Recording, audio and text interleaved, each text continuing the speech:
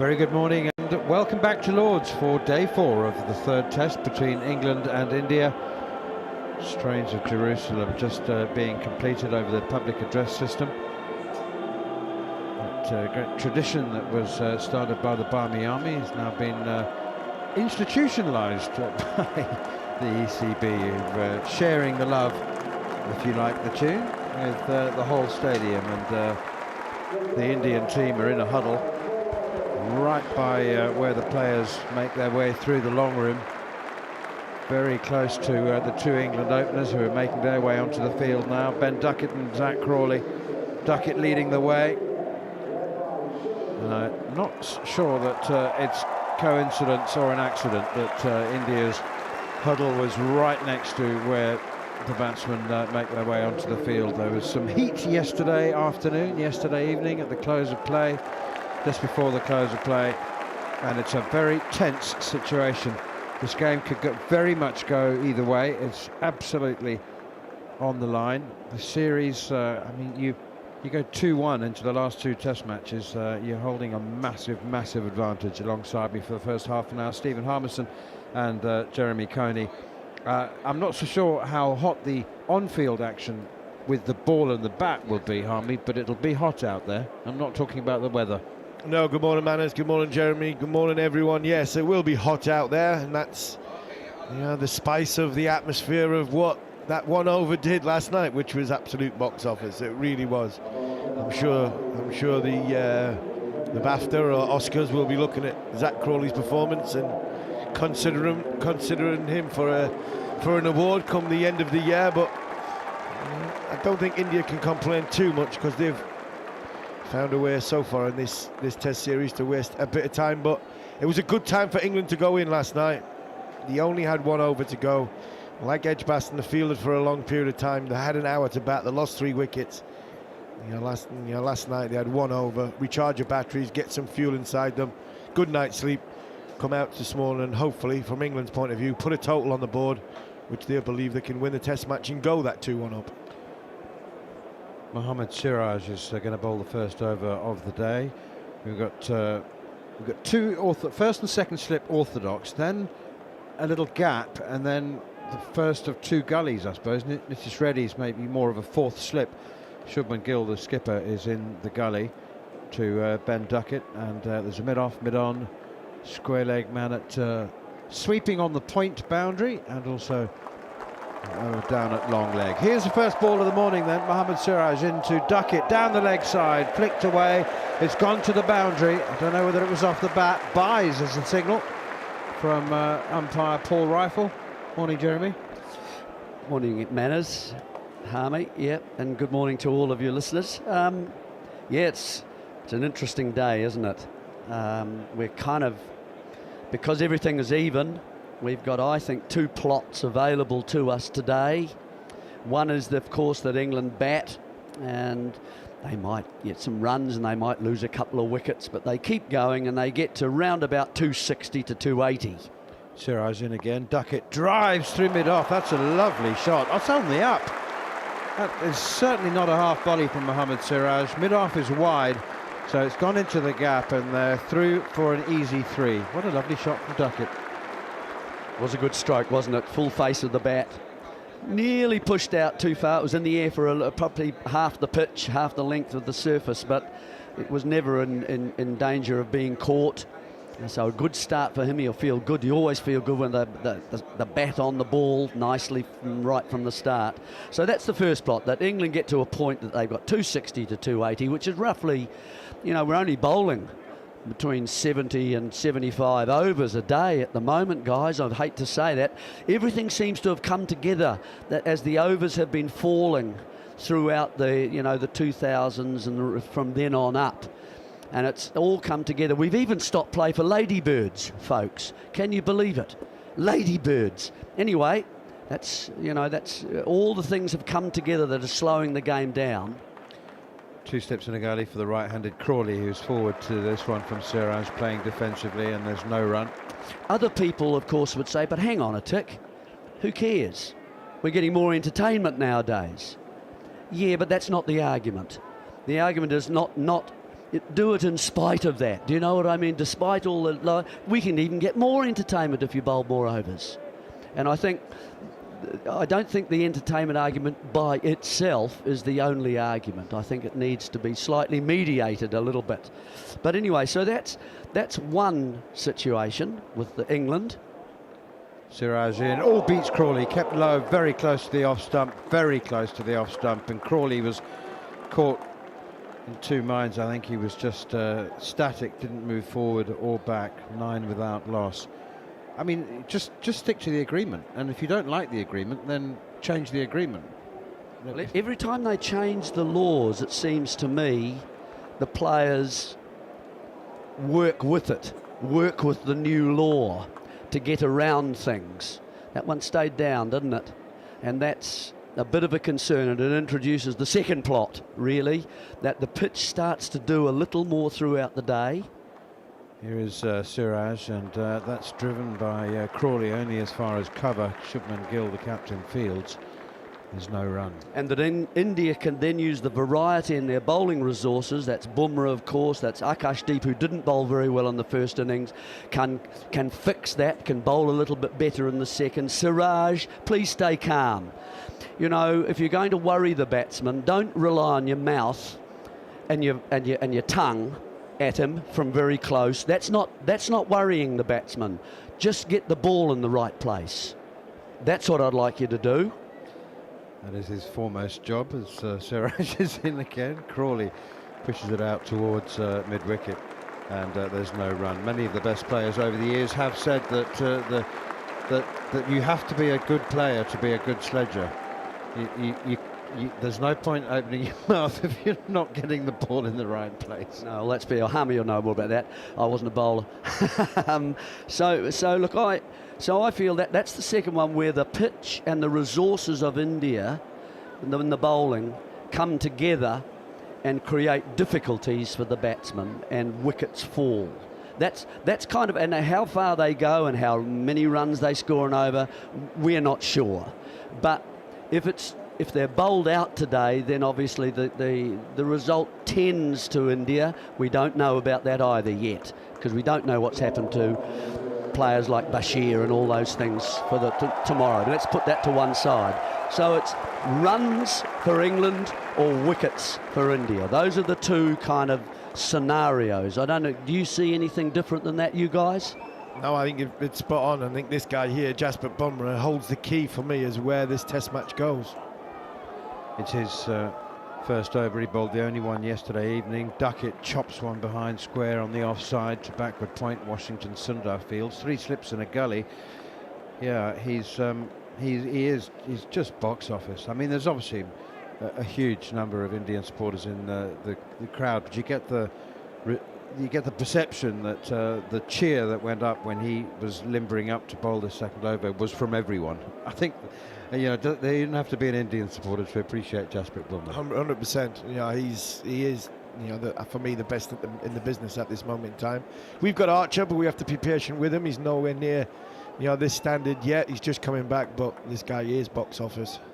Here's Bumrah again, flicked away by Duckett. It's full and straight and in at the pads. He uses the angle to guide it away down to Jadeja, who's fielding in the deep. I hate it when Jadeja fields in the deep. He's too good.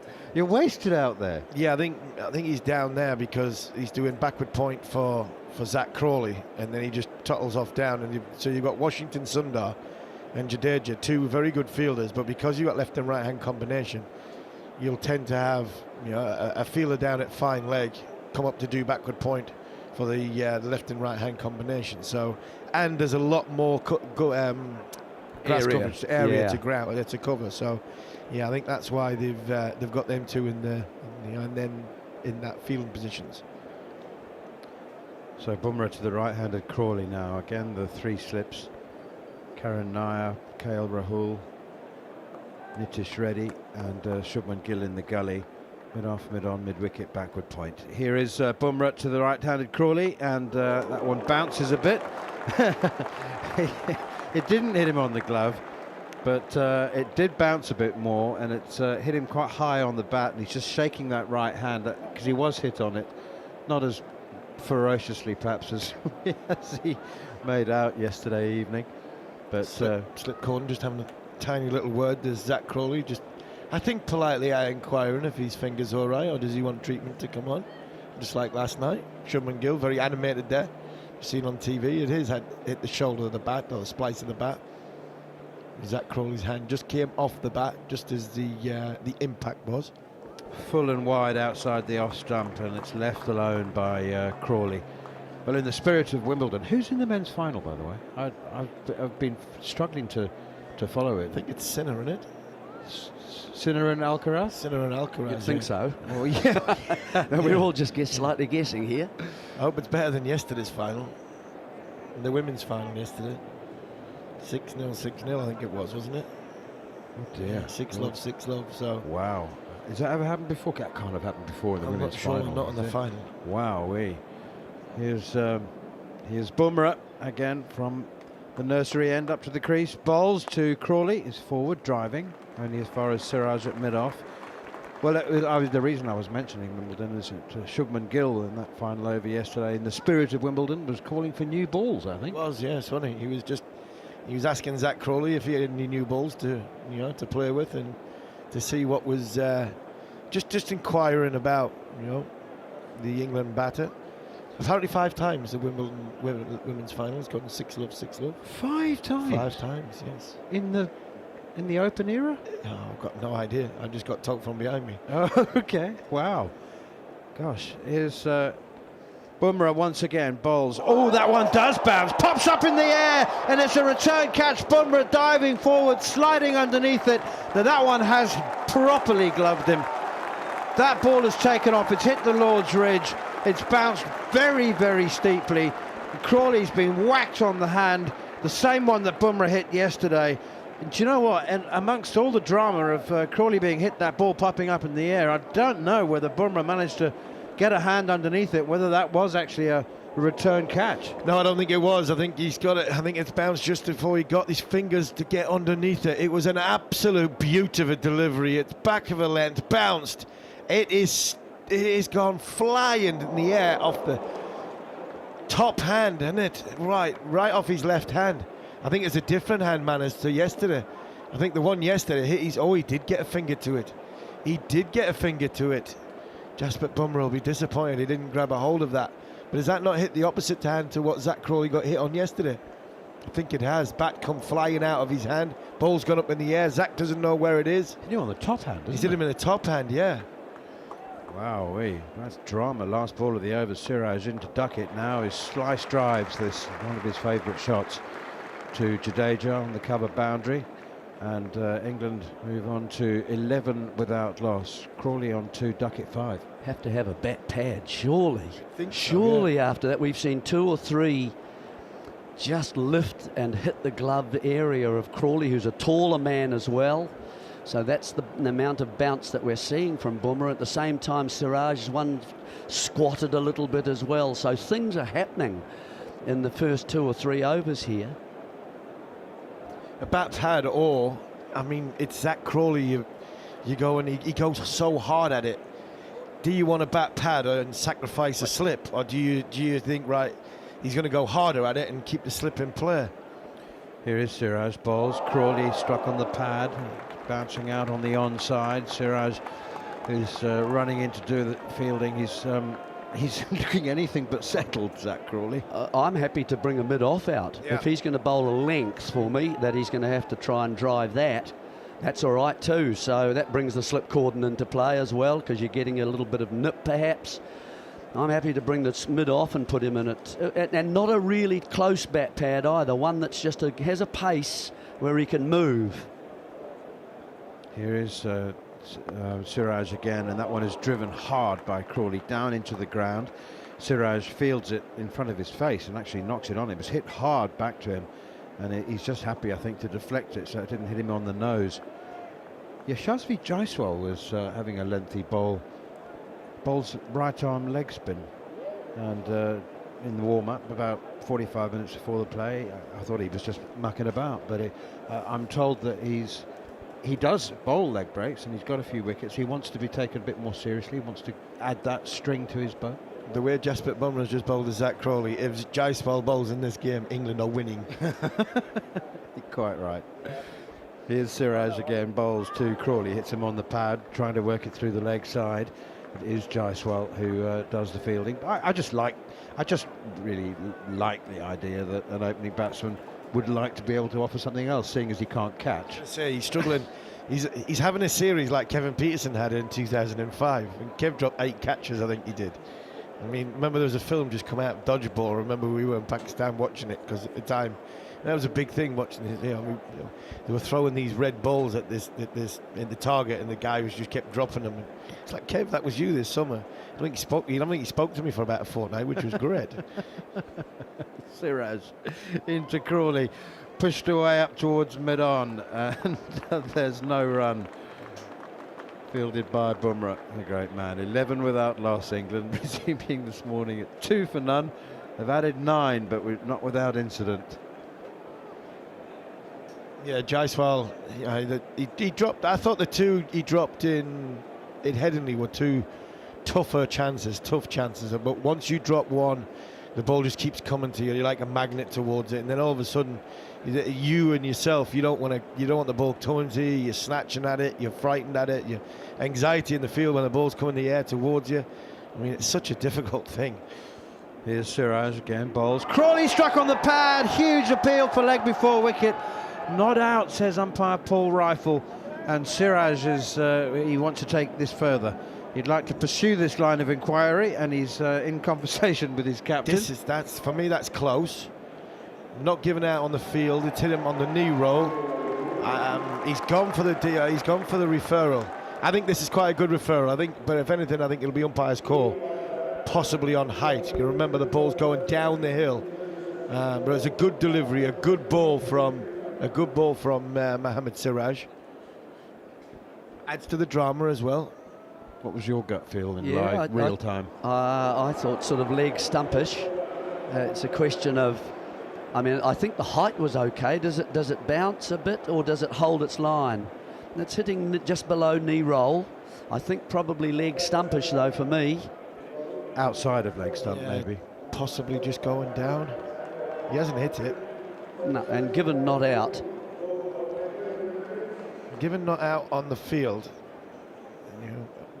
Ball hits him, pitches in line, hits in line, and it's missing the stumps. Good decision from Paul Rifle. Was doing quite a bit, wasn't it? Well, it's the angle he bowls from as well, Siraj. He almost leans over to the offside slightly, and it's a natural angle. Yeah.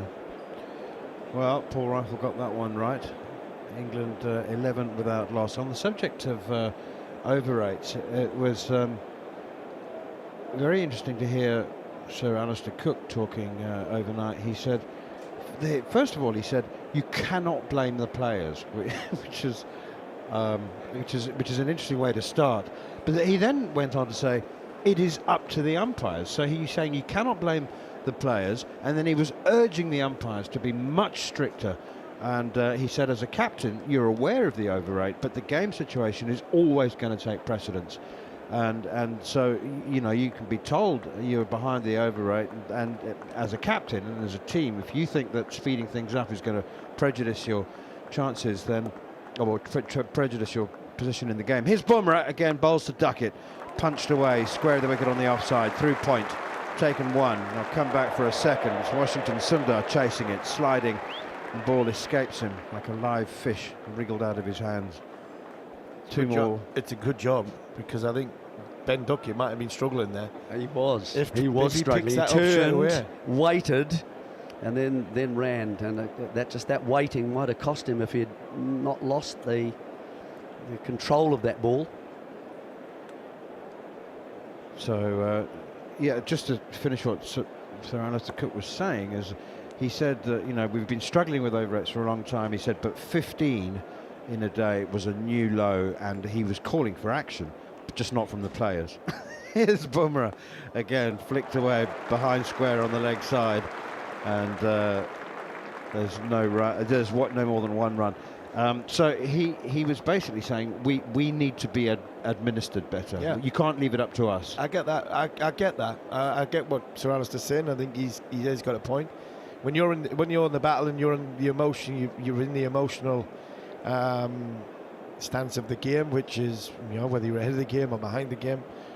You know, you're not bothered about overrates. You're bothered about what's in front of you. I'm as a bowler, I'm not worried about what the overrate is when I'm bowling at, you know, one of the best batters in the world. That should be looked after and policed 100% right by the umpires. You know, tell people you can't have a drink. He also made the point that the situation between the two teams, that they're now kind of counter-punching each other in slowing the game down. You slowed it down, now we're going to slow it down, we're going to slow it down more.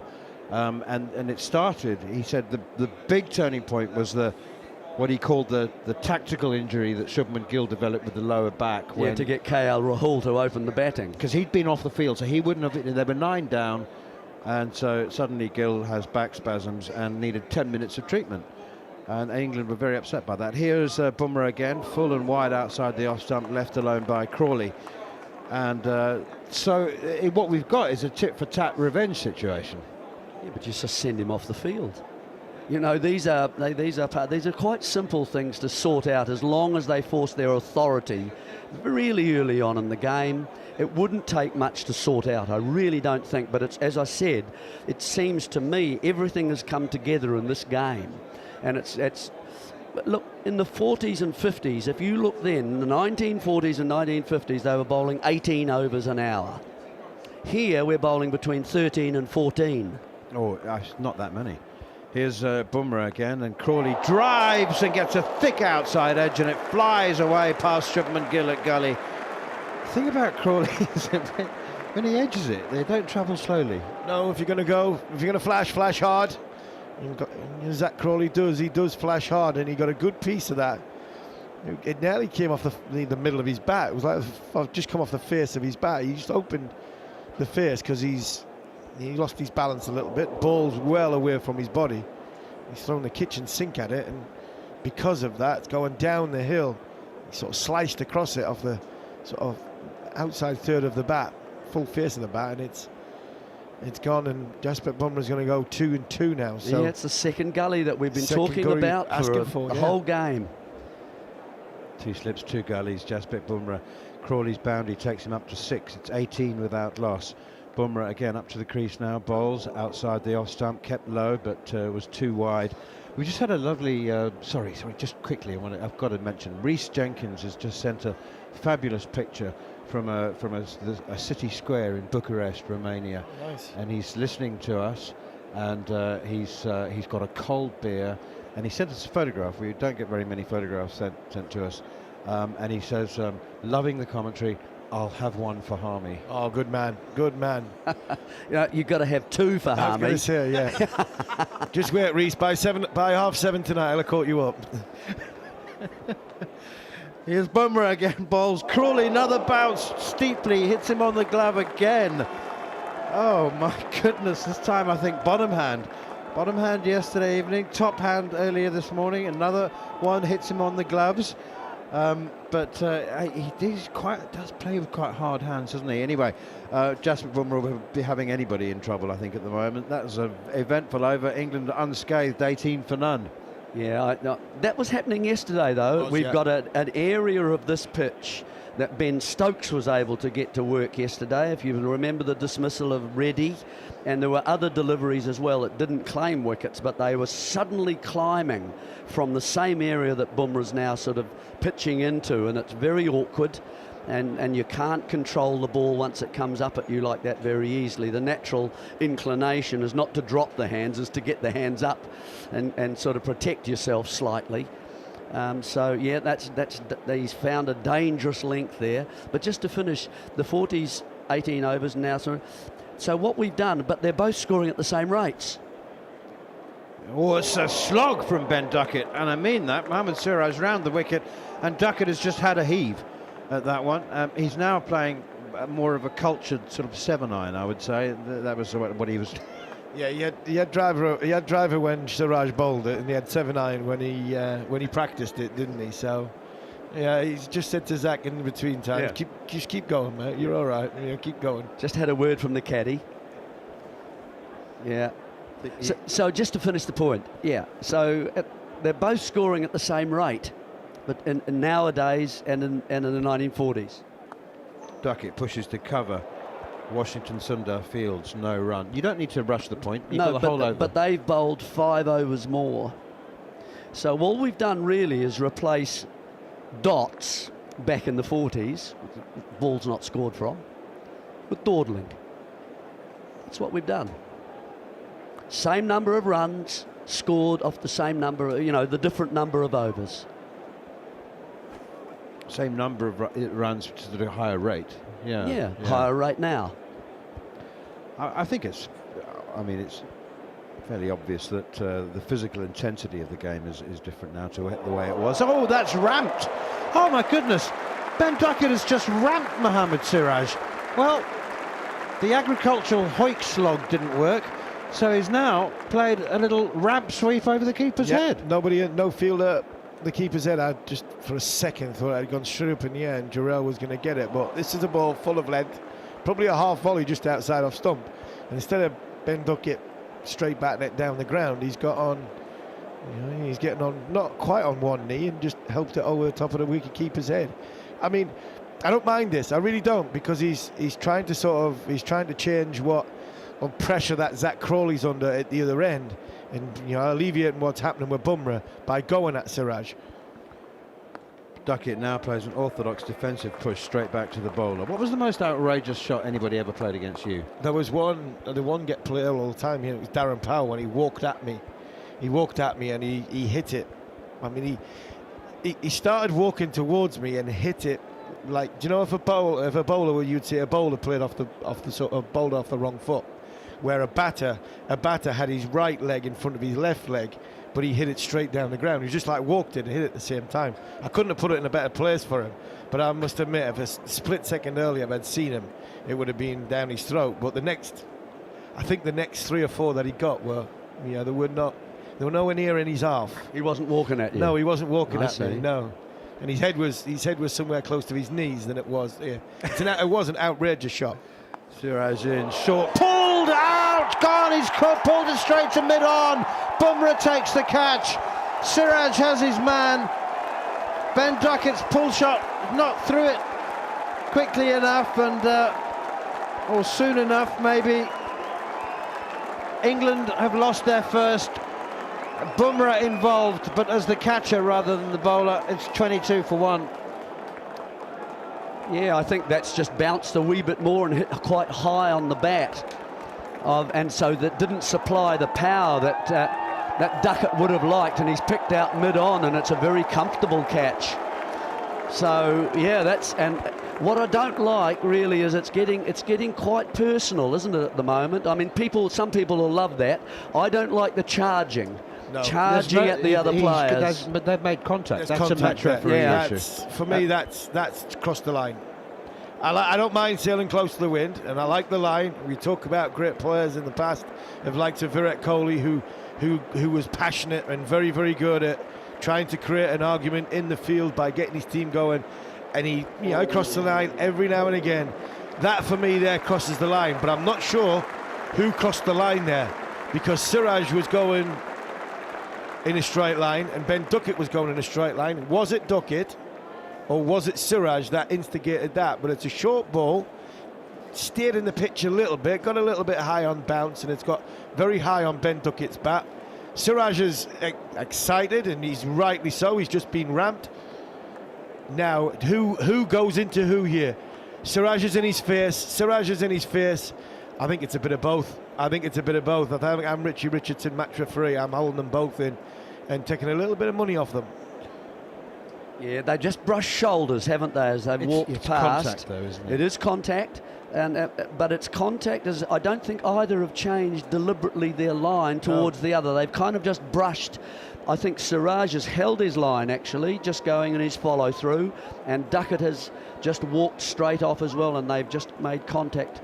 But it's certainly a chat. I think it's because we don't want this to really start getting worse, because I thought Gill ran last night at Crawley. Yes. He actually ran at him, and I think that's a bit of a no-no as well.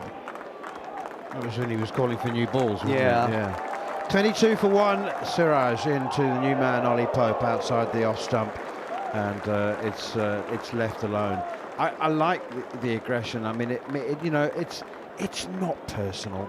These guys will have a drink and whatever after the Test match. It means a lot, It means an awful lot, and yeah. I mean, if I was Mohammad Siraj, I'd be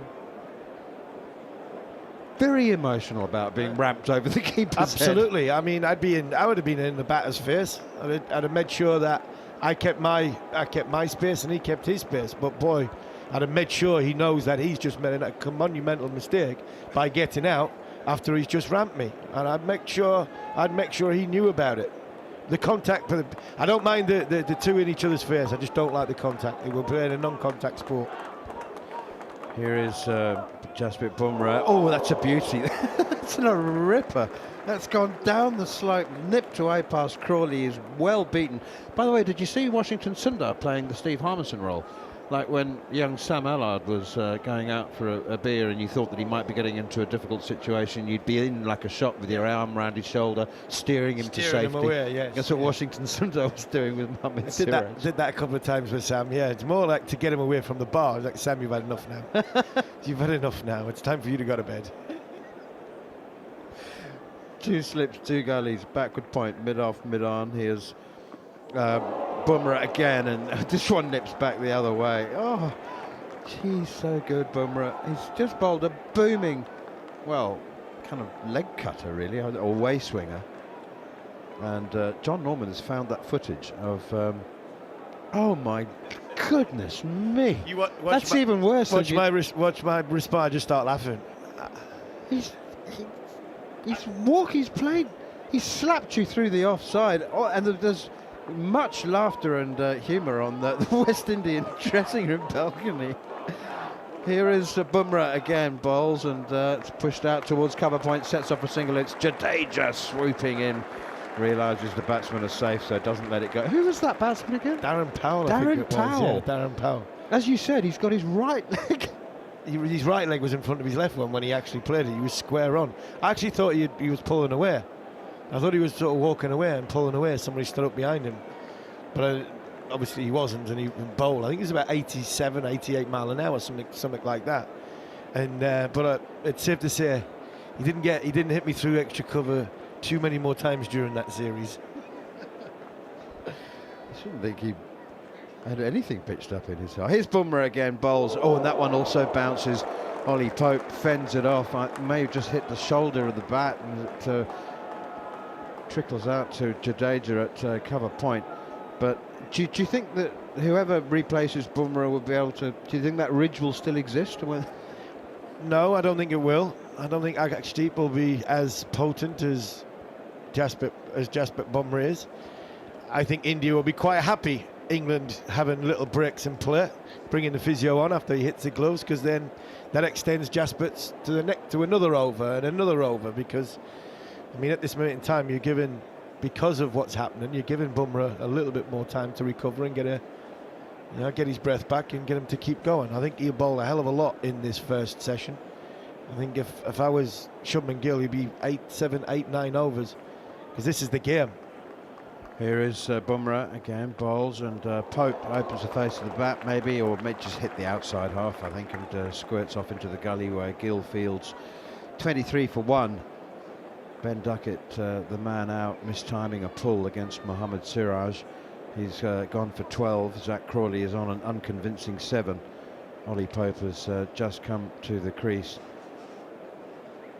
It's really hard to call this game. I think that I don't think it really is particularly significant that India have to bat last.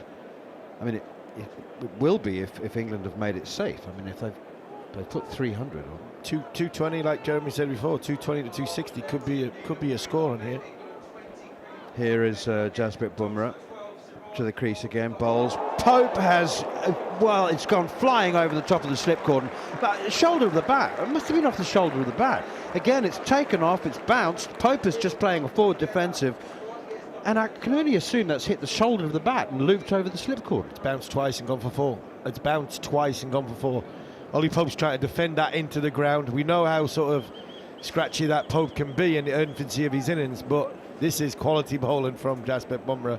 This is quality bowling, high-class bowling from the great fast bowler. Ollie Pope there trying to defend it into the ground. It's got the shoulder of the bat. It's bounced twice, gone for 4. England 27 for 1. Gee, that makes it very hard to play. These are the sort of conditions, folks, that you could lose 2 wickets in an over. It can suddenly, at the moment, these chances are only half chances and they're not creating wickets for India. But it could change at any moment, that the batsman, then you just feel, oh, I can't go forward quite so much. And so you don't get forward to cover the ball, even for one that doesn't lift. And so then it brings those into play, and they're quite dangerous as well. So the range of deliveries that you're actually facing, you know, it brings those into play as much because of these things that we're just seeing at the moment. Very difficult to play. And it seems the game, it's almost the flip side of the World Test Championship final, where for a couple of days, no batter, aside from Steve Smith, looked at all comfortable with the conditions, and then things changed. And the reverse has happened here today. I mean, after 2 or 3 days of desultory cricket at times, soporific in the sunshine cricket, suddenly balls are leaping up off a length. The batters look terrified. We've got Ollie Pope now getting treatment. He's been hit on the gloves. Zack Crawley's been hit on the glove twice. And no one's doubting the validity of the pain that he suffered. Really close to getting caught by Bumra in his follow-through. Bumra has not picked up a wicket, much like the morning of the first day, actually, when he bowled much better than his figure suggested. It's Siraj with the breakthrough, but what a horrible shot that was from Ben Duckett, who up to that point I thought had looked pretty in control of his game. He was the one that showed no sign of playing any bad shots. Siraj it is then. Oh, it's a swing and a miss from Zack Crawley. It was out there to be hit, but no foot movement. It was a touch short, really, and he's just trying to place that through on the up, through extra cover, and gets absolutely nowhere near it. Swung quite a bit, to be fair, to him. I think if it didn't swing, he'd probably edges it. I was about to say, if he was within 3 foot of it, he might have edged it. He's missed that by a considerable... I don't think I've ever seen anyone play and miss by the margins that Zack Crawley has in this Test match. 3 slips in place, and Siraj again, he goes, does Crawley. He could have been out 4 or 5 times this morning, Zack Crawley. It looks like he's frazzled. Mentally, he doesn't look right, Crawley, and that's what made that Duckett dismissal the more surprising, because Duckett looked completely in control of his game, and then it was almost like, as Jeremy I think said on comms, he's at the other end, he sees Crawley struggling, so he thinks, right, I need to do something different to take attention away from Crawley, and he played the ramp shot, he played another attempted slog essentially. Siraj again, this is straighter, and that's a little bit better from Crawley, who will come back for 2. This is placed through mid-wicket. Crawley moves to 9. And then dismissed with a pretty poor shot, caught at mid-on. Ollie Pope, we know all about how he often gets underway. He's already edged one through and over the slips. He's taken some treatment after being hit on the glove, possibly from the same shot. Was that from the same delivery? The delivery that was edged I believe so, yeah. I think it was, yeah. I think he might have gloved it. But he's at the non-strikers then. 29 for 1 then. And Siraj is in again. Crawley leans into a drive, but it's fielded at mid-off. It sounds silly, but he's hit the last 2. Yeah. And he's just tried to hit them normally, whereas the other ones he was just swinging wildly at. Just needs to settle himself down. I know it is very tough, and in fact, if I'm India, I'm also like, is this going to keep happening when we're batting? How long does this new ball last? But at the moment, Crawley just needs to settle down a little bit. When the ball is in his area, he can wait for it. I'm not sure there's any point in him swinging at the wide ones, because they're swinging so far anyway. Crawley with his back to us, and he's beaten. Oof, there's a shy at the stumps from Jarrod, and that is as far away from hitting the wicket at the non-striker's end as Crawley's got to some of those big booming cover drives. That's miles off. We had an Ollie Pope one where he missed the stumps by about 4 metres at one stage, didn't we? That one's I missed think it by it's about 7. 7, yeah. Split the difference, 6.5. He did have the inner on. Yeah. Did we give him a metre for inners? Still. I mean, it was so wide of the stumps at one point I thought it was going to just sail away up to the members Yes, for overthrows. Because mid-on and mid-off, it bisected them both. Right, Ollie Pope. And Siraj in, and this is a fraction wide, and again it's swinging away from the right-hander, and he just lets this one go through. End of the over. 8 overs bowled, 7 of them this morning. And really, it was that last 6 deliveries last night that seems to have set this test match up. More to do with the goings-on between the fielders and Zack Crawley. It's continued through to today. We'll wait and see whether there is punishment handed out to either Siraj or Duckett, or both, for that little coming together. I'm assuming Siraj, based on the Rabada rulings, where he did that was his big thing, wasn't it? Getting right down as close as possible to the batter and just almost allowing them to brush him rather than him brushing them. And he maintained his line. Yeah, but he knew what he was doing. And Duckett did too. There's no doubt that Siraj knew what he was doing here, and as you said, no doubt that Duckett did. So they all played a part. Theatre. Ah, it's brilliant. It's what this game needed. It's what the series needed a bit. 2 gullies in place with 2 slips as Crawley jabs his bat down on the ball from Bumra, which is in and around off stump. Possibly keeps a touch low, and it's fielded by... Who is that? Coming in at square leg. That's a good question, actually. We're sometimes helped out by the scoreboard up there, which often flashes up the fielder name almost instantaneously, but I think they're little puzzles as well. Either way, it doesn't matter too much as Bumra just turns at the end of his mark. There's a hush here at Lord's as India's premier fast bowler is in, and inside edge past his own stumps by Zack Crawley. Again, no foot movement whatsoever. It's just one fielder, Siraj, at extra cover, and Crawley's trying to target the boundary, and another moment goes the way of Zack Crawley. He moves to 15 with an inside edge back past the leg stump and down to fine leg for 4. I hope he doesn't make 100, because if he does, I feel sorry for the poor person who has to put the highlights package together. This has been some of the most extraordinarily weird batting we have seen. He could have been out, I think you said 4 or 5 times before. I think you're being very friendly. He could have been out 9 times, I think, in what, 30 balls, 33 balls? I wonder what his full shot percentage is. Here is Bumra again, and this is left alone this time by Crawley. Harmy at the back of the box says this is good from Zack, keep going. I don't see he's got the defensive game, but there again, you know, in this test match, unless pitch and conditions have changed overnight, there's been a couple of spells from Archer, there's been a couple of spells from Bumra, but apart from that, it's been a batter's pitch. Just needs to see him off. His control percentage is 61%, so almost 50% of the balls he's faced, he has not hit them where he's wanted to, or not hit them at all. Bumra again, and this is a touch wide, and Crawley's happy to let this one go. His other boundary went through second slip and one of those 2 gullies, didn't it? Oh no, it was when they only had 1 gully fielder in. So he scored. There's 2 boundaries that come behind the wicket from a flashed edge and an inside edge. But we do know this India side as well. I mean, 36 runs on the board. Ball gets a bit softer.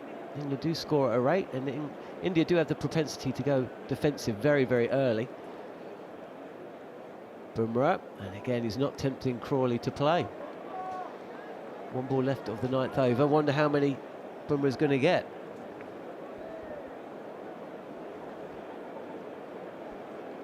That's good leave again, that one. He's left that ball a couple of times today.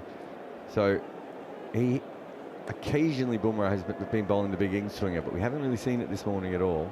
To be fair to Crawley. He's noticed that and left about 2 or 3 of those that have been angled back. Good bounce and carry through to Juve Durrell as well. Last ball of the over then, and Bumra is in, and this time it is straight enough to force Crawley to play. He does so defensively. He's pushed back up to the bowler, and it's the end of the over. There's a gentle applause in this ground. It did seem like there was a lot more Indian fans. I don't know what it is about day 4 that attracts the Indian supporter, but there seemed to me, looking out, there's a lot of one-day India tops in the crowd, much more than on days 1 to 3. And certainly at Edgbaston, by the time we got to day 5, it seemed like it was 70–80% in favour of the Indian side. A lot of excited kids on the tube on the way in. I was sitting in quite a packed carriage on the way in this morning. It does add to the atmosphere. We just had another, is that somebody who's just come on again? Just have a... The England doctor came on to see Ollie Pope. It was very quick. The umpire came over almost straight away. Let's see. I didn't even see if he gave him a pill or anything. No. He was on and off the But it was field. the doctor, not the physio, I'm pretty sure. Pope has only faced 5 deliveries so far. And one of them saw an edge fly away to the boundary at third. He's picked up an injury, it seems, as Siraj is in, and he's bowling an away swinger, an outswinger to the right-handed Ollie Pope, who's happy just to let that one go. It's too wide as well. 36 for 1. The maths is going to be pretty simple for this test, isn't it? Are they 36 ahead? Let me just check my notes. Get the calculator out. Can confirm, yes. They lead by 36.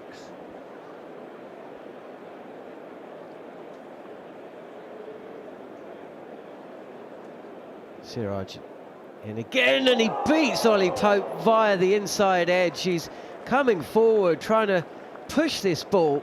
He's pushing at a ball, trying to hit it up through.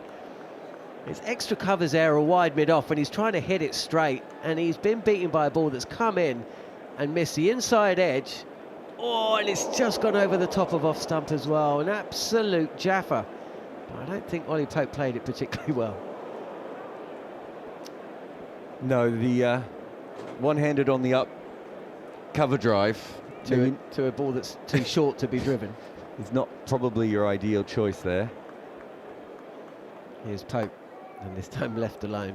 I was chatting with Jeremy yesterday, and it came to mind, because it's been a really good nature series, and I was talking about that it's not always been that way. There was the incident with Jadeja and Anderson here at Lord's in 2014 or 2011. No, it's here. Can you remember there was a BCCI complained. But it was at Anderson, Trent Bridge that it all started, wasn't it? In the and it carried on to here. There was Jelly Bean Gate. Remember that one? Who was the batter? No. Who was the batter for Jelly Bean Gate? all I remember is... Oh, Zahir Khan was... I thought it was Ashish Nehra, but yeah, it was Zahir Khan. Then we had that crazy incident with, which was actually pretty good-natured, with the Ian Bell run-out. That still angers me, that It does. It angers me so much. Spirit of cricket, Jarrod. Oh, yeah. We should do a show on that. Spirit of... Should we do a Spirit of cricket show with Bumble, watching on as we argue? This is left alone by Ollie Pope, and bounces before it's taken by Jarrell. No Rishabh Pant. Again, in the second innings, he missed, what was it, 84 overs, 80 overs of the first innings, came out, hit 74. But no, he's going to be watching on. I mean, his finger's clearly still in pain. I don't think you want him wicket-keeping. No, I'm not being serious. It is a little strange, but Siraj this time. Oh, that's good bounce. And Ollie Pope's happy to let that one go through. Yeah, 36 for 1. I feel like it could be 36 for 3. And it still could be. Or 36 for 4. It or could still 36 be for in 5. 2 deliveries time. The last 2 innings that England have played, I've been watching it going, I don't know how they're not out. It was the same in the first innings. I'd say even more so with this one.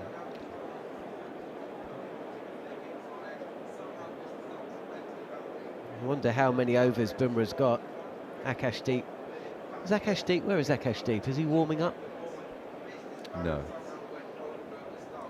Siraj, last ball of the over, left alone by Ollie Pope on a length, outside off stump, and that is the end of over number 10.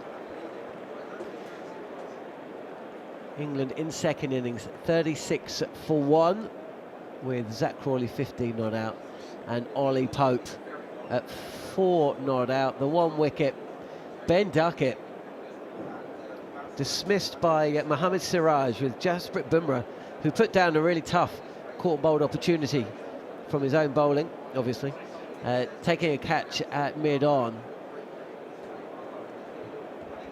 and possibly the match officials will be having a look at what took place after that dismissal, with a little bit of a coming together between Duckett's left shoulder and Siraj's shoulder as well, but that's for later in the day.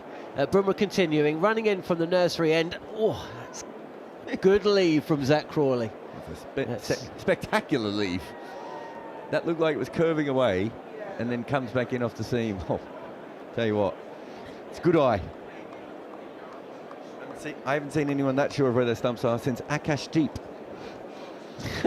With his 2 successful LBW reviews late last night. Millimetre perfect. How are you doing, Sid? All right. Sid Monger's. Lovely morning. It is a lovely morning again. And some terrific cricket. Bumra again. This is a delicious delivery. Crawley has to play at this. He's coming in on the angle and then just straightens and holds its line as Crawley comes forward and is beaten past the outside edge. Scott Taylor's taking his life into his hands, trusting the Lord's glass. Well, there's in our commentary box here. There's a bug that's just at about second slip. And it's not a ladybug.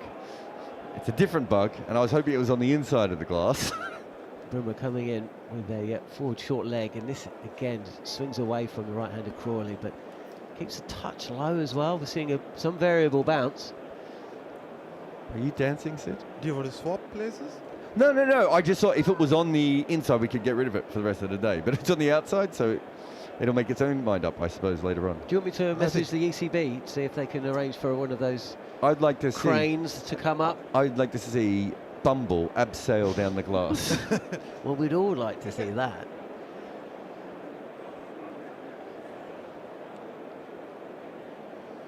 Bumra, it is. And he's in. Oh, Crawley. He's coming forward to a ball that's honing in on his front pad. Looks like he's trying to flick this through mid-wicket.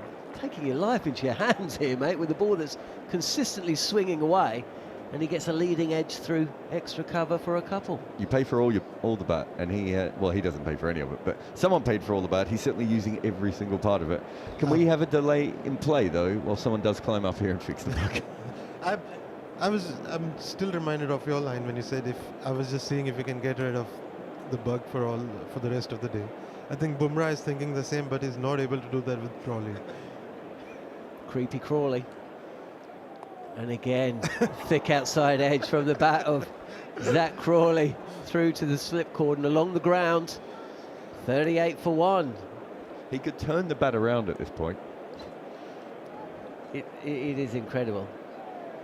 You know, you have like a heat map on a strip. If you had a heat map on Zack Crawley's bat, it would be covered in red everywhere apart from the middle.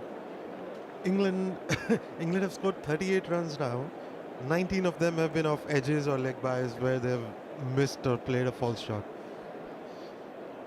Bumra again, and was a short leg in place, and Crawley tries to clip this through square leg. Actually comes off the pad. He kind of overbalances a touch outside of his crease, but comfortably home. And in any regard. The ball did not hit the wicket, so end of another over. How many do we think Bumra's going to bowl? I mean, he's bowled 6 overs, 5 this morning. He is yet to take a wicket somehow, but he can't bowl all day. This is an unintentionally genius innings from Crawley. If this pitch stays true to its nature of being a new ball pitch, as we have had all series long, they have negotiated 11 overs of movement, up and down bounce. They have played 22 false shots and they've lost only 1 wicket. And I think 20 out of those 22 might be Crawley himself. And all the while, Duckett didn't really play any, did he? all the while, Ollie Pope's had 1 scoring shot. He's injured his hand and he's kind of defensively playing Mohammad Siraj up to mid-on. He's battling away, but all the focus seems to be on Crawley, who has faith. I mean, it seems like it's been Crawley at the crease pretty much every single delivery this morning and last night. And if you look at it, it actually has been Crawley. He's faced 43 deliveries, and Duckett and Pope have faced 23 between them. Even when Pope plays a false shot, it looks like Crawley to me. Well, it was a big drive on the up, isn't it? That's a very Crawley shot from Pope. And didn't he punch one over slips as well? Again, another Crawley shot. Although And he injured he is hitting the glove, which is... To be fair, he on that big drive, he saw it was an outswinger. He played for the outswinger, but it pitched and nipped back in. Here is Siraj, straighter, and trying to flick this through mid-wicket, as is his want. It was actually there. He did. He does get into trouble sometimes trying to do that to balls on off stump. This was on middle. He did try and drive a ball that went over the top of the stump. Yeah, so. so he Like, did. you're right. He saw a length or back of a length outswinger and tried to drive it and missed it with one hand. it almost felt like he wanted to let Siraj know. I know the release is different on the outswinger Yeah, and the I've got wobble this. ball. I can see it. Yeah. This is not a wobble ball. I'm going to drive. I'm not going to worry about the length. Siraj again, driving is Pope, and that's a smart bit of fielding by Jaiswal, I think, at Yeah, it is. cover point. It bounced slightly awkwardly. Could have deflected away for a single just to release a little bit of pressure, but it's done well. He's kept his eyes on the ball, even though it bounced just in front of him. He's got 2 hands behind him. Smoother square than the ones at Headingley and Edgbaston, so you Yes. can trust the half volleys here. Yeah, that's Not as very fast either. No. Some of those other ones are really rock fast, aren't they? This one's just a little bit slower, I think. Yeah, and Root I think was 20 runs short because of this. At the start of his innings, he played a lot of glides and dabs which would go nowhere, either because of the slowness of the pitch or the square. Siraj continuing, and he's wrapped Ollie Pope on the pad, possibly inside edge. Has he been hit outside the line? Either way, there's no appeal, but the batter's been beaten by one that's come into him. Oh, tell you what, that was, well, you know, I think that was worth a bit of an appeal. Conversation? I mean, it looks like it's hit him in line. He's kind of falling over, as is his want. And have a look at this one again. It's jagged in. Oh no, Just it's high, it's isn't high. it? Yeah, it's hit him on the thigh rather than the pad. I thought at first it hit him on the pad, but yeah, you can see why. See, he picked the wobble seam and didn't drive.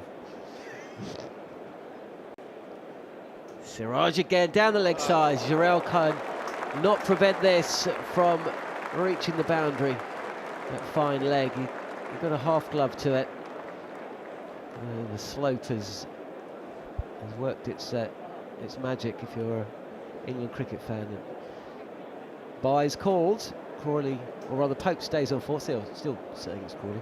Pope stays on 4. Crawley 17, and at the score 42-1. So England lead by 42.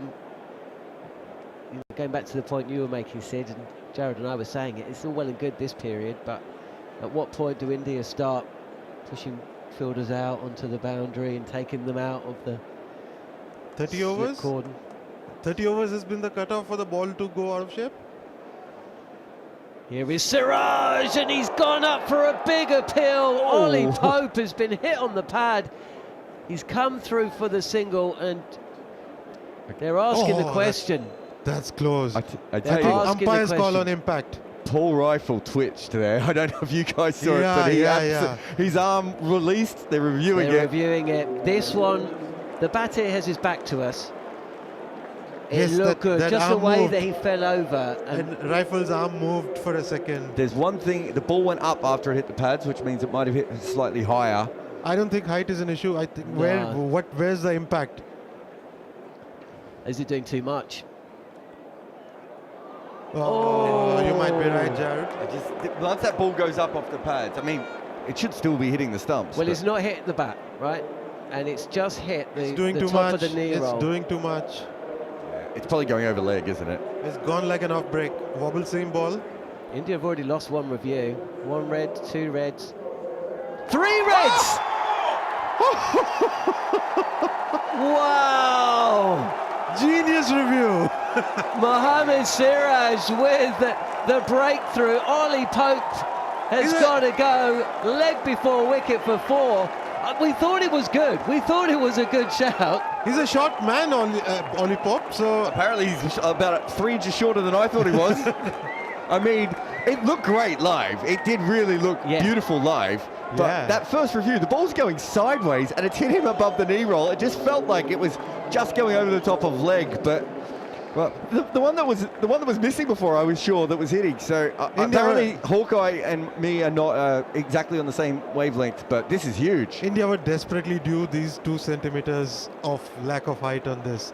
A couple of centimeters more and it would have stayed on field.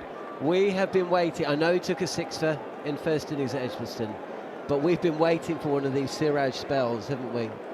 When he delivers, he's not as consistent, but when he delivers, watch out.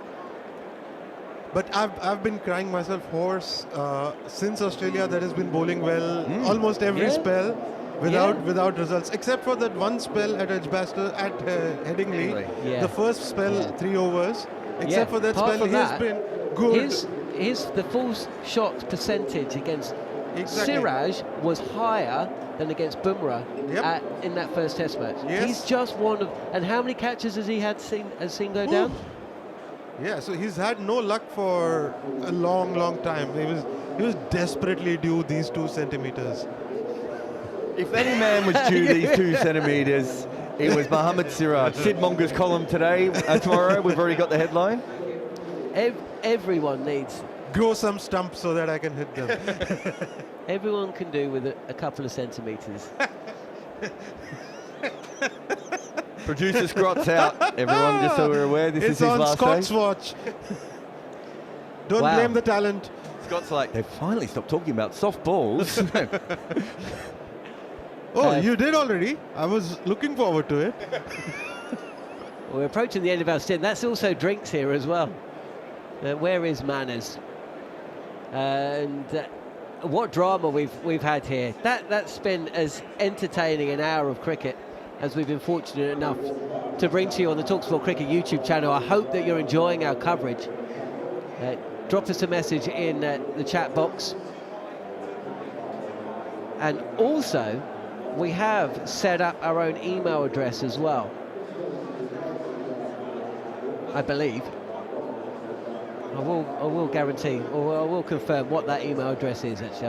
I'll wait on that. But if you are just joining us on the talkSPORT Cricket YouTube channel, and I can see the numbers are jumping, leaping. 42 for 2 England, with Ben Duckett and Ollie Pope both dismissed.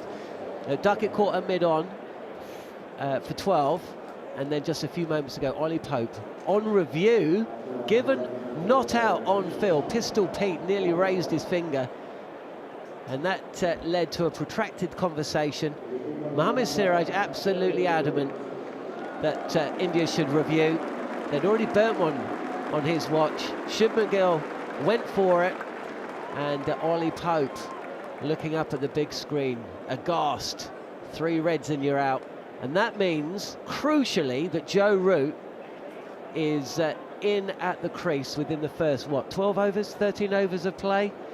12 overs. The new ball is still new. Bumra, will he be kept on for another? We shall see.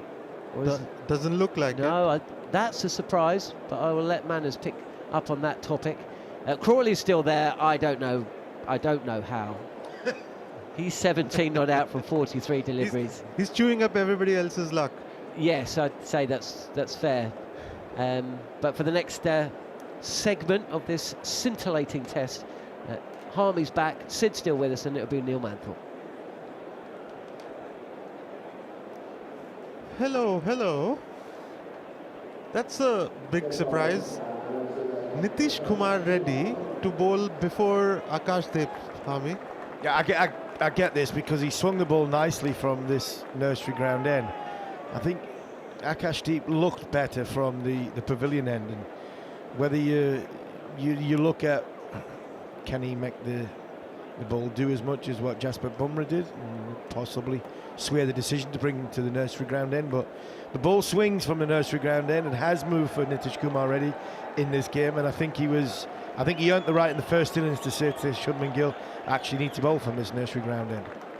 And here he is running away from us up to the crease, bowls, and Crawley plays defensively out to cover, no run, 42 for 2. I also think as well, Sid, that Crawley's faced Bumra and he's been pinned back by Bumra. I said at the back of the box before there, just keep going, Zack, keep swinging, keep being aggressive, keep trying to hit the ball, because like we've seen with Ollie Pope, you know, there's a ball that jags back and it's got your name on it. Don't die in a hole. Keep being aggressive, and if it looks awful, it doesn't matter as long as you sort of keep trying to get your runs. Now with Nitish Kumar Reddy on, Zack Crawley's, you know, he's going hard hands. That might just, you know, be better for Reddy. Reddy in again, and it's chopped away by Joe Root to the sweeper on the cover boundary, and they go through for a single, and Root's off the mark, 43 for 2. It's a good point you make, Steve, because in the first innings we did some numbers. Crawley, his record against pace in the first 30 overs of an innings, for balls bowled at under 135 kilometers an hour, he averages 26.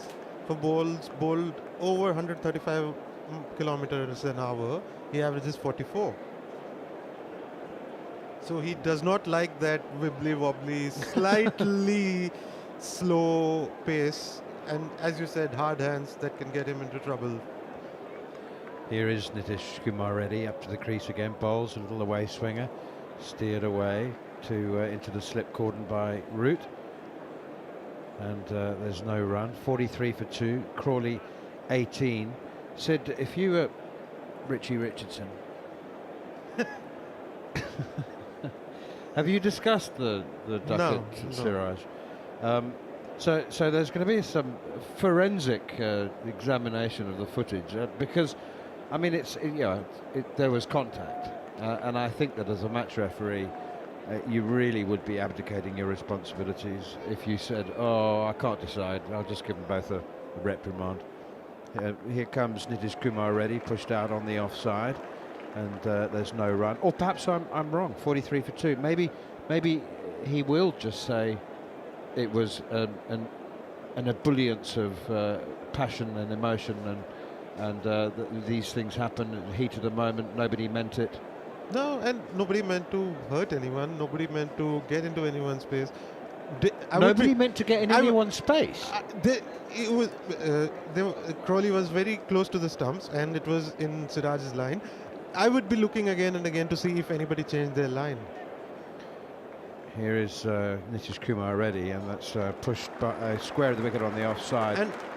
And they go through for a single, 44 for 2. They were definitely in each other's space. And I did not like it when KG copped it.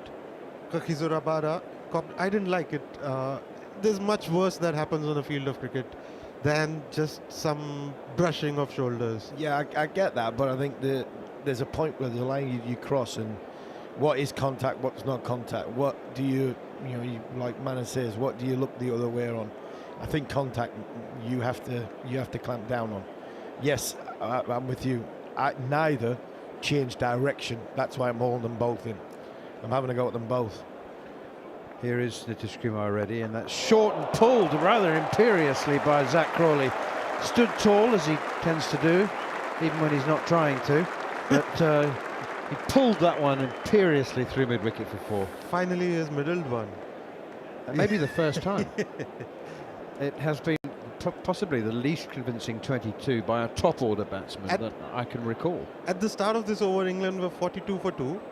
23 of those runs were either edges or leg byes, which means 23 of those runs were off false shots. At least now they are in the credits there with in control shots. It's one of them ones where you go, I don't really care. We're 48 for 2. pitch is doing a little bit, and if we can manage to keep going to 180, 200 and get their lead like that, I don't care how it comes. A goal scorer scoring a goal off his shin pad or his backside. It's a goal. England need to keep being positive. This wicket is not getting any easier. It's getting more and more difficult to bat on. As the ball goes softer, it'll dampen down a bit, but England need to keep being positive to put runs on the board. Next delivery pushed away defensively by Joe Root out into the offside, and there's no run. He's showing some stamina, Mohammad Siraj, at the moment. Yeah, he's good for long spells. Very interestingly, you pointed out when the ball got soft. This is what I'm looking forward to see, because all of a sudden today, it looks like 180 could be a very good score to defend here, but you never know what happens after 30 overs when the ball goes soft, and will we again see that kind of dead period of play once it's 30 overs old? Might change it for a good one. Here is Siraj again, up to the crease now, bowls. Root driving, not timing at all, inside it. Half of the bat, trickles out back to the bowler, 48 for 2. There's that test match India played, the shortest of all time in terms of balls bowled, against South Africa in Cape Town, where Siraj bowled unchanged through the morning session, and South Africa bowled out for, what was it, 50? 51. Yeah, and when the ball is doing that much for you, you don't feel tired. He took 6 for 15. It was unplayable. Yeah, definitely. There's no seamer in the world he would have contemplated being changed. That's defended by Root once again, as Siraj back of a length, pushing out on the offside. I think this will be his last over, and he can then take 50 minutes plus 40 minutes of lunch, and then come back refreshed for another long spell soon after. Do you think he'll come off after 7? I'm giving him 8. I think he's keep going. I can see Mohammad Siraj, especially if he gets another wicket, I can see him bowling double figure overs here. I would keep him going. I would keep him going as much as you possibly can. You say you might have 20 minutes at the end of this session and then a 40-minute break. Here is Siraj again, and it's Root steering it away behind square on the offside. 48 for 2. Sid, have you ever heard Harmy tell you the story about when he bowled a 17-over spell? No. He was being punished for miscreant behaviour the night before. Staying out the night before. Is it Fletch? No, what are you joking? No, Fletch. No, Fletch punished me in different ways, unfortunately, which normally cost me the Queen's face. I mean, he cost me in pound notes to Fletcher, but no, David Boone. I misread a rain situation. Here's Siraj again. Root drives, late cut to backward point. There's no run. Don't trust England weather forecast. No, I didn't. It was old-fashioned drainage system at Northampton. I think I was still drunk at 3 o'clock in the afternoon when the game started.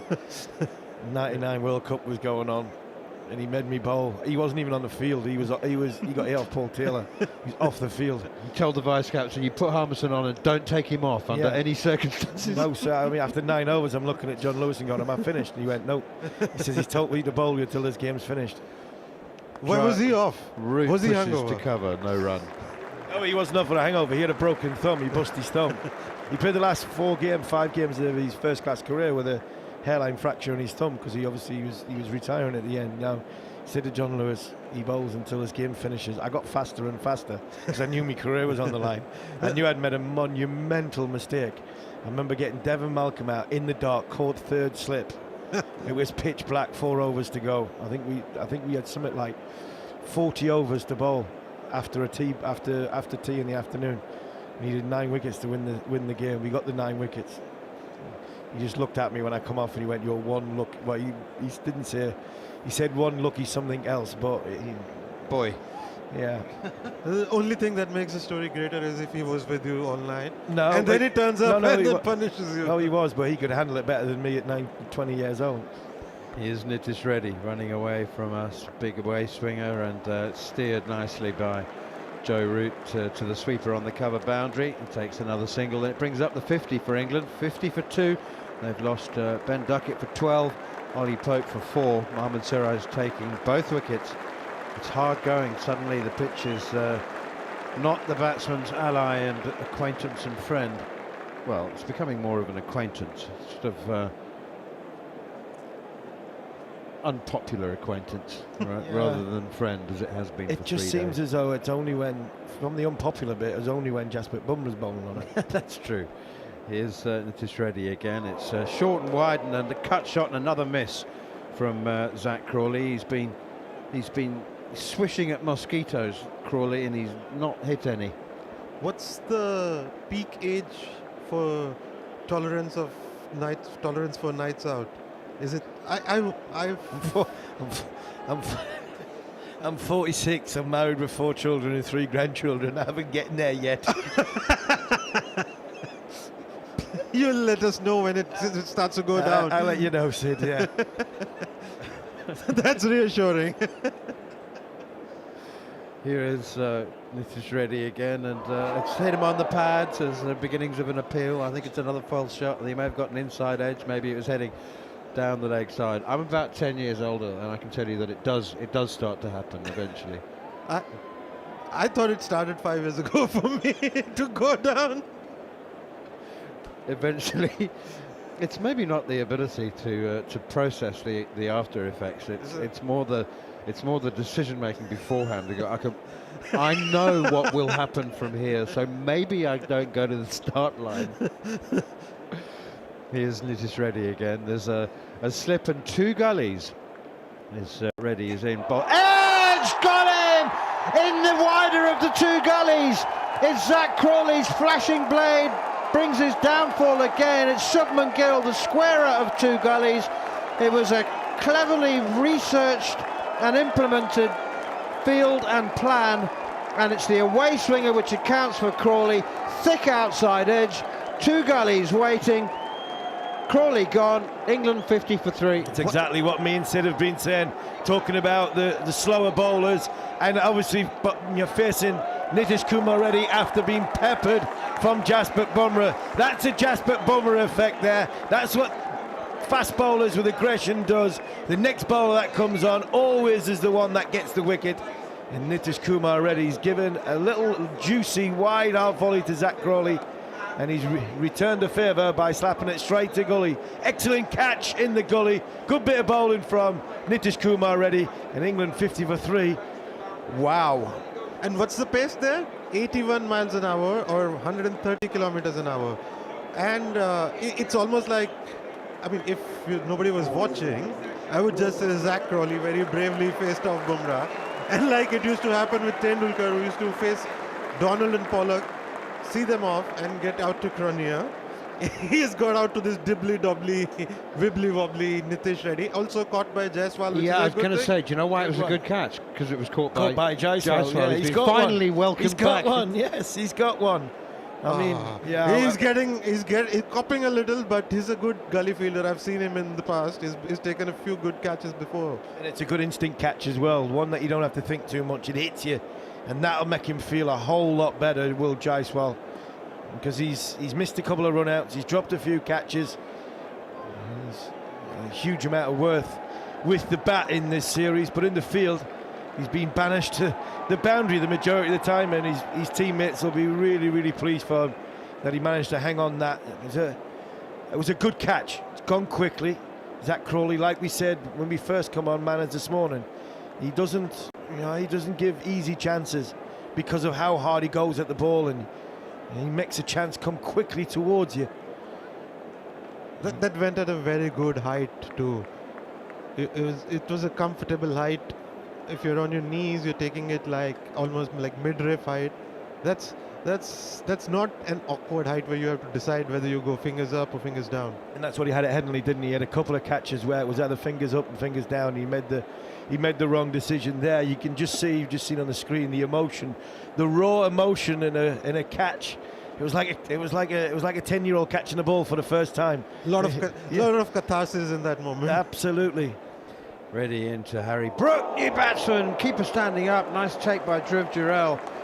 That has just swung away. But, clearly, this is a preconceived plan, not one that's on the hoof. The keeper came up straight away to Harry Brook, who has been batting out of his crease, and And he does like to get forward, doesn't he? Yeah, and he did the same to Zack Crawley there on a wicket which is going up and down. I think it's important if you've got a keeper who can do that, get him up to the stumps.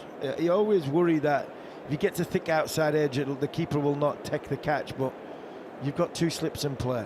Yeah, first slip is very fine as well. As Reddy is in again, steered away behind square on the offside, single, Brook off the mark. England 51 for 3. Sid, I made potentially a rash comment on the first day, and you weren't here to correct me.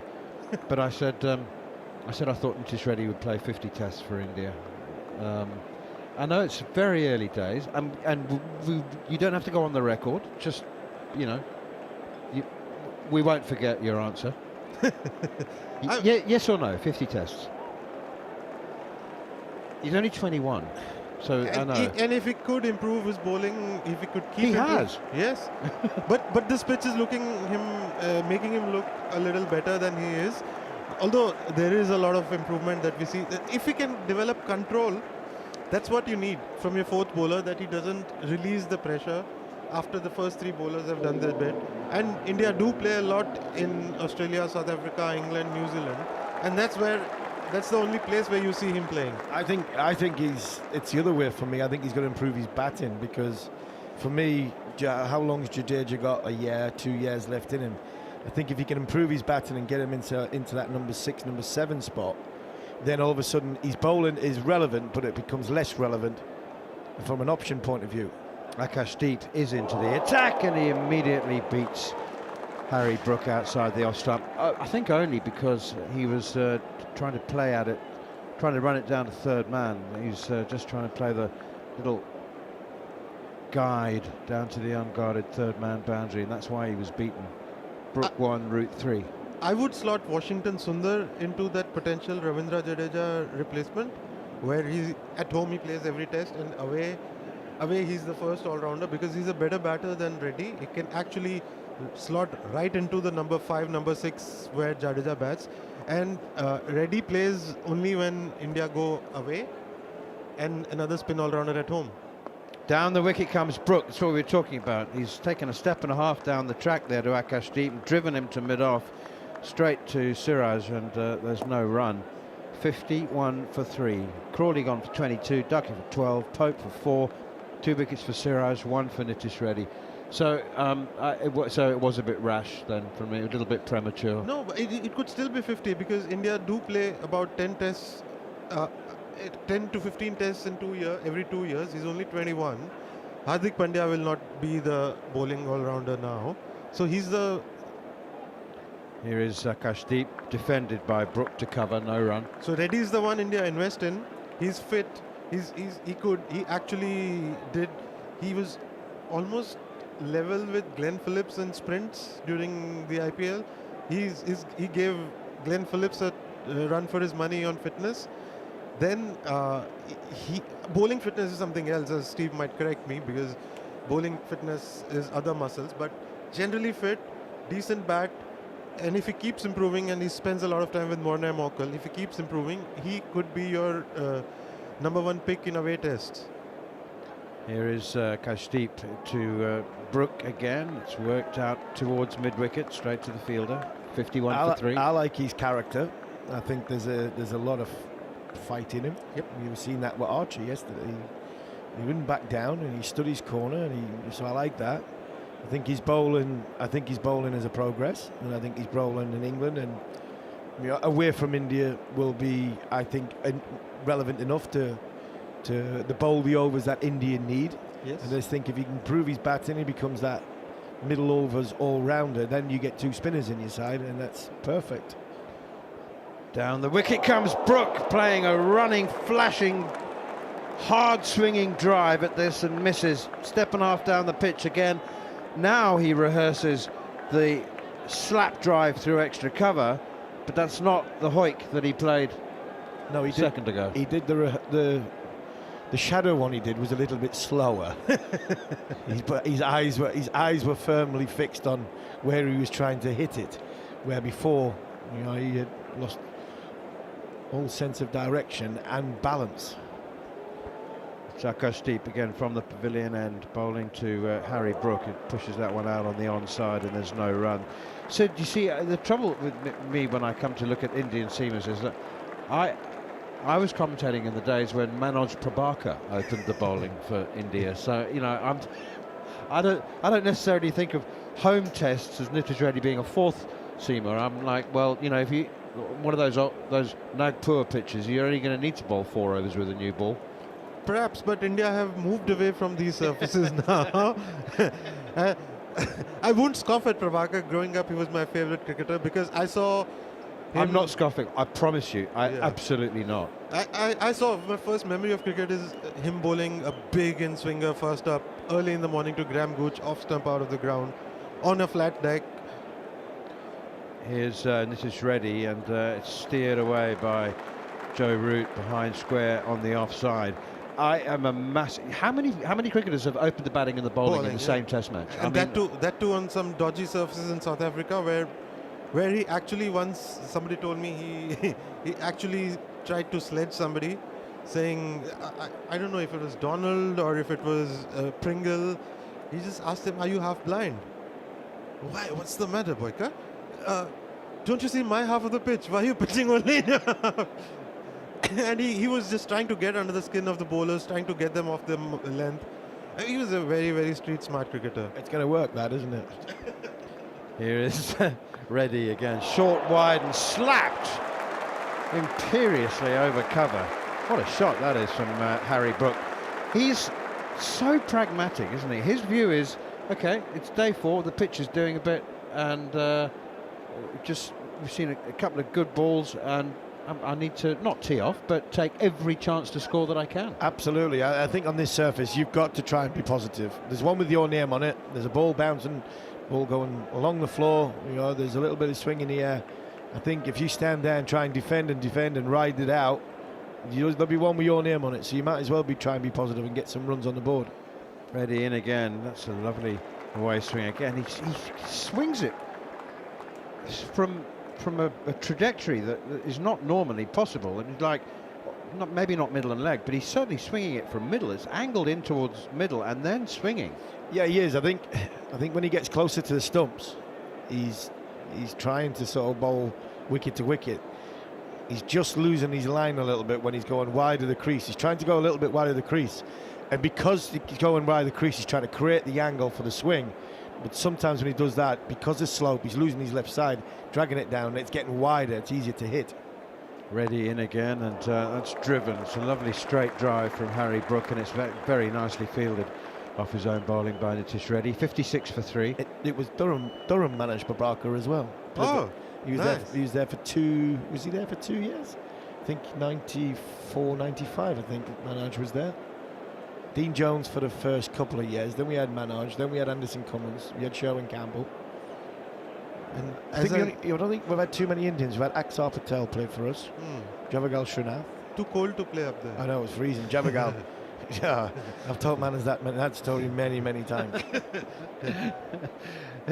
Here comes Reddy, played away defensively by Brook, no run. 56 for 3. Before umpire came up, you have your jumper? I'm bowling in this.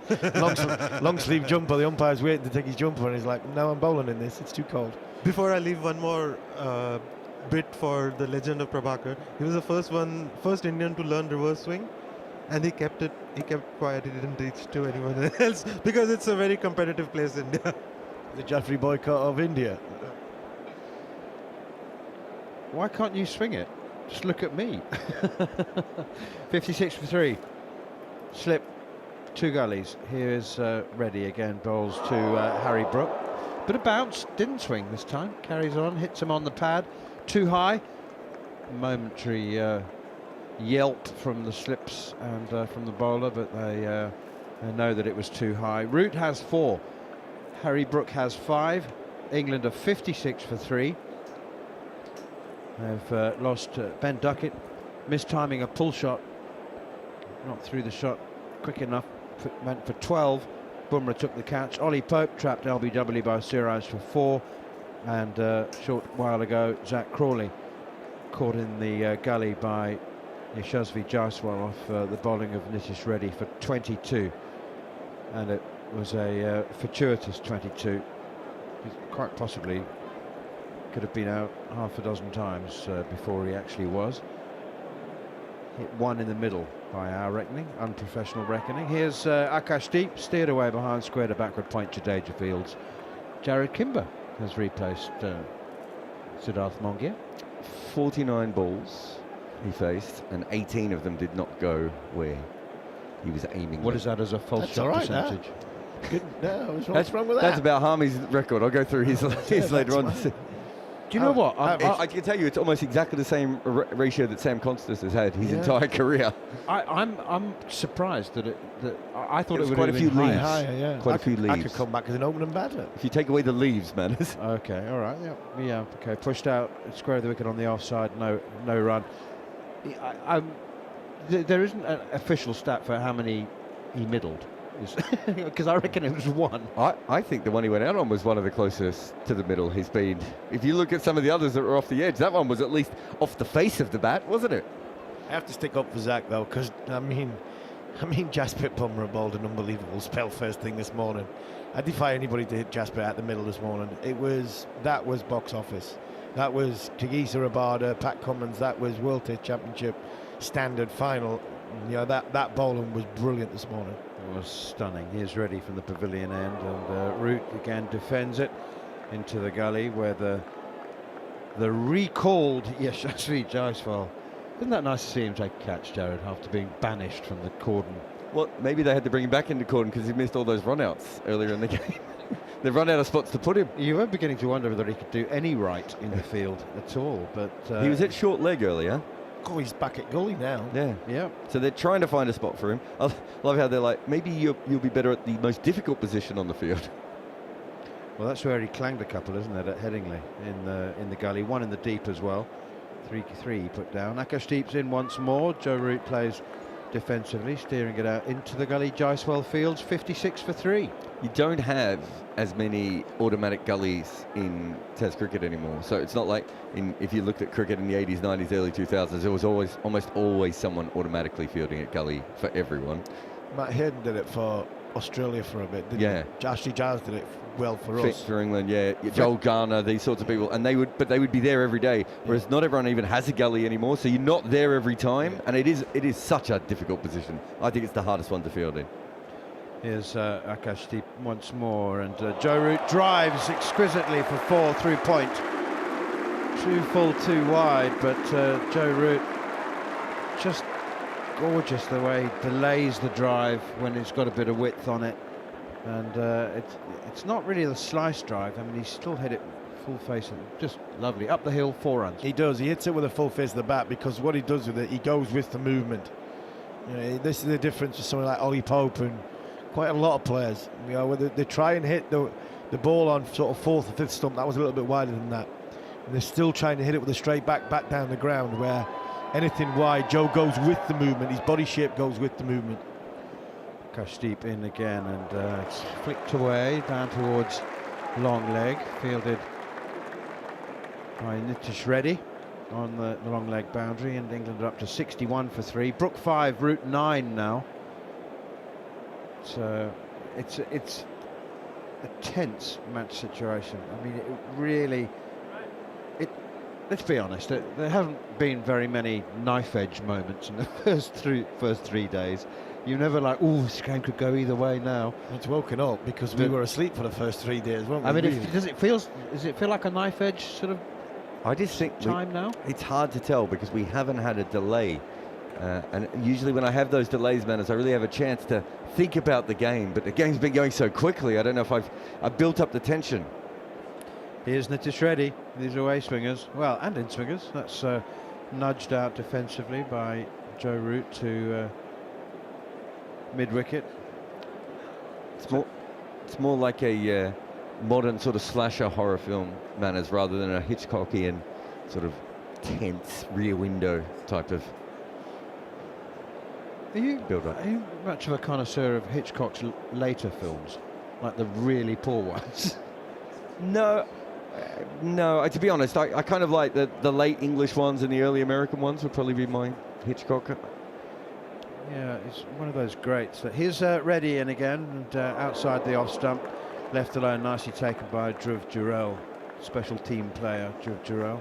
It is very hard, I think. You know, Francis Ford Coppola's new film has got some of the worst reviews ever written. Like, I think, you know, if you keep trying to push things as you get older, sometimes you can get things a little bit wrong rather than just trying to make good movies. That because Hitchcock had built up such an incredible reputation and had made some of the all-time great movies when he was still making them into his 70s and not great health. They were some really modest ones, but people didn't want to say anything at the time because he was Alfred Hitchcock. Here's Reddy again, pushed up on the onside, fielded by Jasprit Bumra, and there's no run. Talking of Alfred Hitchcock, he's Jeremy Coney. Yes, I don't appear in my own movies. You know, he's always there somewhere. If you look very carefully at a meal service or something like that, some restaurant, he's always in the background somewhere. There's a couple where he's a photo as well. Yeah. Great movie maker. Reddy is in, and this is a fine bit of fielding at wide first slip, as Joe Root has tried to steer this ball through wicketkeeper and slip, and that's say 4 runs. Karun Nair. I'm just going to get rid of this. You're very trusting, Jeremy. Jeremy's just had to wipe the seat that he's sitting on, considering what Harmy did yesterday. It was marked. I was just waiting for Manners to mop his brow with it. That would have been terrible.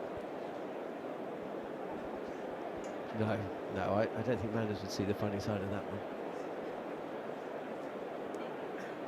one. For me, guys, this could be the game. England's 2 best bats at the crease, and Joe Root lets this one go past. At 61 for 3, and we've got half an hour, just under half an hour until the lunch break. The rate and the pace that obviously Harry Brook can score, Stokes and Smith to come. Be interesting if you talk about the rate that these 2 guys can score, especially Brook. I wonder if Jadeja just comes on and bowls into the foot marks, and they just say, well, here's one end, good luck. That's kind of what I'm waiting for if Nitesh gets hit. We know that India can go defensive quite quickly, and England can score very quickly. And of course, you know, a 4th innings chase, even on a pitch like this, which hasn't deteriorated too much. There's going to be a lot of pressure on. Oh, it's a delivery, an outswinger from Reddy, and Root is attempting to drive. He's beaten, I think, past the inside edge. Did that take? No, it's the outside edge. It kept low. Very low. Kept low. It's deceived Jurel as well, and it's come through for a bye, I think. 63 for 3. Not sure this is the pitch, Jeremy. You want to be a wicketkeeper up at the stumps to a medium pacer, and he's not a slow medium pacer either. He's 80 miles an hour. They're going to sting. Well, I guess the first thing is that you must take the edge. You must position yourself, I think, as a keeper. If there's going to be an edge, if it's back, it's back. And you've got to make sure that you take it. Every chance is obviously very important. If he's taken one up, hasn't he? He's taken one up there. That was Smith that took the one up. Oh, yes, that's yeah. That kept very low. But he's also taken a couple very nicely up quite high as well. Akash Deep, who's yet to take a wicket in this test. And he's standing up behind the stumps to Deep as well. Yeah. That's interesting. Yeah. It's quite a... What's he bowling? What speeds is he bowling at here? It must be about 84. 85 miles an hour. So we've seen Kerry do this, Scott Boland as well. And Blundell did it to someone who was about 86, 87 as well. So keepers are doing this, and he's not doing it for any other reason than to keep the batter in the crease. It's not about a stumping or anything else. It's just to keep the batter in the crease so he can't come down the wicket, which Root was doing earlier. Deep again. That's a superb take by Jurel. Almost takes his eyes off the ball. Would have seen it a touch late as well. 62 for 3. Well, it is slightly risky, I'd have to say, standing up. But it can sometimes, of course, cause the bowler to bowl too wide. And I don't think Deep has worked out Lords at all, frankly. If you looked at him at Edgbaston, he was always around off stump and just outside and challenging the stumps all the time. Here he's bowled much wider, or down leg side. Here he comes again, and this is a touch of a leading edge from Jon Norman, who's trying to play straight. The ball squirts off the outside edge down to deep backward point. For a single, 63 for 3. So essentially, you know, I think here he hasn't quite worked out how wide you run up to the crease and where you deliver the ball from. And that sometimes bowlers take a while to work that out, and we say the word slope very easily. We usually throw that into a sentence after saying that. But it has upset him, there's no doubt about it. He's not the bowler he was at Edgbaston so far. And he hasn't taken the new ball with Jasprit Bumra today, and it's worked as Harry Brook has just leant forward and scooped this ball that's on the 4th stump line, up and over vacant leg, slipping down to the boundary to find leg for 4. It was a really good shot, that, wasn't it? And again, that's countering the wicketkeeper a little bit. Wicketkeeper's unlikely to catch you if you play that shot, but it does happen occasionally. You can get a glove, we could scoop it up a little bit too softly. Very hard for the wicketkeeper up at the stumps to do anything other than not get hit. Just having a look, that was from outside off stump. Jude Droll was fine, he was never going to get hit on that one. Deep again, he goes again, does Brook, and he's going to get 4, 1 bounce. If India had the backstop in like England did towards the end of the India innings, that would have gone straight to the fielder. So, questions being asked back at Akashdeep from Harry Brook, who moves to 13. Good from Brook as well, because he can't come down the crease, and so he's found another way to disrupt Deep here. It's just a question of the length, isn't it, of the bowler. If he's going to continue to bowl that, then maybe Brook will keep it going as well. They're not placing anyone down there. They brought a man who was much wider, wide fine leg. They brought him much finer now. Yeah, it's Nitish Reddy who's just gone fine at fine leg. And this time, Harry Brook has played deep in the crease, allowed the ball to come to him, and he has smashed this over long off and into the first tier of the members and away for 6. That's an extraordinary hit, and in 3 deliveries he's added 14 to the score. England 77 for 3. It's an extraordinary finish to that over. Just the first one was, I don't want to say streaky, but it was a little bit more of a gamble. The second one, I think, was really clever thinking. And then Akashdeep's not sure what length to bowl to him, which is what Harry Brook wanted him to feel, and he just smacks that back over. It'd be interesting to see if Jadeja follows that up. Yeah, well, he's given him width outside the stumps for that last delivery. That's where Brook would quite like him to bowl, I think, at the moment, and it allowed him to swing his arms very freely, and he's connected it really well. This is not quite the sort of the intensity that India need right at the moment, these two bowlers. Here is Reddy again on the pads of Root, who pushes this to mid-wicket, no run. I think probably you're thinking of the spinner from the pavilion end, is that right? I mean, that's the end you'd probably look to. Well, that's been the end that hasn't felt as dynamic or sexy, hasn't it? So, well, it hasn't got that, obviously, that kind of feeling of a trench going across there. It's 20 minutes before lunch. It seems very, very important. If India can get 1 more wicket, the whole feeling of the game changes. But this is a touch wide, outswinger with the keeper still up behind the stumps. Root follows the swing, but can't get the ball past the fielder at mid-off. I can say that Jasprit Bumra is warming up. I was about to say, I think just before the lunch break, it makes sense, doesn't it? Well, what I was quite surprised Bumra didn't have at least 1 over at Root when he came in. They went straight away after 6 overs. They went straight to Reddy, at the end that is supplying more for the faster bowler. I mean, that was a compelling first half hour, wasn't it, when Bumra was bowling? Ready into Root. He'll take a single. Big puff of dust.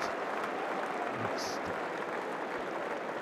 the ball that skirts through on the practice pitches. Let's have a look. Question for Jeremy. Is that it's just come through? Question for Jeremy Coney from Sebastian says, if he could redo any match of his career, which one would it be? New Zealand versus Australia's second test, Sydney. Thanks for the question, Sebastian. I still dream about it, mate. We lost it. And I went missing as a captain. What year was that? 85. Ready again, and again there's a comfortable single to square leg. Joe Root moves to 13. But thanks for reminding me about it anyway. What do you mean you went missing as a captain? Made the wrong decisions at times. That's not going missing though, is it? That's just making the wrong decisions. Yeah, well, that's going missing for me. What, bowling decisions or fielding decisions? Both.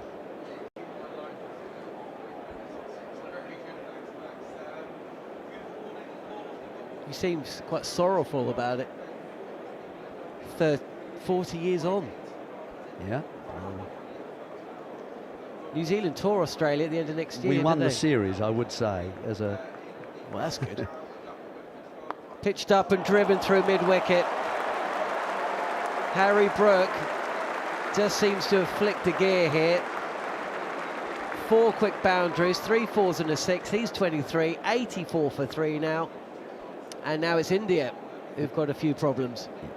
Need to find a third bowler. They found Siraj, who's improved once he came a bit closer to the stumps, and he bowled at, he's a bit straighter, and that's where he got the LBW from.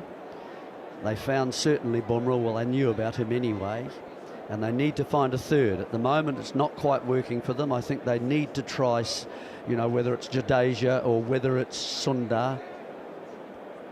Jadeja, you'd think. Here comes Reddy, and this time Harry Brook is playing deep in his crease, defensively on off stump, and that is the end of the over. Akash Deep, who was treated with some disdain in his, I think it was his 3rd over of his spell. He's coming on again though. It's definitely him him bowling. Look like he's walking very slowly in. I think you bowl Jadeja. I think you bowl him around the wicket. And I think you say to Harry Brook, if you want to have one big over, you feel free to have one big over. In the minute that happens, you then switch to over the wicket and dump it in the foot marks, and then say, now have a second big over. Well, certainly the ball that we saw Root bowling from the pavilion end yesterday, that's the end you're talking about, him bowling, and he was able to get, and for Root to get a lot of turn and it to turn straight to slip a couple of times, it says there's some help there. Clipped away, and there's a chase on at square leg. I think the fielder should chase this down, but not before Joe Root comes back for a second. 86 for 3. You see that difficulty, John, Akash Deep is having? He cannot find a line to bowl at the moment, and that was leg stumpish, and there's no cover for him out there really. You can't stop runs in all parts of the field. You've got to have him bowling to his field. He's basically got a 6-3 at the moment, so it has to be off stump and just outside. Here comes Deep. This is outside, but it's cut away to Jadeja, who runs around from deep backward point to field. And that brings Harry Brook back on strike. Jeremy, the SCG test that you mentioned before, was that the Bob Holland test? The older leg spinner who came in and took a 10-for? Yeah. And Australia chased quite a big total in the second. They did. And you were captain. Can we stop talking about that match now? I've stopped talking about it. We are going to be talking about Australian cricket during the lunch break, though.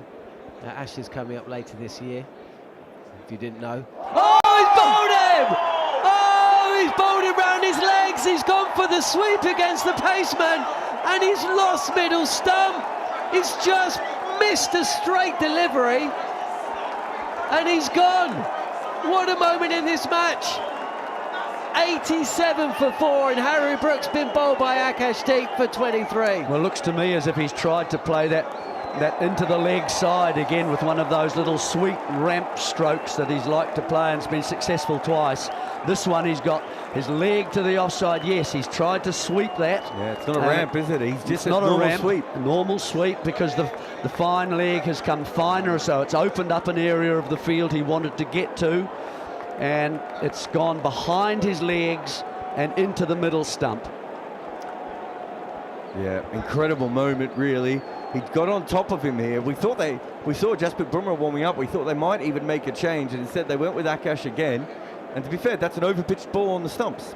That's what it is. It's just that because Harry Brook is, trying to disrupt him and trying to find the angles and looking for another boundary, he's gone, and that's Bazball, folks. Well, I just heard Sam Ella talking to, I think, Max Rushton, and literally as Akashdeep was running in, maybe the ball for him, Sam said, England are going to Bazball their way to victory today. I think that's, am I paraphrasing? Or not to victory, but we're going to see some Bazball, right? You said that they were a 1,000% win. That's what I heard, Sam. But that's right, yeah? And, your greatest strength can be your greatest weakness. And now with Stokes, well, actually, they're going to be faced with a little dilemma here, aren't they? Because Stokes is coming in, and he's had all sorts of trouble against Jadeja. But maybe the introduction of Jadeja may be delayed over a 2. I don't think they're going to bring Jadeja on now. No. I think if they were going to, it would have been this over probably.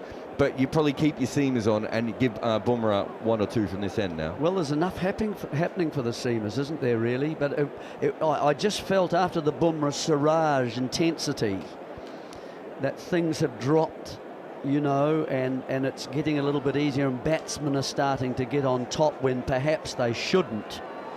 And in that case, when that does occur, you need to change things to raise it again. Now, of course, with the fall of that wicket, India have come back.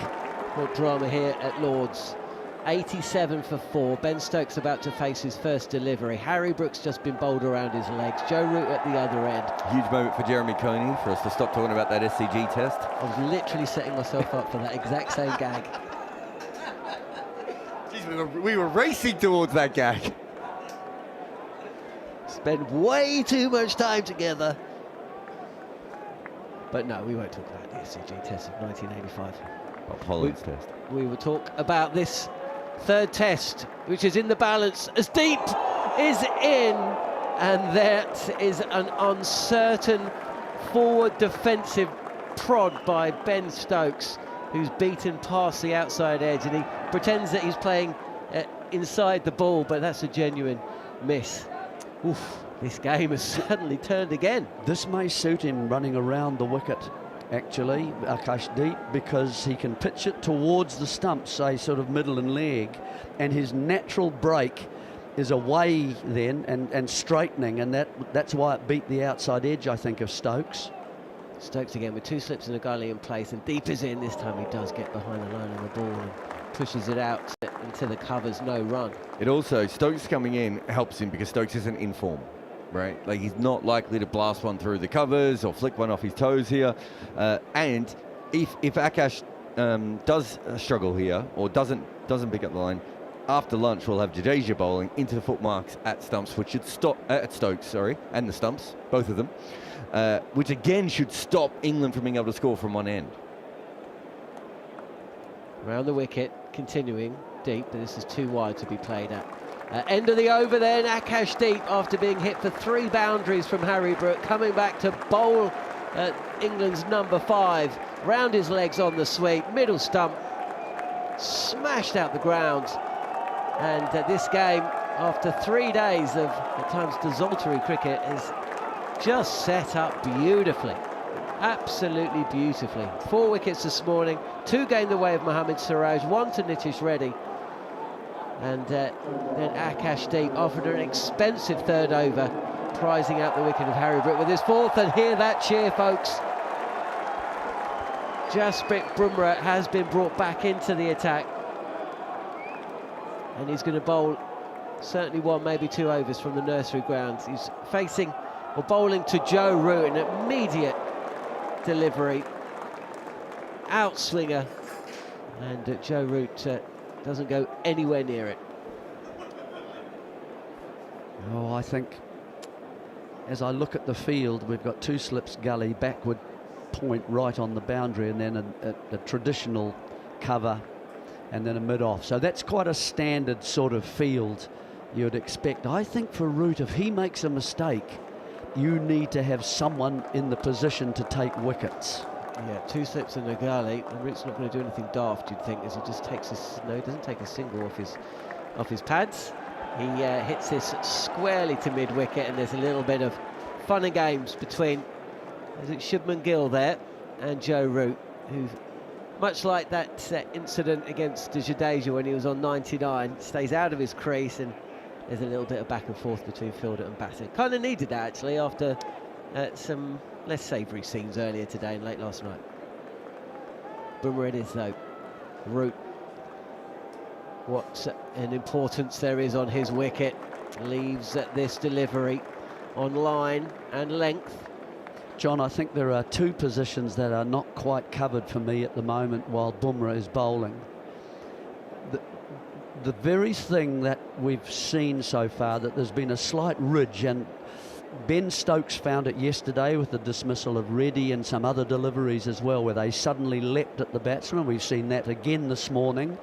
He's got to find that length, and you need a bat pad in, and you need a square gully, both. Here is Root, and Joe Root just getting across to the offside, trying to place this ball through the leg, and he's hurried up a touch and he's hit high up on the front pad. I don't feel that he's bowled really a full length. It's been, the ridge itself is slightly short of a length, so that's what he'll be aiming at. Now, if he gets that right and you do get something happening, you need someone, if they come off the gloves, in close on the leg side, keep your mid-wicket or slightly straighten. You can take your mid-on out. He can go to the bat pad position, I think. Bumra again is in and left alone by Root. And then the other one, I think, is almost your mid-off to say, look, we need that gully in there. That's a wicket-taking position. If he wants to play, if you give him a wee bit of width, and he wants to run it down there. Think how many runs he got down in that third man area in his 100 in the first innings. I think you've got to sort of block that up and make that stroke rather dangerous, because it's very hard to control and keep that shot down, especially if it comes off the ridge.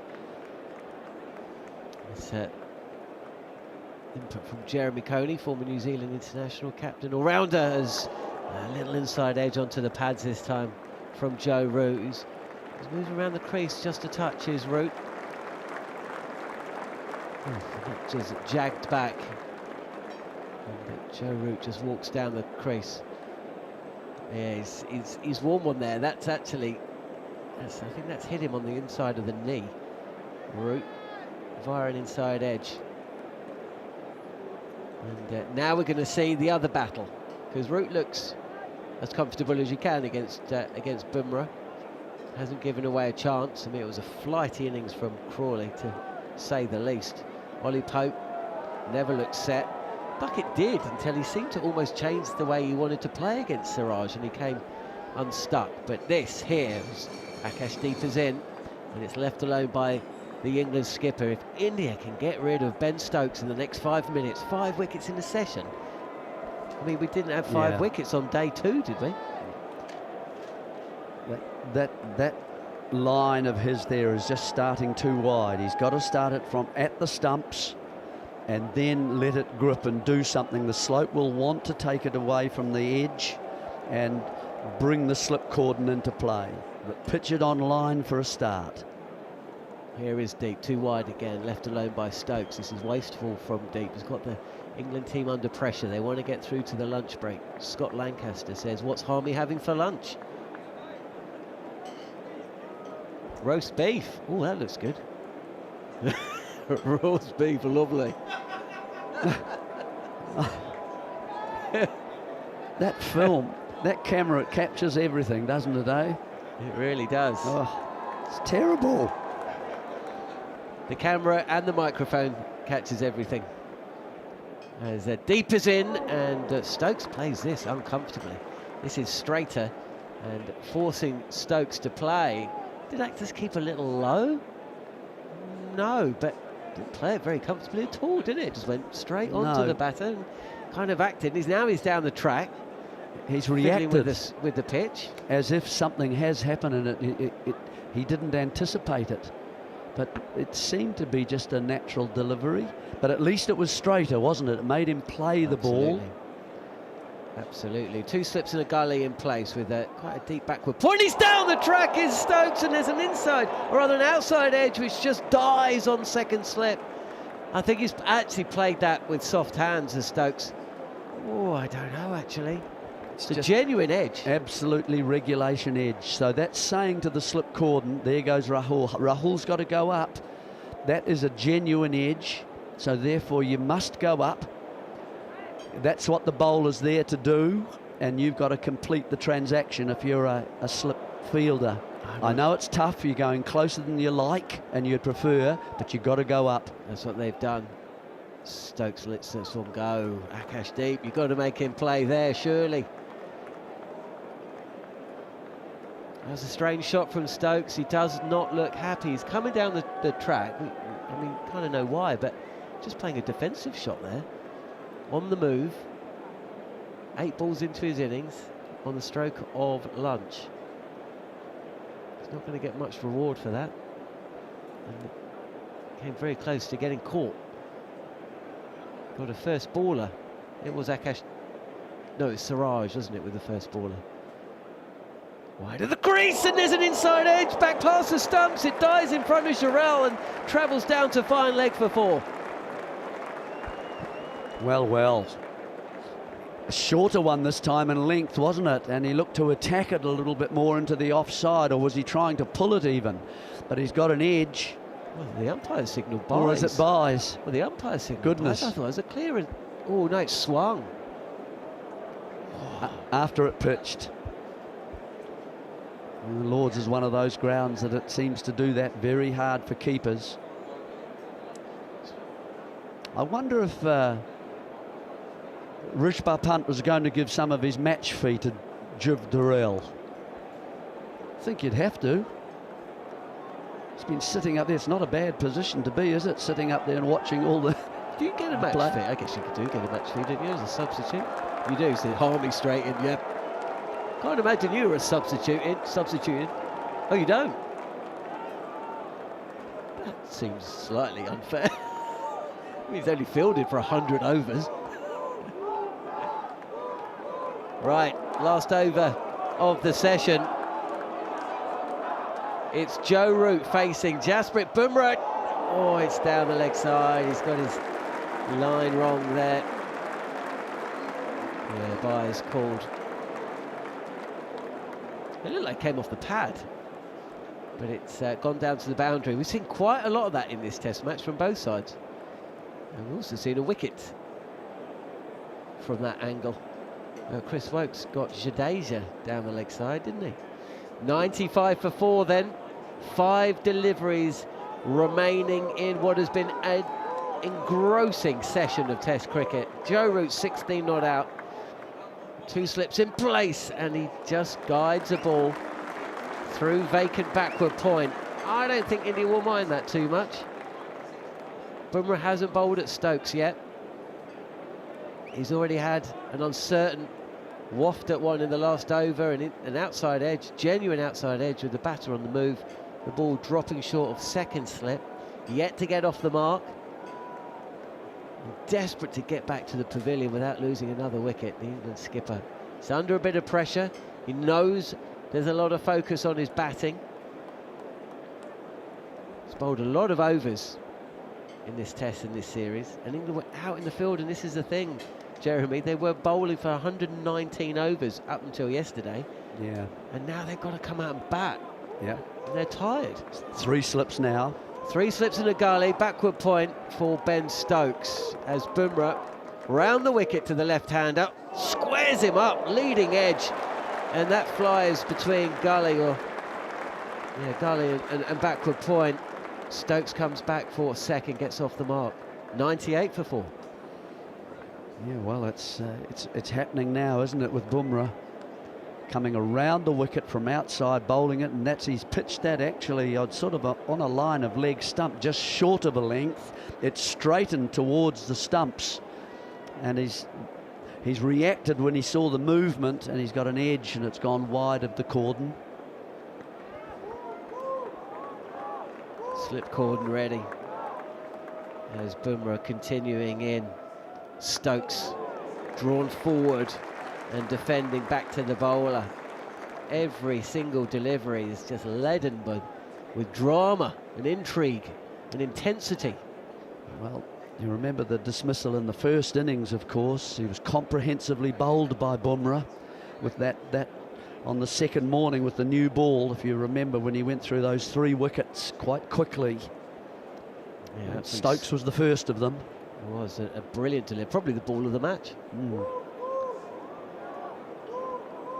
Can Bumra replicate anything approaching that, as he's in again too short, and Stokes sways out the line. 1 ball left of the session.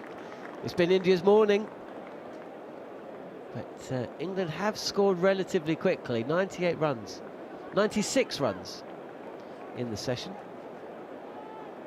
but they've lost 4 wickets. Ben Duckett caught mid on for 12. Ollie Pope, LBW on review for 4. Both those wickets falling away, or going the way of Mohammad Siraj.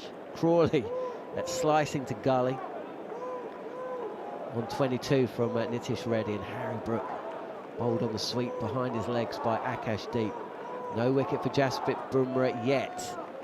Final ball of the session, and Stokes defends it stoutly.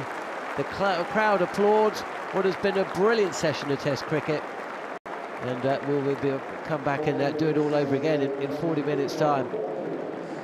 Quite exceptional passages of play in there, and shouldn't forget as well a little shoulder barge between Duckett and Siraj after Duckett was dismissed, which may come back to haunt one of or both of those players. Shubman Gill is just out on the field, and the Indian team are just congratulating themselves. Stokes is still out there, he's not gone anywhere. It's almost like he wants to face another one. He just waits for Joe Root. That was an intense session of Test cricket. Certainly, yeah, a session of 2 parts in terms, I think, of intensity for me. The first part, yes, very high.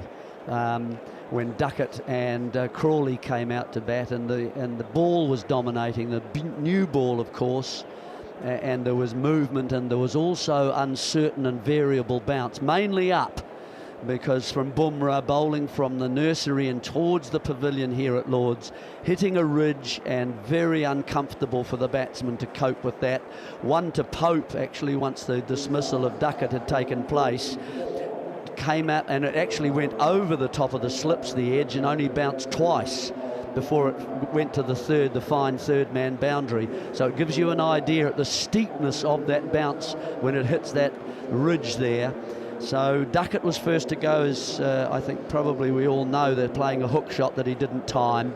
So he was gone for 12. Pope came out, battled away hard until Siraj got his line a bit straighter and got one to nip back.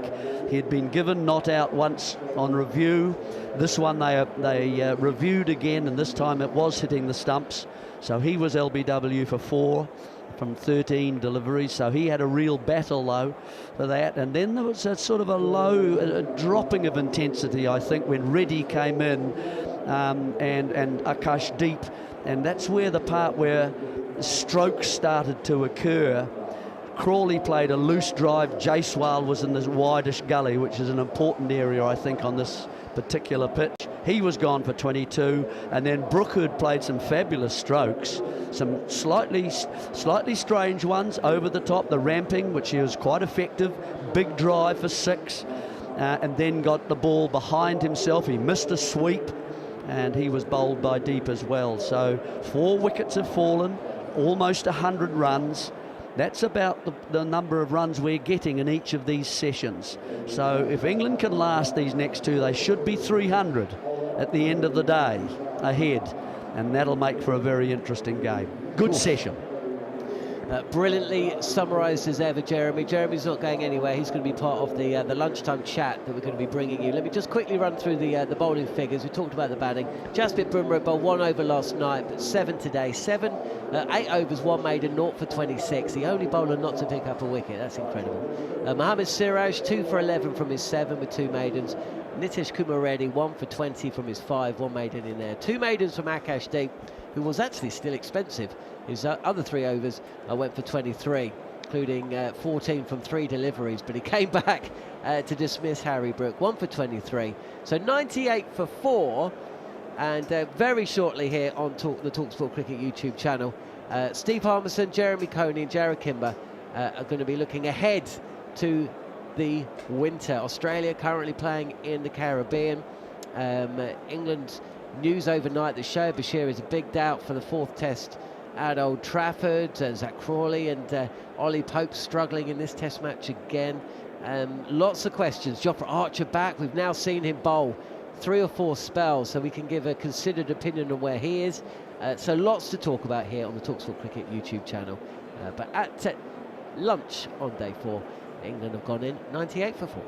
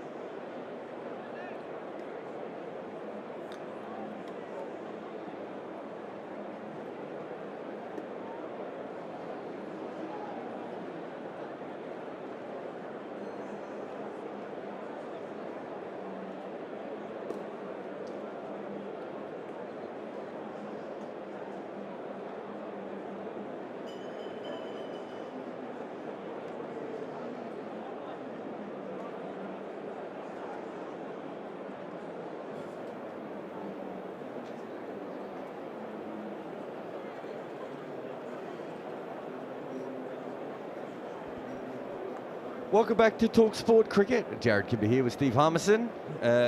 Change of pace from yesterday when we talked about champing and rigs and all those sorts of things. Remember, you can go and see the great cricketer in London tonight at the Apollo. I think they've still got some tickets available. But a different kind of rig today. Steve Harmison is in with me, and we're going to talk about Ashes cricket. Throw it ahead. At the moment, I think what Australia made just over 200 odd last night. Again, struggling on a difficult wicket, and England in a position slightly behind in this game with India as favourites going into the next session. I thought, Harmy, maybe one of the best things to do would be to look at the 2 11s. Who do you want to start with? Which team do you want to start with? No. Should we put your microphone on? I'll put my microphone on, yeah. Either or, to be fair. I think both teams have got settled disciplines, different ones. I think the settled discipline for Australia would be their bowlers. Yeah. I think we can name them. I think England's settled discipline with a bat, we can probably name them top 7. Most of them as well. So let's go with Australia first then, because I think the most unsettled part of either of these sides at the moment is Australia's top order. Usman Khawaja is going to open in the Ashes, but he has not looked like he's in any kind of form at all. But I just don't see any chance of them being able to drop him before the Ashes. No, I think in his experience, I think the interesting one for me would be Labuschagne. I think they can drop Khawaja if you pick Labuschagne. I don't think you can drop Khawaja and Labuschagne in such a short space of time before leading into the Ashes. So one of them plays, I think both of them will play, but I think one of them plays, and the likely one is probably Usman, because he's a natural opening batter. That's where you've got Australia have got problem position, and 1, 2, and 3 they've had an issue there. So they've got to find a way of settling that. They've got the rest of this West Indies series, which they look as though they're not playing on the best of wickets, are they? Let's be fair. No, they've batted poorly on bad wickets, but they've certainly made enough runs to get past the West Indies. So, okay, we'll say Usman's in. Who's he opening with in the Ashes for you? I just think you've got to stick with Constance. If that's what you're going to go with. They're a little bit like what England were. Right, we're going to back Zack Crawley and Bowker by Crook, we're going to stick with him. So you either stick with him, you bring McSweeney in, but whatever you do, you're going to have to do it quickly and say, right, you've got you've arguably got the Ashes. I know if you're playing at home and you can chop and change because the fluctuation of what runs they're scoring in between times, because obviously there'll be Shield games on and there'll be a big Shield build up towards it. But I think once you finish the West Indies, whoever is picking the slide, George Bailey and Andrew McDonald and Pat Cummins, right? That's our man. He's got 5 games. He's in, and stick with that. And if it is Constas, well, you know what you're going to get. We're going to criticise England, for kamikaze style some of the stuff. But this is England. We know this is the way they're going to play. And if this lad comes in, he's just young. I think for me it's calming him down in such a way which is right. We know you want to play a brand of cricket which is different to any normal Australian player who plays at the top of the order. But you have to give him a little bit of license to be himself. But you've also got to sit him down and say, look, we're all right with you being aggressive, but be consistently aggressive. Don't be unpredictable. Rishabh Pant might get away with it in the middle order, but Rishabh Pant doesn't. He is consistent to the way he plays. That's the thing. I don't think Constas is. I don't think Constas knows the way he wants to play. He gave an interview before the West Indies where he was like, the way I played in Melbourne was not necessarily how I normally play. I don't think there's any way they can open with Constas in the Ashes. I think it would ruin him. Then it becomes McSweeney. Well, so you have a couple of different options here. Usman can open with Marnus and McSweeney can go to 3, which is McSweeney's best spot. The other option is that Usman opens with McSweeney again and they keep Green at number 3. So Green is also struggling at number 3. I know he got some runs last night, 40 odd or whatever. But they're getting 40s, they're not getting 100s. They're not. Marnus is, this is the thing with Marnus, and I said this at the time when they dropped him. Be careful when you drop somebody, because at that age where you're thinking, right, once you for me, I've always been a big believer. It was the same with Blundell when we were in New Zealand. It's like, if you're going to drop somebody and you're ending their career, be careful that, is the grass greener on the other side of who you're going to bring in, first and foremost? I don't think it was. Cameron Green is a talented player, but is he a number 3? You're fudging it. If you're saying Marnus goes in and McSweeney bats at 3, because that's where he naturally places, Marnus can turn around and go, hold on, I've got hundreds in Test cricket at batting at 3. Why am I might be going through a bit of a bad time, but I just need to be taken out back end of this summer. I think he'd be back. I think Marnus Labuschagne will bat 3 for Australia, and I would bat him at 3 for Australia because of his experience and what he gives. And I think he gives a little bit of an aura because he's scored Test match runs. He just needs to find a way of coming out, putting a run together, and he'll go back in and he'll be better for it. Then who do you open with? I would it's either Constas or McSweeney. If it's not Constas, it's McSweeney. If it's not Sweeney, it's Constas. You whichever one you punt on, because it is a punt. You put up with Constas's unpredictability, a little bit like we have with Zack, and then you have the anchor, which is Usman. So there are 2 other sort of more random things they could do as well. Green could open. Yeah, but you go and this is the Ashes. I think there's too much.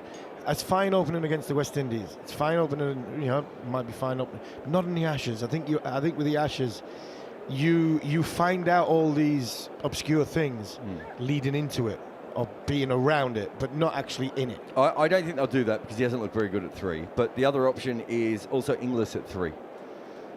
They really like Inglis. I don't think I'd be happy if Inglis is at 3 if I was an England bowler. Yeah, I think that would be the same as if Australia went up against Bethel at 3. I think Australia would be pretty happy as well. That's a good shout. It's not that they're not talented players. We know that both of them can play, but they're not number 3s. All right, number 4 and 5 is absolutely settled in Smith and Ted. We don't have to worry about them.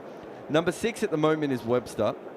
If Green can bowl, do you pick Green at 6 or do you pick Webster at 6? I'd probably pick Green at 6 because I think he bowls a heavier ball, and I think he's a better bat as well. He's a better bat, but I think Webster hasn't let them down. A bit like Reddy here, and he's bowling.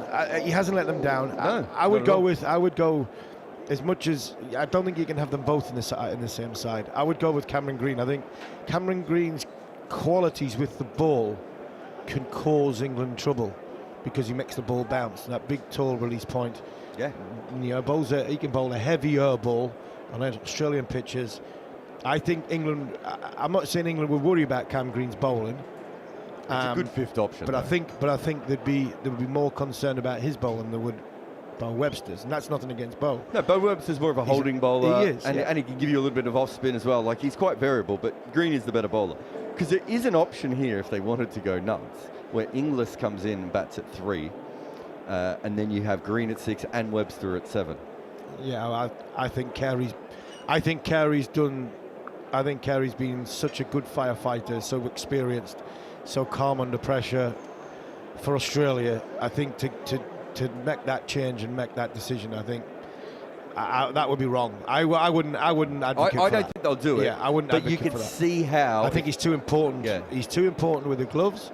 I think he's too important in the game, and I think his skill sets with his fighting qualities with bat and his all-round wicket-keeping ability with managing in between overs and your calming bowlers and communication and everything that goes with it.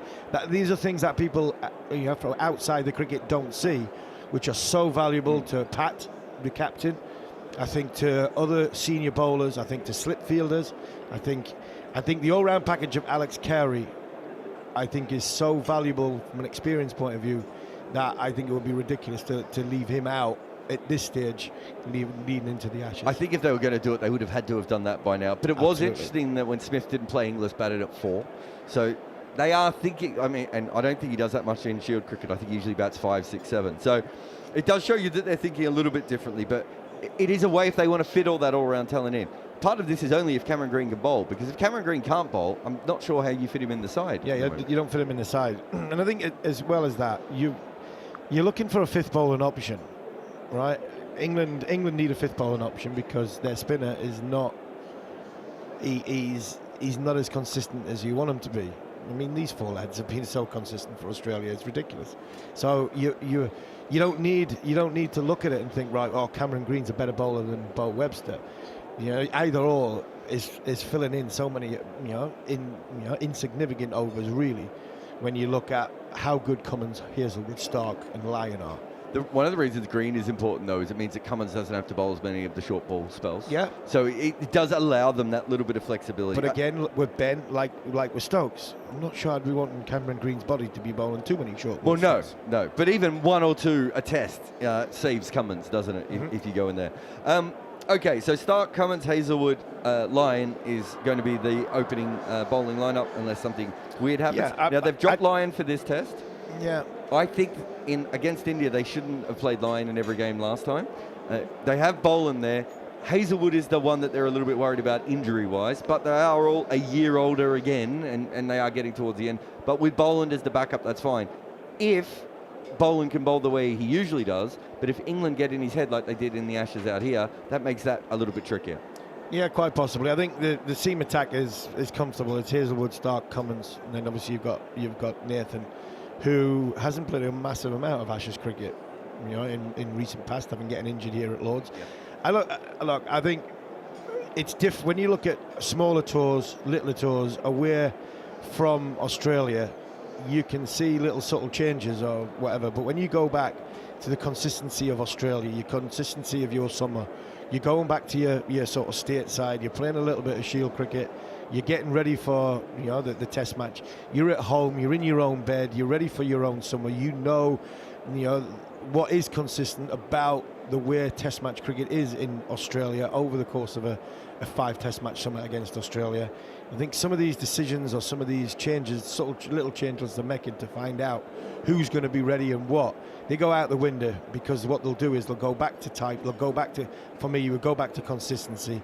Boland will be the backup seam bowler for whoever gets injured or in back-to-back games if somebody's flagging.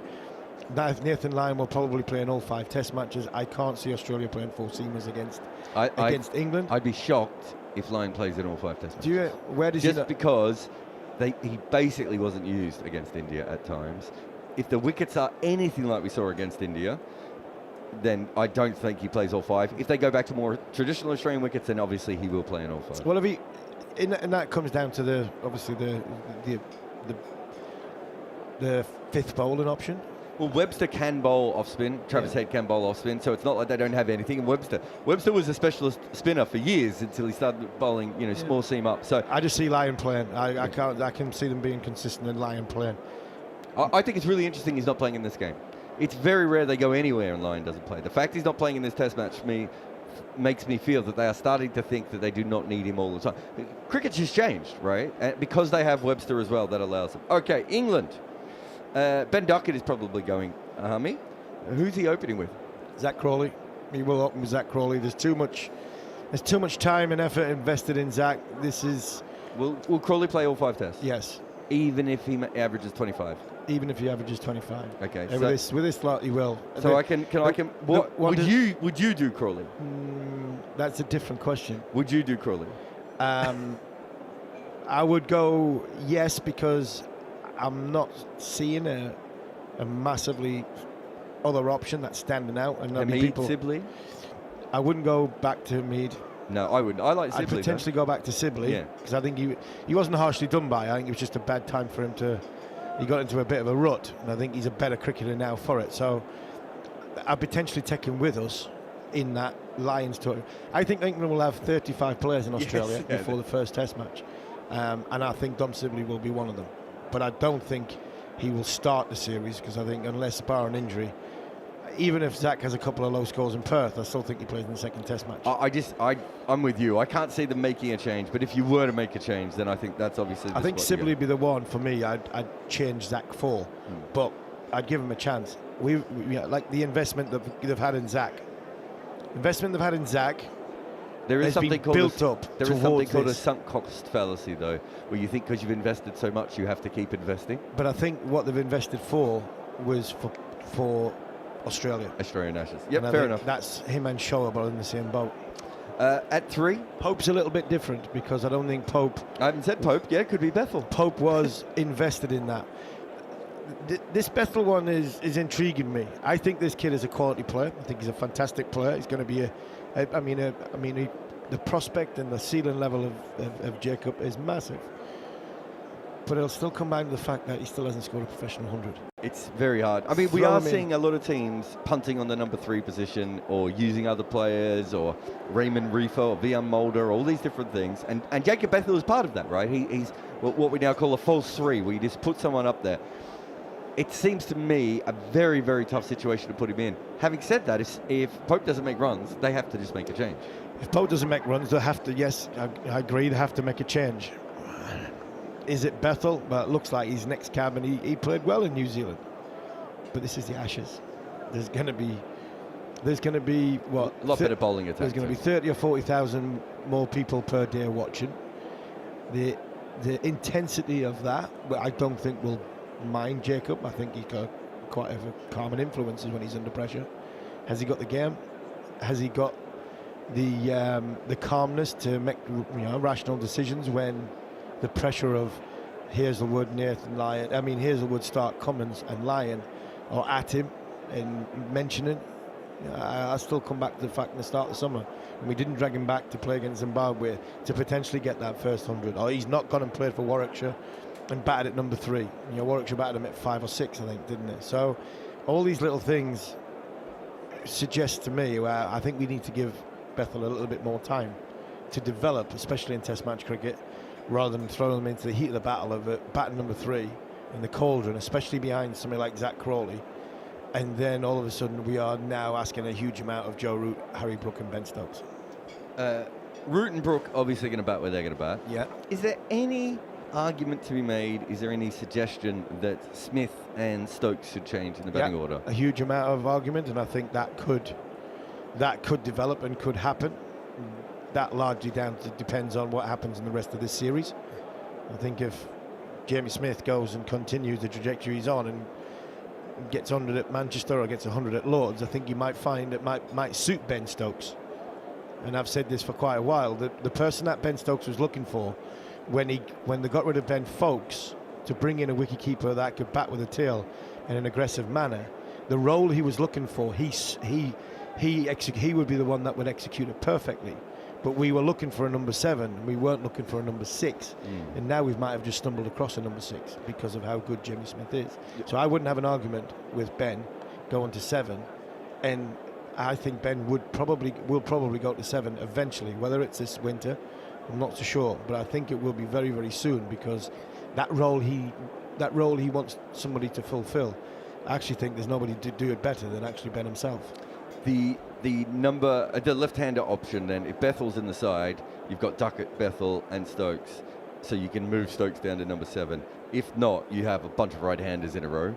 Not a big issue against Australia. They don't have a left-arm figure spinner or a wrist spinner or anything. I'm not saying they don't bowl well against right-handers or anything, but it's not as big a deal as it might be if you're going to Asia and you want the left-right a little bit more. But it's worth remembering. Are you taking Wokes? From a selection point of view, if you had asked me at the start of the summer, if they had this conversation during the Zimbabwe test, I would have said yes. I'm now 50-50. I think the world of Chris Wokes. I think he's been brilliant for England. He's bided his time. He's waited for Broad and Anderson to go. Lost the zip at the start of last summer. Got it back towards the end of the summer. If he rediscovers it and gets it back, then I'll take him. Possibly just to play in Brisbane and maybe in Melbourne on Boxing Day. But at this moment in time, after what I've seen so far in this Test series, the clamour to get Chris Wokes into Australia, I mean, I don't think there'll be too many on the sort of cheerleader squad. He ended up getting wickets yesterday, which was nice, but again, he didn't look incisive. He didn't look dangerous in any way. Do you take Potts then? I think Potts will be in there. I think they'll all go. I think Wokes will go because I think... I would have Potts. I would be using Potts for the rest of this series ahead of Wokes right now, based on what I've seen so far. But it's either Potts or Cook in it, really. It's Potts or Cook. Yeah. So whichever one. And I like Potts better than Cook, but I think they need to find out about Cook. Playing them in a one-off game against Zimbabwe, not for me. You've got to find out about him. We might find out about him at Manchester. I don't think we'll find out about him at the Oval, but we might at Manchester. They might have to make that change. They'll all be going because England will take. I've got a list in front of me here, and I've got Archer, Wood, Wokes, Atkinson, Tom. You're going ahead in my order. I know, but I'm going to continue because I'm keep going. Cook, Potts, Stokes, Pennington, Baker, Turner, Singdale and Carse. These are the bowlers that have bowled in the championship that England selectors like. One of those days all is made up. All of them will be in Australia, I think. It's with either the Lions or England's full squad. So I suppose my question is, do you think they need a Wokes, Potts, Cook in Australia with everything we've seen of those wickets of recent times? Yes. Okay. I think we do. So if you right now, some places we might need 2 of them. Yeah, but that's true as well. Right now, which one of those 3 would you pick? Right now, I've said all along, I'd pick Potts because he's durable. We know what you're going to get with him. There's not been a great drop-off. I think there's a big. It's hard to say there's been a big drop-off in Sam Cook from first to second innings in the Zimbabwe Test match, because judging somebody on one Test match against Zimbabwe would be so unfair and it would be so cruel on Sam. So that's why I'd like to see him again. We know what Potts can do. There's been a drop-off in Chris Wokes, and that's been an alarming drop-off. But his batting and the all-round package, I think, is there. I look at this side, and you're talking about sides, 1 to 11. I mean, Carse, Archer, Wood, Stokes, Bashir will be my bowling attack for Perth. And then I'll make decisions on where we go after that by how the series starts to develop and play out. Say that again. So Carse would be number 8. So we've picked 1 to 7. Carse would be 8, Archer 9, Wood 10, Shaw, Bashir 11. Okay, all right. So that explains that. I was wondering whether you'd go Tongue or Wood. There's an element of Tongue might actually, because he's such a big guy, might also be handy in Australia. But I could do that. And I think he may bowl too short in Australia. I worry that he doesn't have a length in Australia, and I think Australia, weirdly enough, in Australia, I think it's a place where length is more important than almost anything else. Yeah, and I think he might bowl a bit too short in Australia. So, but another one, he would be in that sort of big pool of bowlers that England were going to carry around. I think England will only carry 1 spare batter, and I think they'll carry 2 spare bowlers for every bowling position. I really do. I think they'll have to get their own charter plane to go from place to place, because I can see England going with a hell of a lot of armoury to try and pick a bowling unit that fits the horses for courses for any given surface they're going to be given. You picked Jarrod Bashir in that. Is that your choice or is that England's choice? England's choice. What's Steve Harmison's choice? That's the problem. We're very limited. I can tell you what my notes say. My note says Jarrod Bashir - any living spinner. Any living spinner, yeah, possibly. I mean, I look at the Liam Dawson argument. I don't get that, but it depends on what the other three seamers are. If the other three seamers are Carse, Archer and Wood, you could get Dawson to bowl over the wicket like Ashley Giles did and bowl at leg stump. So you're going to go at 2 and over, and Australia don't score that fast anywhere. And so, well, some will argue, will say, well, you're picking him as a batter that can bowl a little bit of spin. Why don't you pick Jacob Bethel? I think Jacob Dawson's Bethel, bowling is a lot better than Bethel. and I think Dawson's experience at bowling that way would be a hell of a lot easier to execute than Bethel. So that's, the other spinners that England have. I mean, there's not many. Carson still developing and young. Rian Ahmed playing for Leicester as a batter at the moment. I just don't think. I just think on Australian pitches he's going to be too many hit me balls. Yeah, too many. And then you've got his brother Farhan. That's just too young, far too young to send an 18-year-old to go into battle in the Ashes. He'll be with the Lions. He'll be in the Lions squad. Try to think of. I've got a few more on the top of my head, but the problem with taking someone like Dawson is not actually that he's a bad bowler because he's a fine holding bowler. It's what happens if Head has a big series, because you can't bowl him anytime Head's on, because Head's going to score about 25 runs and over, which is what happened to Leach, right? Yeah, that's the argument of why you wouldn't take Jack. Dawson goes because he gives you a number 8. He's experienced, he's wily, and you're not looking for your spin bowler to win a game day 5 by taking 5 wickets. This is the only place you go there is Sydney, but that's changing as well. So yeah, I wouldn't have an argument if Ben Stokes wasn't bowling. If we were in a position like last year and Ben was struggling, I think the only way you could go to Australia is you play 4 seamers every single game. But now Ben's bowling, you're obliged to pick a spin bowler, and at this moment in time, like they said, they've heavily invested in Shoaib, like they have in Zack, and they're hoping the way he's bowled going into it, his skill set is perfect for Australian cricket. Now he's got to execute it. That's why for me this Bazball group are under so much pressure going into Australia, because it's clearly evident, and Ben will disagree, I know for a fact he will, but it's clearly evident that the whole thing has been geared up for the first test match in Perth, over 5 test matches. Ever since Ben and Brendan came in, it's all been about beating Australia here, and then as soon as the series finished here, we're going to go and beat them there. And we've made our decisions based around skill sets for Australia rather than England. Right or wrong, I don't really care. It becomes results, and the results when that will be the legacy of Bazball, whether it's been a joke, whether it's been a success, whether Ben Stokes has completely transformed Test match cricket or he hasn't, I think will be determined from that series. And I think because of that, I really hope it does, because I do think it's been a positive influence in the game of cricket around the world. I do think these guys have been absolutely brilliant for English cricket and the wider public of how you watch cricket. I mean, over the course of the last 3 years, we've been talking about how bored we are of this Test match. And the reason why that is because of how England have pushed the game, the run rates on, and they haven't made other teams play that way. But when they've been in a contest with other teams, they've had to go with England to survive with England and stay in the game. So I'm not saying England have Ben and Brendan have completely changed the outlook of the game. But what I think they've done is, I think they've been geared up to go and win in Australia, and that will be evident at the end of Sydney. Jeremy, you've obviously seen a lot of Australia and England play at times. The Australian wickets have changed, right? We're talking about Wokes and Potts and Cook and these sorts of players, where generally England would be like, oh, we don't want to take any of those sorts of guys. Pitches have changed, but the one thing that we do know is that one team has a very, very good bowling attack, or a great bowling attack, and the other team has a lot of exciting batting in it. Generally, you pick the better bowling lineup in a Test series when that is the case, but Australia's top order is so fragile at the moment, it's hard to really do that. What are your thoughts, based on what you've seen of the two teams? Well, I think you've summarised, in a sense, my feelings that Australian batting isn't quite the numbers that we're accustomed to.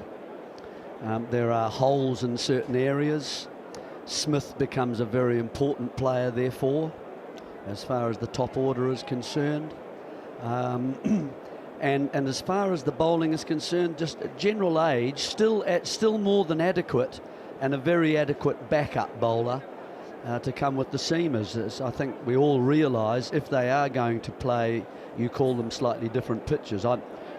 None of us quite know that yet. Yeah, we don't know what it's going to be. What sort of surfaces they're going to prepare. If they are sort of slightly more green and they do seem a little bit Boland, obviously for me comes into the game a little bit more. He's a very direct bowler and doesn't do anything wrong really, does he? So he's an awkward customer. So I mean, as far as that's concerned, I think, look, when you get to a certain age, but they do give them rest, don't they? You've probably noticed that more than I have, how much rest they're getting and how much rest does Hazelwood need. I think they're now treating the 4 seamers like a quartet rather than a 3 with a backup. I think they're now thinking about it from a perspective of whoever's not quite there, we will give a rest to, which is different than what they were doing before. My other question for you is, as someone who's captained in Australia before, it's very hard to take a spinner to Australia because generally all spinners that go to Australia, even great ones, struggle. But well before Murali was called, he was struggling in Australia. Sakale Mushtaq had a brief period where he did okay. Graham Swan got hit. All these people get hit. Daniel Vettori's had some success. It's very hard because you can't attack very much as a spinner in Australia. It's also not a particularly easy place to stem the runs because of the extra bounce. Players can play you off the back or the front foot. Does England have a spinner, even as a backup, even as a Liam Dawson, that is going to be able to stop Australia from scoring? I don't see that. I see it as if there are a couple of weaknesses for England, I would say one, a left arm seamer. I think you need someone like that to change an angle. And I don't think that's why I would say Arshdeep Singh, who we're watching at the moment outside, could very much become an option for India. In my opinion, batsmen here just hardly play at Harmy. They just don't get it. We saw Hull being given a crack about a year ago, but we haven't seen much since then. He was so young, wasn't he, when they played him? So that shows you that they're aware of the issue, and I think it is an issue. And the other one is the spinner. Is that the spinners here generally get the ball up and down. So they beat you. They try to beat you before the ball pitches. Yeah. But really, in Australia, I think you need someone who turns the ball in the way that it does something in the air prior to pitching. I want big, strong side spin or top spin. Yeah, side spin, or both. That gives you an option, doesn't it? But that movement in the air that draws players outside, and they don't know quite, and they've missed the length of the ball. That's it's the John Bracewell kind of spinner who spun the ball as hard as he could every ball, and he was dangerous against Australia when he played. Even in New Zealand, he bowled them out in Auckland, very, very quickly. So they're not accustomed to that. They'll play that type of top spinner a little bit better than they will the big side spinner. So those are the two areas I think that are going to be lacking. They'll try and make them up the best they can. What else can they do? They haven't got them. So but it could prove to be a real weakness. You need to take those 20 wickets, and I'm not sure whether Bashir is going to do that. They're not going to prepare wickets for him. No, you wouldn't think so. The height helps him because he will get bounced in Australia, so he has one advantage, and that's why they're taking him. But I can't think of too many Australian tall off spinners who've done well on shield wickets of recent times either. Top spin is a bit different, but that's not really his main skill either. Will Joe Root make 100 this time? I hope so. I really do. I think just to stop people talking about it. Just to stop people talking about it. Yeah, I think looking at him now and having sort of seen and been with him over the course of the winter, I look at Joe and think he's in the best possible frame of mind and the best form he's been in going into that Ashes series, and that would encourage me that he'll go over there and he'll make 100. He'll go over there and make. I think get people off his back when people think he is one of the greatest of all time. I think if he gets one, potentially gets two, that could be the difference between England winning the series and losing the series. If Joe comes away from Australia having getting 200 or 300s, that for me, that could be England winning. Well, based on the scores in the last couple of series in Australia, if he gets 300s, they should win almost 5-0. That's all we have time for as the players are coming back on. Thank you very much for Jeremy's brilliant late cameo. and to Harmy for doing the into the wind work all the way through that lunch as well. I'm Jarrod Kimber. We will be back after lunch with, I don't know, well, I'll say Neil Manthorp. We'll say Neil Manthorp and friends.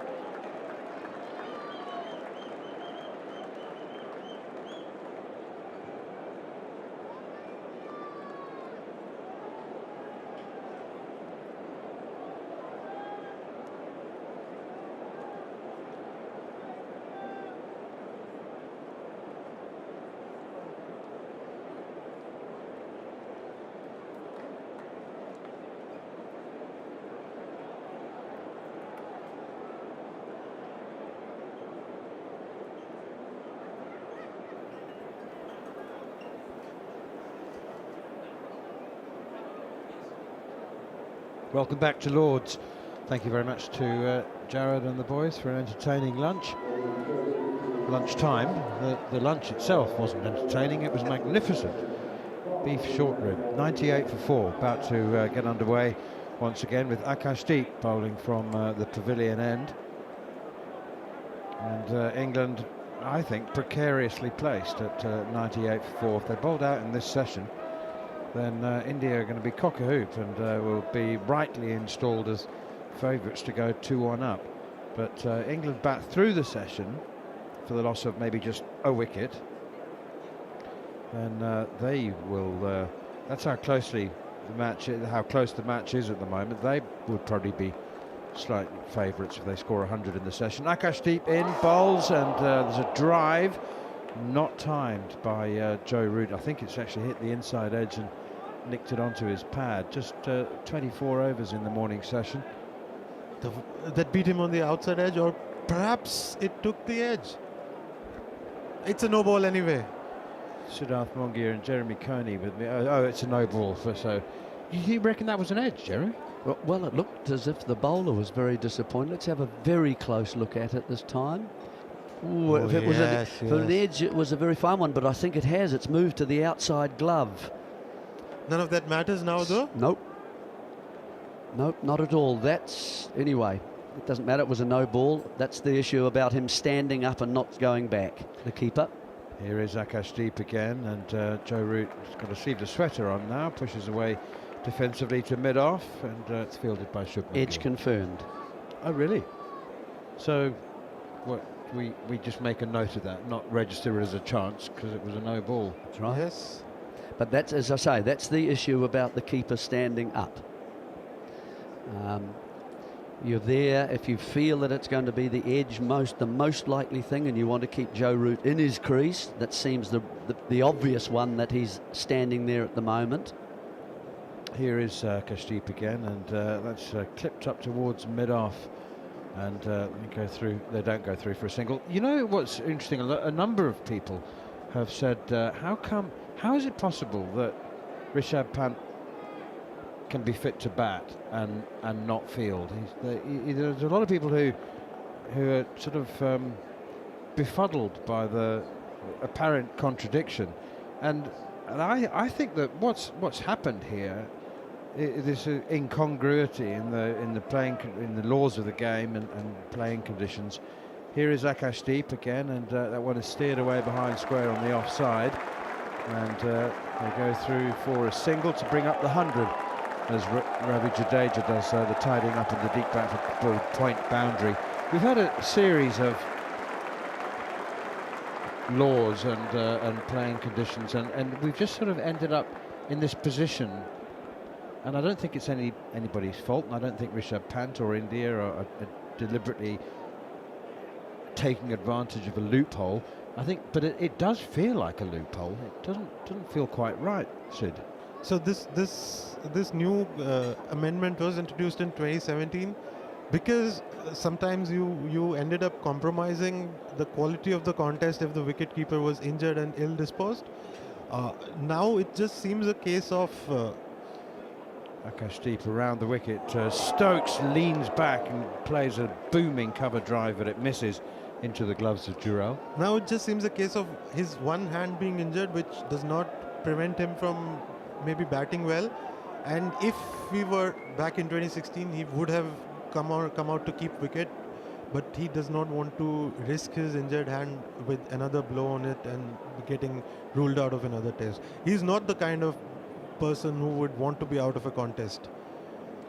As I say, I don't think, I mean, it feels like a loophole. I don't think it's one that's been deliberately exploited, weirdly. Here's Akashdeep is in again. This one bounces a bit outside the off stump, and Stokes plays defensively at it, and it goes through to Dhruv Jurel, 100 for 4. Do you know what I mean? It would apparently give an advantage to India that he has 80 overs of rest before his batting innings, and he'd come out nice and refreshed. Yeah, I can see where people might feel that it's an advantage to India, but this kind of a substitution is always ratified by the match referee and the opposition.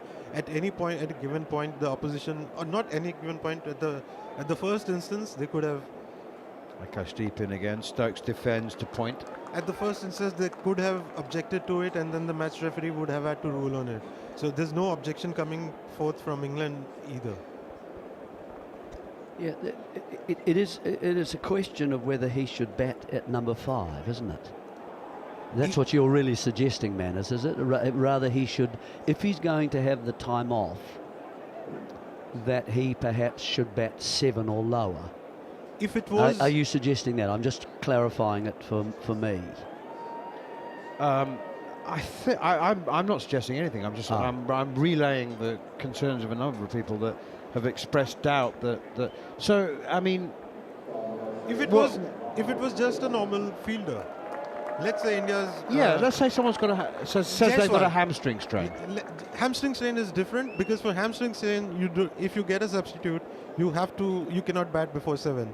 But this was a blow he took during the course of the match. If he was carrying this injury into this match, or if it was a groin strain, hamstring strain, then he would not have got this luxury. He would have had to bat 7 or below.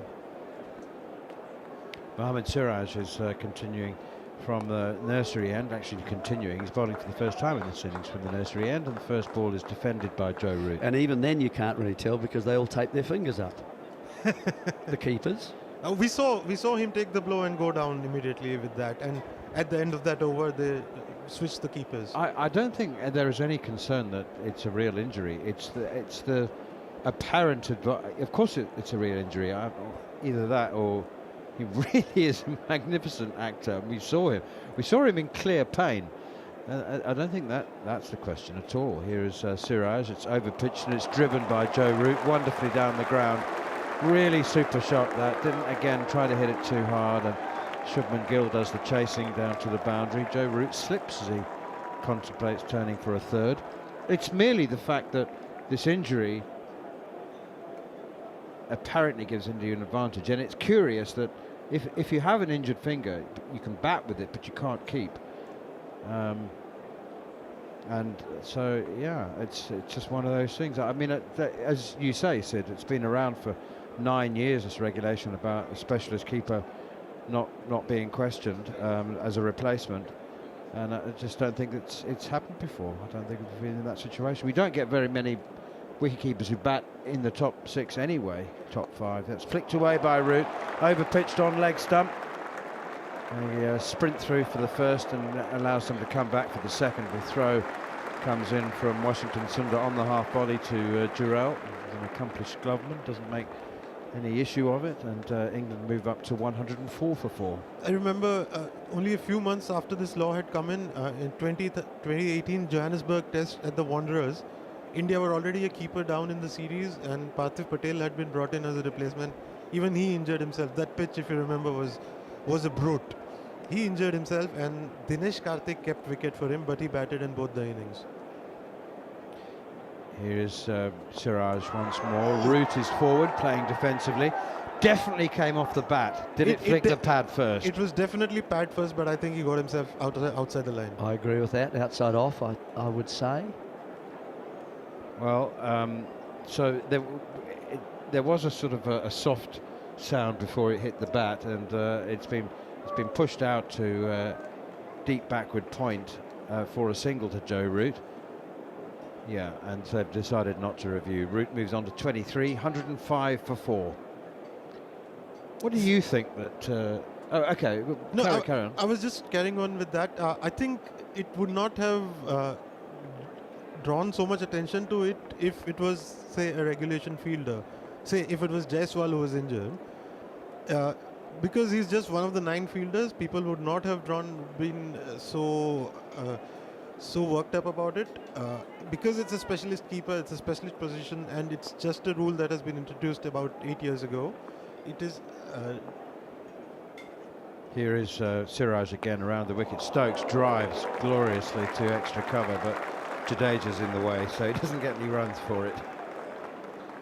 But you're right. I think if this rule was not in place, I'm sure Pant would have continued keeping wicket and would have injured, not playing. It would have risked not playing the next test. But now that you have this, now that you have this provision, India are just making use of it. As any team would. As Siraj turns again around the wicket, up to the wicket crease now, and it's short and cut by Ben Stokes. I'm not sure how short that was actually. It was width more than the length that invited Ben Stokes to play the cut shot, and he's played it very effectively indeed. Smashed it up the hill to the grandstand boundary, and England move on to 109 for 4. I think India still they're the bookmakers' favourite anyway at this stage. They've got a nose ahead, maybe a neck ahead. This is a very important session to see where this test is headed, because in the first 25 overs with the new ball it did plenty, and it looked like 180 would be a good score to defend. But now in these 2 overs, I think we've seen enough evidence that the ball has got soft. It is not behaving, it is not misbehaving as much or as quickly as it was doing in the first session. So we could be looking at a very close 250 contest here. 27 overs gone, Jeremy. 3 overs of hardness left. According to the teams, they reckon that it's soft by 30. Here's Akashdeep running in from the pavilion end, and that's guided up towards mid-off, no run. Well, in that case, we can expect plenty of approaches to umpires over the next after 3 overs. Yes, indeed. It's there's an interesting point, Sid, that on the subject of Rishabh Pant, and it I'm going to risk incurring the wrath of Indian fans who think I've got it in for Rishabh Pant. He happens to be one of my favourite cricketers in the world. Here's Akashdeep, and that's pushed out towards extra cover, and there's no run. But one of Rishabh Pant's, is it true that he's got 35 individual sponsors? I mean, well, you wouldn't know that, but he's got a lot. I mean, I've been to India enough to have seen it.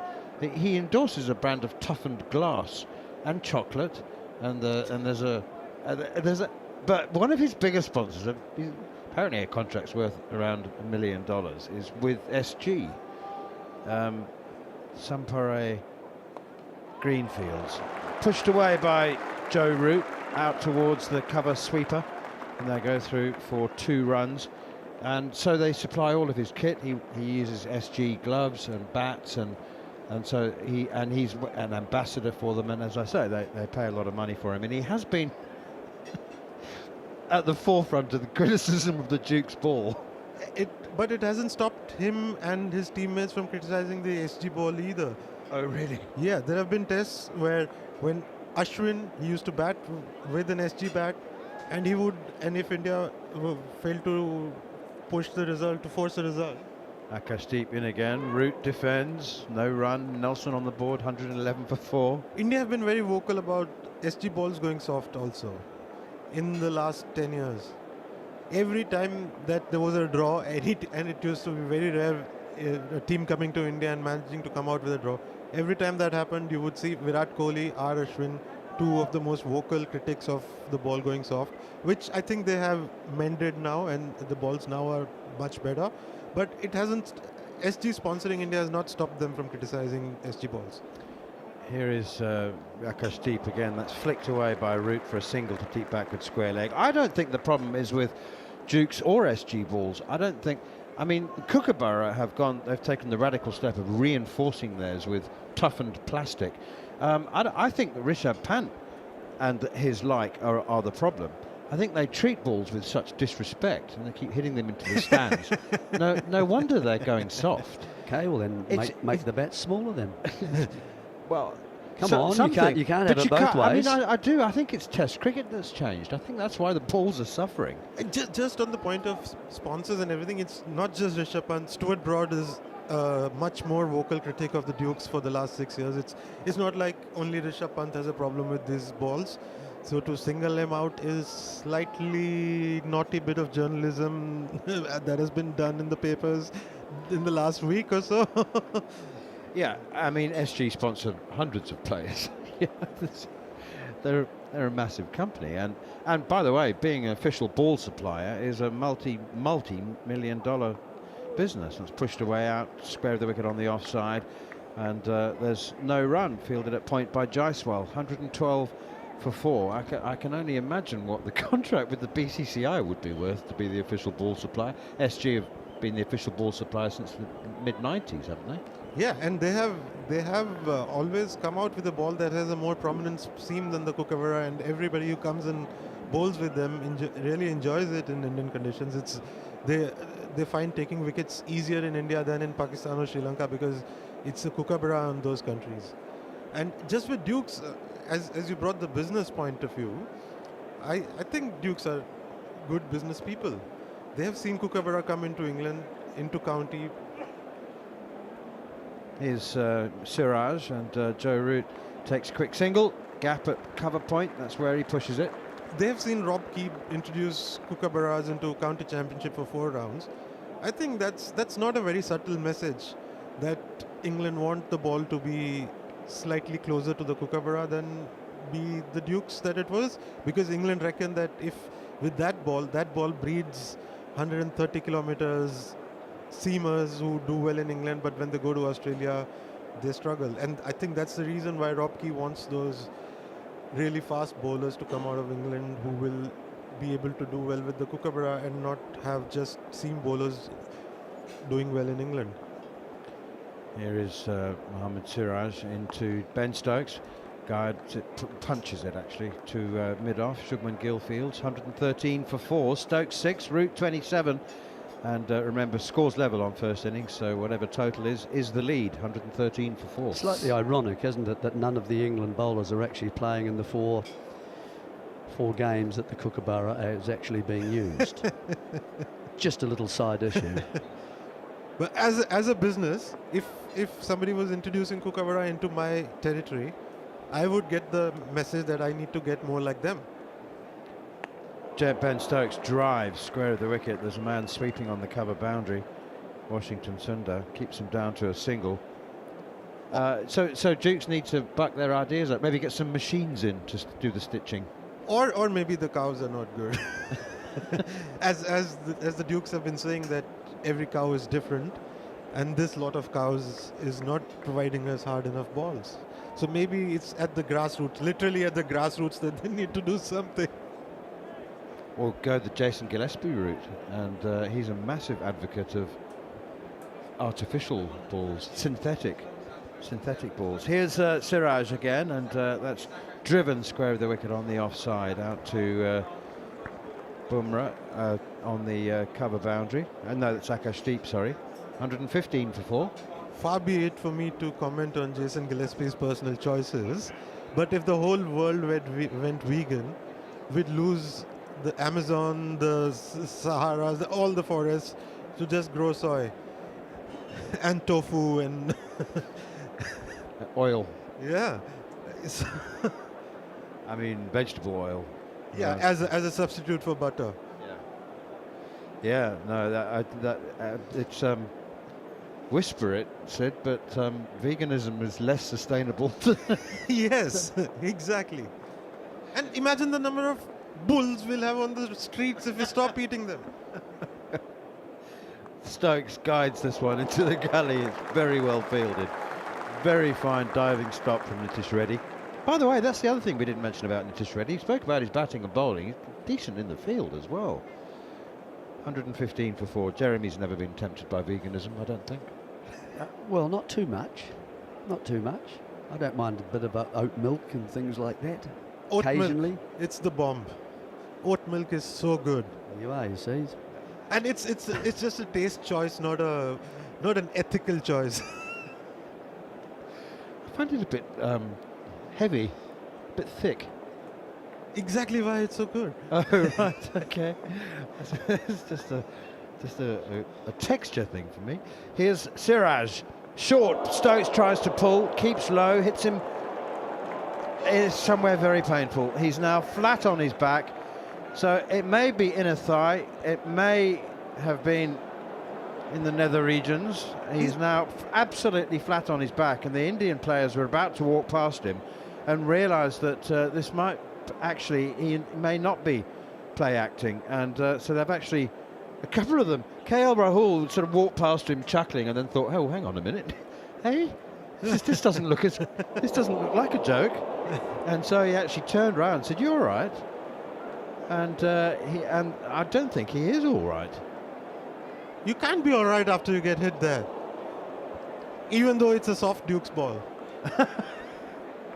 It's in its 29th over. It's got an over of hardness left.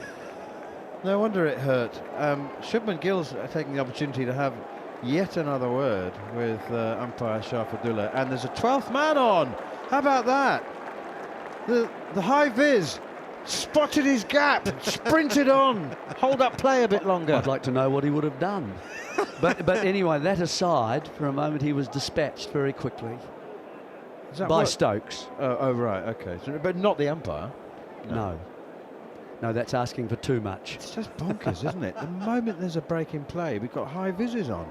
Here's Akashdeep to Joe Root, guides it away behind square on the offside. I mean, it's literally like they've been briefed that if there's a hold-up in play, get yourselves on there. And the umpires have done a very good imitation of socialist India, the non-alignment policy. They have just stood aside and watched everything as that has happened. And anyway, the players ignore them. Yeah. And so they've allowed it to happen. They just need to say, get off the field. Off the field. Leaders of the non-aligned world, bringing world peace. Akashdeep again, and that's driven by Root through the offside. There's a half stop from Washington Sundar, took some pace off it, but it was hit very sweetly, timed sweetly by Joe Root.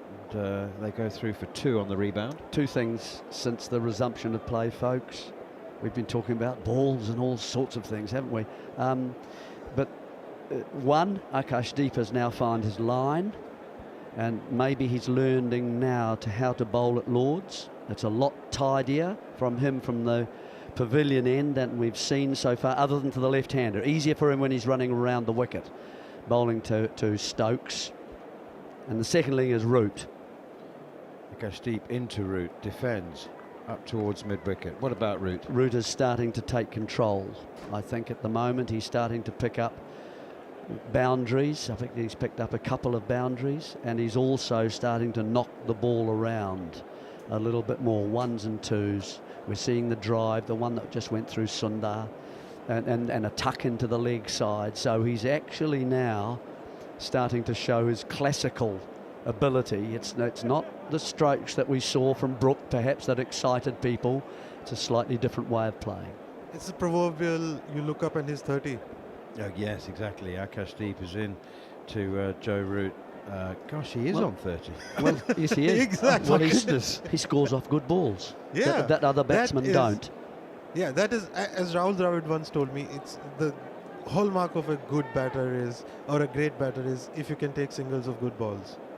Because you will not get bad balls at test level more than 5 or 6 a session. See, it was really interesting in Joe Root's 100 in the first innings. I was commenting a lot on the fact that India had a deep square leg, which was incongruous all the time to me. I didn't understand that. I understand more the point sweeper, but those two gaps square of the wicket were unattended for most of his innings, and he took 49 singles. That's driven by Root straight back to the bowler, nicely fielded. 26 through point and 23 through square leg. Unchallenged singles, 49 runs, and I suppose I guess India's the point about that was that they wanted him playing square across, but you know he just took single after 49 singles square of the wicket. Well, the ones on the point side, you know, on the offside, I think that's generally now the line that has changed the game since, for example, dare I say it, I played, where mid-wicket was the important position on the field, like Alan Border used to field, if you remember Manners in that, and he would do the Stokes throwing at the bowler's end, because that's where the ball went all the time. But since bowlers have gone from bowling at the stumps, they've gone to sort of more of a fourth or a fifth stump outside the off stump. The point comes into play a bit more. Goes deep in. Oh, bouncer. Very few bouncers in this whole test match. Real proper bouncers, unless we had some short ball theory. But Root got into position to hook that. He was ready for it, just got too high on him and he left it alone. 117 for 4. Another good bit of judgment, wasn't it? I can let that ball go. A lot of players won't. They'll just attack it. But the other one is that with the leg side boundary man you're talking about, if I get sick of bowling outside fifth stump all the time and you're taking me out there, I'll bowl a bit straighter. And Root has the ability then to knock you onside, and so from a straighter set middle and leg line, he's able to get his bat in front of his pad and just work it away, and he's not missing that ball. And tell me what you think of this. Bumra has now come on to bowl half an hour into the second session, and we are now about the 30 over mark. He bowled 7 overs in the first session, and conventional wisdom says you start every session with your 2 best bowlers. What do you think of him coming half an hour after lunch? Here he is around the wicket. Jeremy can ponder that. Tucked away off his pads by Ben Stokes for a single down to long leg. I would bowl Bumra as, you know, in consultation as much as I could today. I think most people would answer that too, pretty much the same way. They would say, yeah, let's get him on.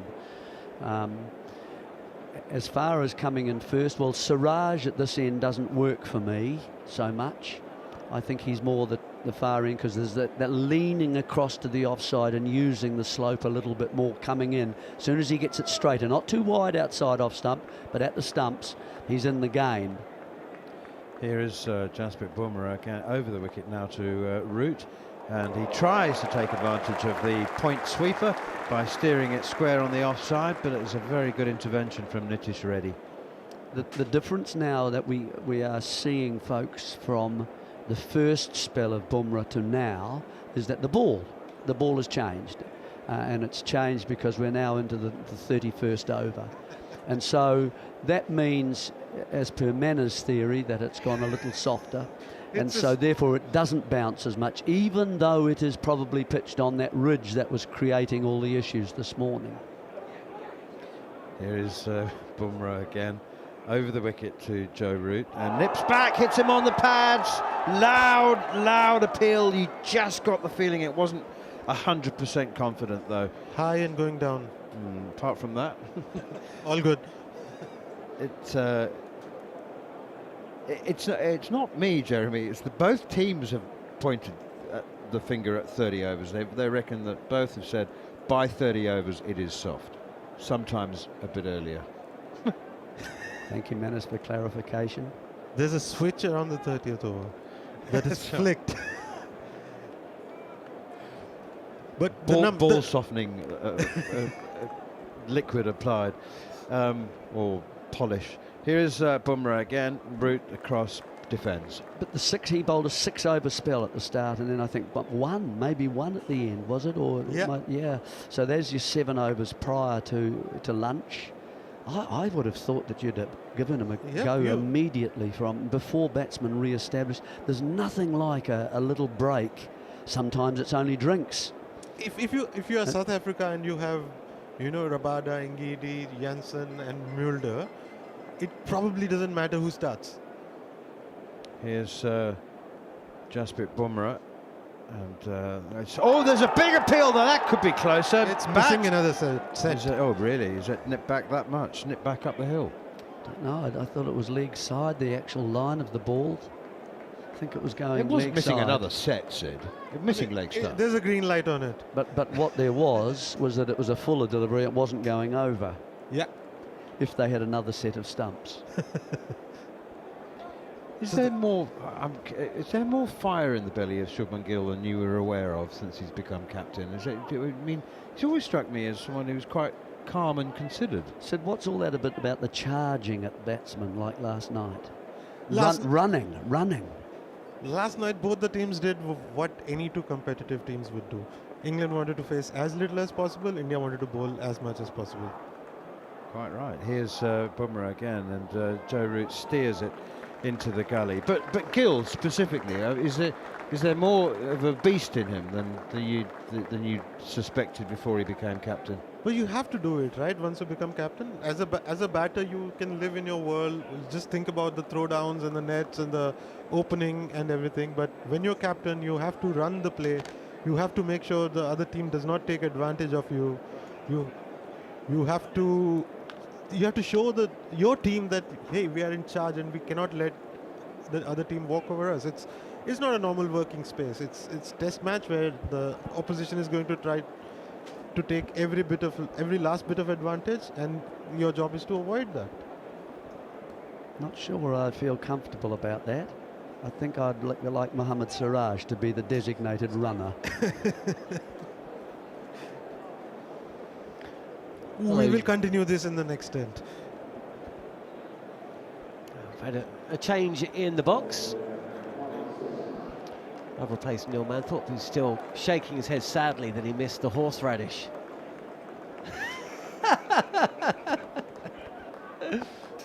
Driving up to mid-off from the bat of Ben Stokes, who's 8 not out. Joe Root at the other end, 30 not out. I don't think I'm going to need to eat again this week, Harmy. That was a lot of food, and it was absolutely delicious. Sunday lunch at Lord's. The only thing that was missing was a nice glass of claret, maybe a port. I'm not a massive port fan, but certainly I could have done with a glass. John Arlott style. He used to drink 2 bottles after tea, didn't he? It was certainly nice. It was a large portion as well. It was a very large portion. And Whenever the question is 1 piece of meat or 2. Yeah. And they weren't small bits. No, Sam had 3. This is a forcing shot from the bat of Ben Stokes, who plays deep in his crease and pushes through the line up to and through extra cover. And it's the intensity that was very much evident in that first session doesn't seem to have been there in the same way since the break. I think that break came in at an inopportune time for India. And I think that's largely down to Stokes and Root. I think Stokes has looked a bit scratchy, but he's in defence, he's got in behind it. Root's been, as Joe Root does, he's gone about his business in a quiet manner, quiet fashion, and it's a challenge for the captain to know how much to attack and how much to defend. This is a good lead from Joe Root, who takes a step down the track and then just watches the ball go through. Jadeja would be an interesting pick right now, but of course that's fine if you're trying to bowl it into the footmarks to the left-handed Stokes, but there's a few better players of spin than Joe Root at the other end. I think that's the interesting conundrum for a very young, inexperienced captain. It's managing your bowlers, knowing what fields you have from an attack and defence point of view, and also knowing that you're going to bat last on a pitch which is doing a little bit for the seamers, and you risk bringing Jadeja into it. Ben Stokes running down the wicket and belting him for sort of 30 off 4 overs, which I think England will be aggressive towards him. Here there's a swing and a miss from Joe Root, who loses his body shape, and that ball keeps a bit low, dies on Jarrell, and swings as well. It's been good from Mohammad Siraj. He really has. He's running hard. He's trying to hit the pitch. Any inconsistency that there is, if there was an under edge, it would have carried. He got it, fingers underneath it. Jarrell. He's kept. I think he's kept brilliantly. I think as Jarrell, he's different to Pant. You know, goes in quieter, looks a lot smarter. He hasn't got the flamboyancy that obviously Rishabh Pant has got, but he's a very, very good keeper. This time straighter, probing away. Good spell here from Siraj, as Harmy said. This time Jarrod is hopping a touch. It keeps low actually, isn't it? He's targeting the pads off stump, and Jarrod's out the crease. And just has to get the bat down on that one. I wonder if that's because the ball's getting softer. It's going down rather than if it's a lot harder going up. From Jasprit Bumra's end, it's going up. From Mohammad Siraj's end, it's going down. It's a funny game that we commentate on. Siraj again, inside edge, and it's just gone past the outside edge of the off stump. It's an inside edge onto the pad, and it's just, oh, it's hit his back foot, Jarrod. I thought it'd hit off stump. On another day, it does, but real fortune for the former England captain there. That's a full-blooded drive from Root, the thick inside edge onto his right boot. Actually, it would have headed back past leg stump and down to the boundary, but still, on another day, that cannons back onto the stumps, and Root's walking back, and the game just changes again. It does, yeah. I thought Root had come out of his crease, but he hadn't. He got a good piece on it. And hit the laces of his right foot. And it's completely changed direction, gone past off stump, break and play again. Keep going on about these breaks, but they happen far too often. Both umpires are having a go at the two high visors to say get off this field. Akash Deep's just walked off. Yeah, I noticed that, which is, he's bowled. And he's walking off quite slowly. It is, and he's got the worrying thing is limping. The worrying thing is the guy who's in front of him is the physio. Yeah. So the physio's just come on the field to take him off. How many overs has Akash Deep bowled? He has picked up the wicket. That was a big moment, wasn't it? Harry Brook. Half an hour of Brook, and maybe India would start thinking of the draw. Bumra's continuing from the nursery ground end, bowling round the wicket to Stokes, who defends. Bumra still hasn't taken a wicket in the second innings in this series. Just seen Akash Deep go up on our monitor, go up the stairs with the physio, very gingerly, and just wonder if he's holding his groin as he was going up the stairs. Well, he's bowled 8 overs in this innings. He has picked up that wicket, as I say. But that would be a big blow, big problem for India. England 4 down. Remember Shoaib Bashir, we're not sure if he's going to bat. I mean, I know not being able to call upon. Trapped on the pad, and there's a dive at Ghali. Jasprit Bumra turns and starts walking back. There was like 2 half appeals, one for leg before, but Stokes has hit outside the line and the ball doing too much. And then the catch was taken by the Ghali fielder, doing well to dive forward, but no real indication the ball had touched the bat. 119 for 4. Yeah, so 4 wickets down. No Shoaib Bashir. Or we are unsure whether Shoaib Bashir is going to bat. I think it's unlikely. You reckon? I think he'll bat. Well, it depends what the score England have, I guess. But who else is in with him? Yeah, that's also true. Squared up a touch, Stokes, and the ball is fielded at backward point. No run. Yeah, Jamie Smith's batting with him, and he's going, and he's 20 or 30 not out. Shoaib Bashir to come and just even that 1 over. You know, an explosive Smith or a Castle who likes to hit a big shot, plays big shots and can score quickly off overs. If all of a sudden Bashir comes out and a Smith or a Castle can hit 10, 12 off the over, all of a sudden that could be a game changer. Bumra in again, and this time Stokes trying to play to the leg side. Does so. 119 for 4, so that's the lead over India. You know, in tests gone by, I think we would have given this one up as a draw by now, wouldn't we? Yeah, quite possibly. I just don't think the pitch is going to last for 5 days. I think the pitch has done that much today I dread to think what it could be like come tea time tomorrow. It's quite hazy here. There's Yeah. some dark cloud. I don't think we're going to get any rain, but that does mean that the pitch isn't baking under the sun. 2 slips and a goal in the backward point as Stokes is too soon with a shot. Ball doesn't get up as much as he thinks on the ball. He's hit on the thigh and it travels through to second slip. Problem for England is, with no, I would imagine Shobashir will be able to bowl. That's fine, but I don't think the spin is going to be the danger in this. It's the bowler that hits the deck. So Carr should be effective. Stokes will be effective. Archer will be effective. Well, yes, but It's how what they've got- effective? what Because they've got they've left just in the bowled tank, 190. You made this point. You were quite clear about this yesterday. There's Bumra continuing, defended by Stokes. Back to the bowler. Was that Maiden? I think it might have been. 119 then the lead. 119 for England here at Lord's on day 4 of the 3rd Test match. 1-1 in the series. 119 runs scored, 119 overs bowled. And Chris Wokes was, by the end of it, averaging about 78, 79 miles an hour. Bryden Carr, of course, playing in his 3rd Test match of the summer. Jofra Archer, his first in 4.5 years.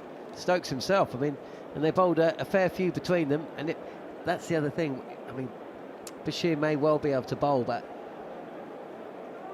I don't know. I've just felt for the last day and a half, in agreement with you, really, that England can win this game, but I think it's easier for India to draw it. Yes. If they realise they can't win it. Yeah, I get that. And also, will there be a declaration? Keeps low again. Touch flat-footed, and Siraj continues running down the track, and he has a little word with Jarrod Root, who suddenly seems to be as discomforted as we've seen all innings. Yeah, just kept low a little bit, didn't it? It's just run along the floor. Siraj is getting it to keep low from the pavilion end. But you talk about the draw. I just can't see there being a draw. There's not. If England bat and get bowled, say England lose a couple of wickets, get bowled out by tea time, just after that's tea not time. a draw. Yeah. That's not a draw. a draw. That is not a draw, no. Yeah, England then have a short burst and 2 short bursts to win the game. Siraj again, this time off his pads. Root runs the first one quickly, but the fielder, that deep backward square leg, prevents the second. 120 for 4. Look, if England bowl England out by tea, or even an hour after tea, there'll be a result. It's game on. Yeah. If England aren't bowled out, then it comes down to the declaration, right? And you felt yesterday they wouldn't declare today. I wouldn't declare today because of what I've got left in the sort of tank from a bowler's point of view. I'd rather go give a shortened game and hope that we can make bang bang. Down the track comes Stokes. This is pushed up to mid-off. There's a shot at the stumps at the non-striker's end, and Stokes is almost running before he's completed the shot. Either way, the ball hasn't hit the stumps, and I think he would have been home. Yeah, I think he's home. I think he's comfortably home. I think Shubman Gill he was a long way back there, and he didn't quite pick it up that cleanly. He had a good shy at the stumps. The big screen looking at, but I think he was close. He was comfortably home. Yeah, comfortably home. Yeah, I think from an England point of view, I think you just see if they can bat out and see the day out from the position they've been in. Siraj again. Classical punch cover drive from Jarrod Root, who holds the pose for half a second, but it's straight to the fielder at mid-off, no run. And invite the spin bowlers on, because we all talk in cliches about the next phase and the next session and the next hour. But if you're Ben Stokes and you're Jarrod Root out there, you're going, well, I've just seen Akashdeep go off. He's gone. He's not coming back. You've got Bumra into another long spell. Siraj into a long spell. Once this has come, if we can survive. And Siraj is in, and that's perilously close to the off stump again. Siraj is on his back. He cannot believe it. He's got his hands over his face. And you know what? He does over-egg it at times. I can absolutely understand that, because he's come so close to off stump, and also very close to the inside edge of Joe Root's bat, and if he'd taken the inside edge, it would have smashed the stumps, you feel. But instead of all that, the ball's beaten both pad, bat and stumps and gone down to the boundary for 4 byes. And keeper. Jarrell's missed that on his left-hand side. I mean, that's gone past off stump. And Jarrell's dived full stretch to his left and still couldn't stop it. I mean, that was a beauty from Mohammad Siraj. Again, good pressure from India. This is as good as I've seen Siraj bowl. And there's a shout for leg before wicket. Has Joe Root got the pad down before the bat? And that is exactly what Siraj is saying. He's come forward in defence, but has the ball hit the batter outside the line? That is the question going on. I don't think there's any indication or hesitation in the minds of the Indians that it was pad first. They're not going to review. And having had a look at the replay, I think that's a good decision. Yes, it's Joe Root, but point of impact appeared to be outside the line of off stump. Yeah, outside the line of off stump, but Paul Rifle was given this. The hand came. The hand came. I would love to see this again from the umpire camp, because Paul Rifle is given this. He's took his hand away and then put it back. And I think he's put it back because he knows it's just outside the line. You know, I don't blame him for that, because I think it did look close. But he's hit Joe Root on the move, and as he's knocked his knee back into place, that's what it looked as though it was a lot closer. That's as good an over as I've seen in a while from Siraj against Root there. As this first ball from Ben Stokes is defended towards mid-wicket. 125 for 4 England. All the pressure in the world on the game situation all day tomorrow, and the best part of 2 sessions still remaining today. Series, the game is in the balance. Partnership of 38 between the current and former Test skippers, and Bumra continuing in and resolute in defence. Ben Stokes props forward and pushes this out to cover, no run. Brilliant from Stokes, it really is good in defence. And this is the key, I think the key passage of play from deep off. You've got Bumra, you've got Siraj bowling as well as they've bowled in a partnership for me in this Test series. One of them's bowled well, the other one hasn't bowled so well. It's normally been Bumra that's bowled well. Siraj haven't backed them up. This time they're backing each other up. Two experienced batters there for England. This is a great duel. Bumra again searching his first wicket. Touch of width, it's cut to the right of backward point on the bounce, and it reaches the boundary. A little touch of pressure. You know, that wasn't on the bounce, that was in the air. The field at backward point got within, I don't know. Not far away. It's not actually that far from his right hand, is it? Is that Jaiswal there? I thought it was Sundar, was it? Yes, I think you're right. It's on the other side of the ground from our commentary position. And that just shows there is pressure. There's pressure on every single person out on that field right now. And the crowd, by the way, this is as good a crowd as you're going to see at Lord's after lunch. Bumra continuing, running away from us. And it's Stokes this time, playing the ball late and out towards cover, no run. Jasprit Bumra, I mean, some of those deliveries earlier, especially to Zack Crawley, how he didn't take a wicket. Or break his hand. hand. It was almost doing too much. Yeah. Or break his hand. He was almost, I think one of the quotes from day one was did India bowl too well in the morning session? I think he was bowling so well it was almost impossible for Crawley at times to actually get the outside edge. He missed some of those defensive shots or hit on the pad this time, but going down leg. Stokes frustrated, he feels like he's missed out, but seen Root miss out on a couple of those, and it's the angle and it's the pace, possibly the bounce. And yeah, I totally agree. I think the Zack Crawley, be a lot of people going, you know, talking about Zack Crawley's innings and the way he played. But I tell you what, I think Joe Root one of the greatest players of all time, would have played exactly the same way as Zack Crawley did, because it was brilliant from Bumra. It really was. Here's Bumra again, and Stokes will see out the over. Another dot ball. He has picked up a 4 in there, 129 for 4 in the game, and the series still in the balance. Still in the balance. It's impossible to know what is going to take place over the next 5 and a bit sessions. Akashdeep is off the field. Mohammad Siraj, who has just bowled talking about a bowler who's, how he hasn't taken a wicket.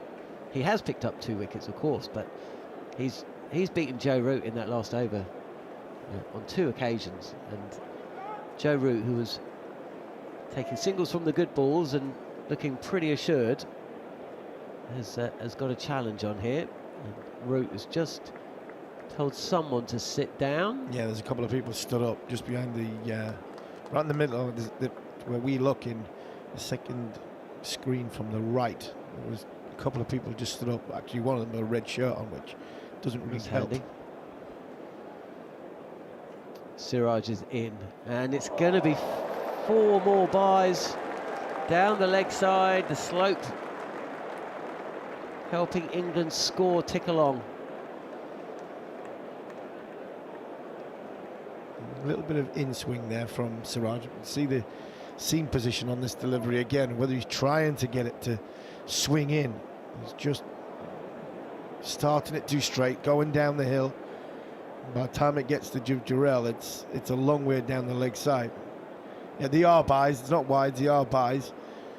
Will go against the wicket keeper, but like I said a bit earlier, this kid's kept, I think he's kept really, really well as substitute wicket keeper. I'm not sure he can do anything with that one.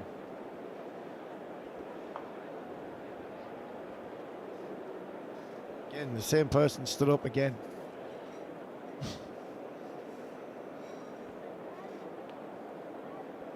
We've got a hold up here. 133 for 4. Siraj is in, and Joe Root just pushing it towards cover. And Siraj just has a little word with Joe Root. I don't know what he's doing. He's pointing in the sky. I'm not sure if he's pointing at Spider Cam or what. Yeah, the Spider Cam's all the way up here. It's nowhere near it. And the Spider Cam wasn't the reason that Joe Root had just prevented the bowler from running in, but you know what Siraj is about. He's just trying to get himself going. Yeah. I mean, and then he is going. He's ticking and he's bowling beautifully. 2 for 26, Siraj.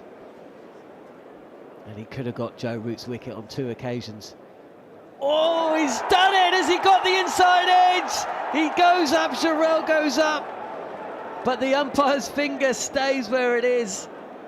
I think this is at the pad. I don't think they're going to review. Mohammad Siraj is already walking back past Joe Root. They're not going to review this not out call for caught behind. But again, he's beaten Root again past the inside edge. Yeah, he's beaten third time. It's that slope, isn't it? The ball's just coming down that slope nicely. Siraj has landed it. The perfect position. Yeah, it's just clipped the pad. I thought that was the case. Just clipped the top of the pad. It just didn't look right. Didn't look right. The trajectory of the ball didn't look right. Siraj again, and this time to negate that movement, Root has taken a step across and forward and gets a little toe end of the bat. The ball fielded at mid-wicket this time. Struggling to think of an examination like this. I mean, we've seen Pat Cummins against Joe Root. Of course, there's been spells of bowling which have really tested the England's best bat over the years. But this is really impressing me from Siraj. I don't like what he's done here, though. I like the man back, but nobody is saving one on the leg side. Siraj is in, and he's wrapped at Root on the thigh. I'd bring this man over, backward point over, and stick him at mid-wicket and basically say, yeah, I'm bowling it nicely. I'm cutting Joe Root in half, bowling the ball onto off stump, at this moment in time, he's put the bouncer in play because he's put the deep square leg back from mid-wicket. But I'd have that man on the other side, because the last thing I want now, I've got Joe Root where I want him, a little inside edge onto the pad into that vacant area, and Joe Root tottled off down the other end. Keep him on strike. There's no reason for that backward point to be there. Last ball of the over, Siraj is in, and Root drives through mid-wicket. He's going to come back for 2, and wow, he was scampering, he was turning, he wanted 3, but the throw back in from the boundary is good, and Stokes wasn't going anywhere. So 2 runs coming from the final ball, 135 for 4, Root moves to 33, Stokes 14, 135, well, it's a pure one innings game, is the lead over India. And are we going to see another over from No, we're going to see Jadeja.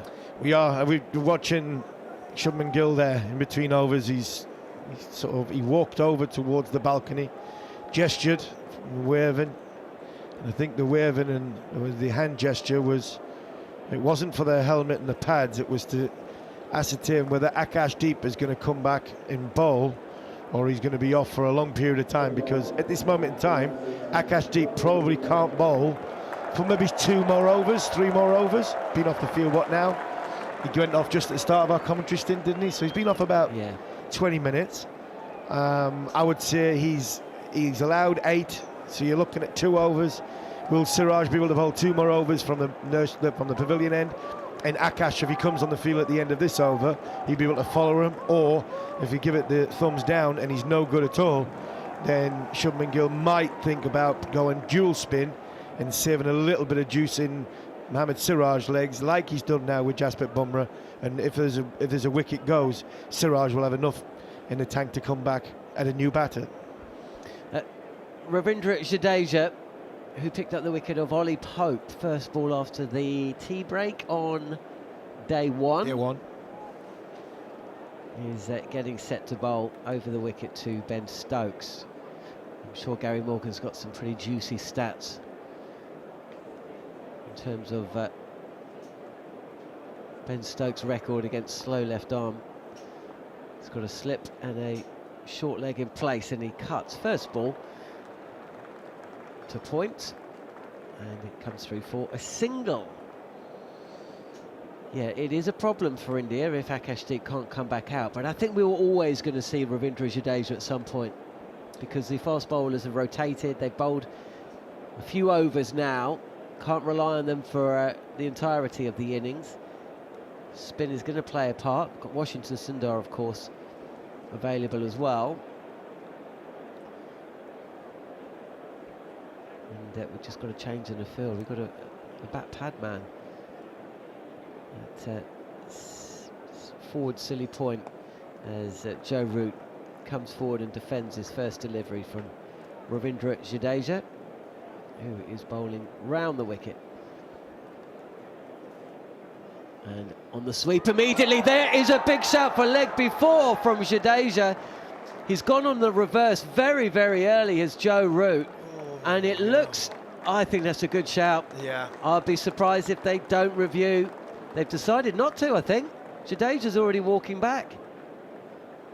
They've decided not to review this leg before call on Joe Root. The time is running out and they haven't reviewed.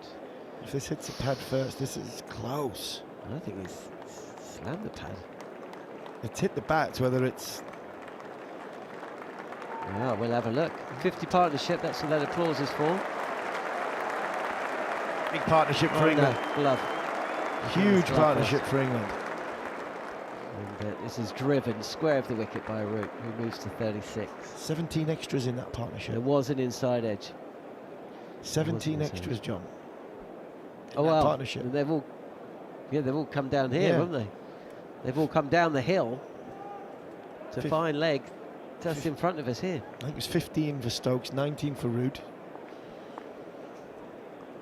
Here's Jadeja, and that's an exaggerated forward defensive shot from Ben Stokes, who does come forward pretty hard there. The ball scoots along. This time he's on the sweep and misses. Root calls him through for a leg bye. One-day field, isn't it? It's a one-day field, isn't it? They're all the boundary riders. Shubman Gill doesn't want to give Ben Stokes or Joe Root a chance to go against this, go hard against spin.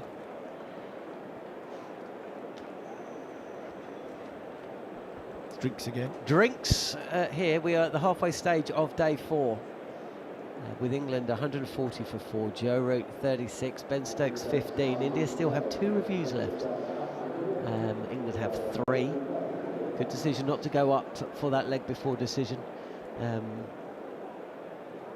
Joe Root on the reverse. Good decision not to go up for the leg before decision when Mohammad Siraj was bowling.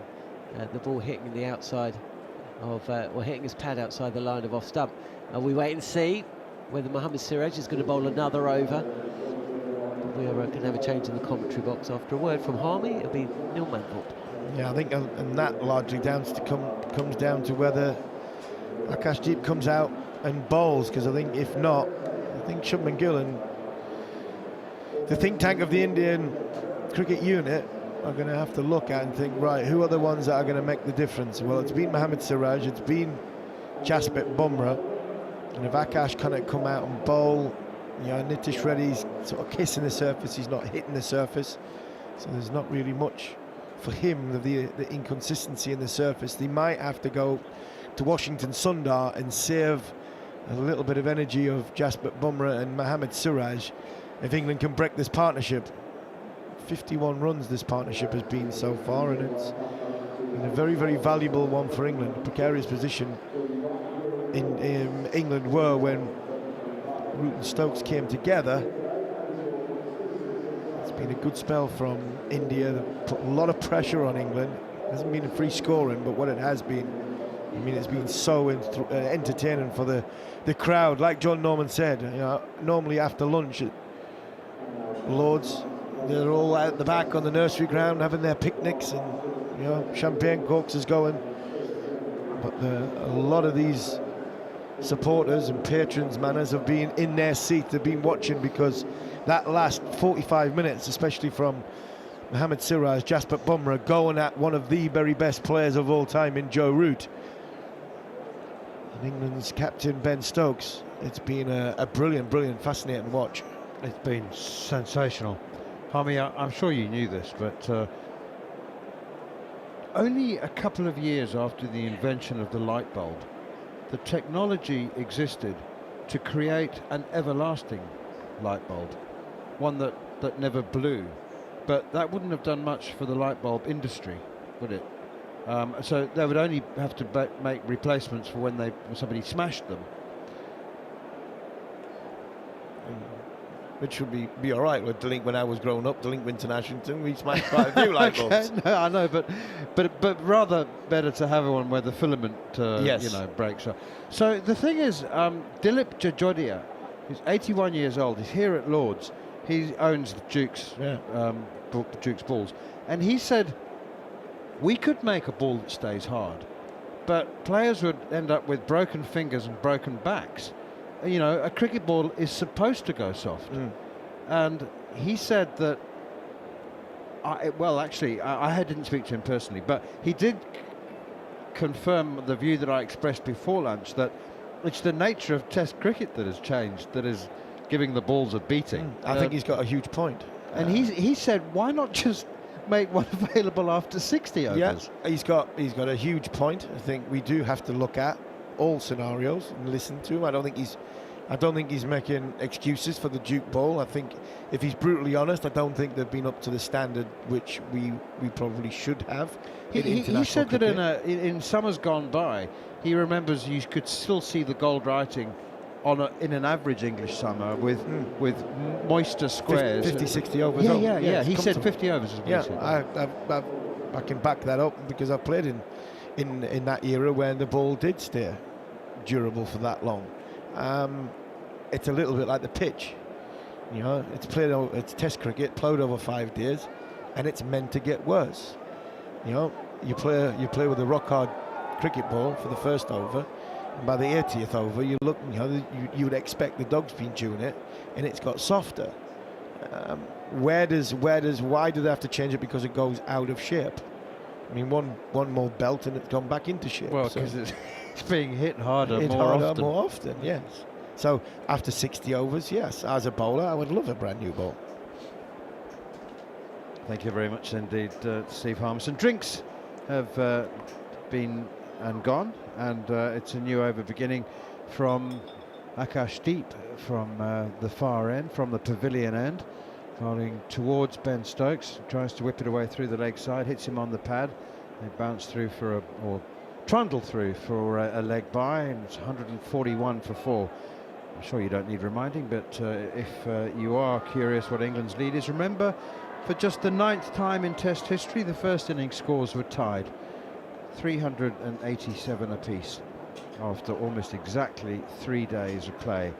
Well, yeah, 3 days rather than 3 days worth of overs. 141 for 4. Stokes on 15. He's faced 43 balls. Joe Root is 36 from 84 balls to go with his first innings century. As Akashdeep turns again. We've got a man at catching point, forward point, not silly point. He's probably 15 yards away, I would think. Here is Akashdeep again. Forward comes Root, pushing that one out towards extra cover. And there's no run. It's not Akashdeep. It's Mohammad Siraj. It's from the pavilion end. Well, the first 2 deliveries. Really sufficient differences in run up and approach for me to be paying more attention, but it's been a long series, been a long test match. I apologise, it is Mohammad Siraj from the pavilion end, and in that short catching point is intriguing. Mid-off extra cover, a slip and a gully, and a deep backward point and a deep square leg, as India have had for Root all along. No massive appeal for leg before wicket here, as always enthusiastic from Mohammad Siraj, and to be fair, he is an emotional cricketer, and there is emotion in his appeals, but he has been pretty good on the reviews actually, and he's now managed to persuade Shubman Gill to review that one just in time for Jeremy Coney to perform his analytics. Yeah, well, I mean, Root for a start, how did he respond to the delivery?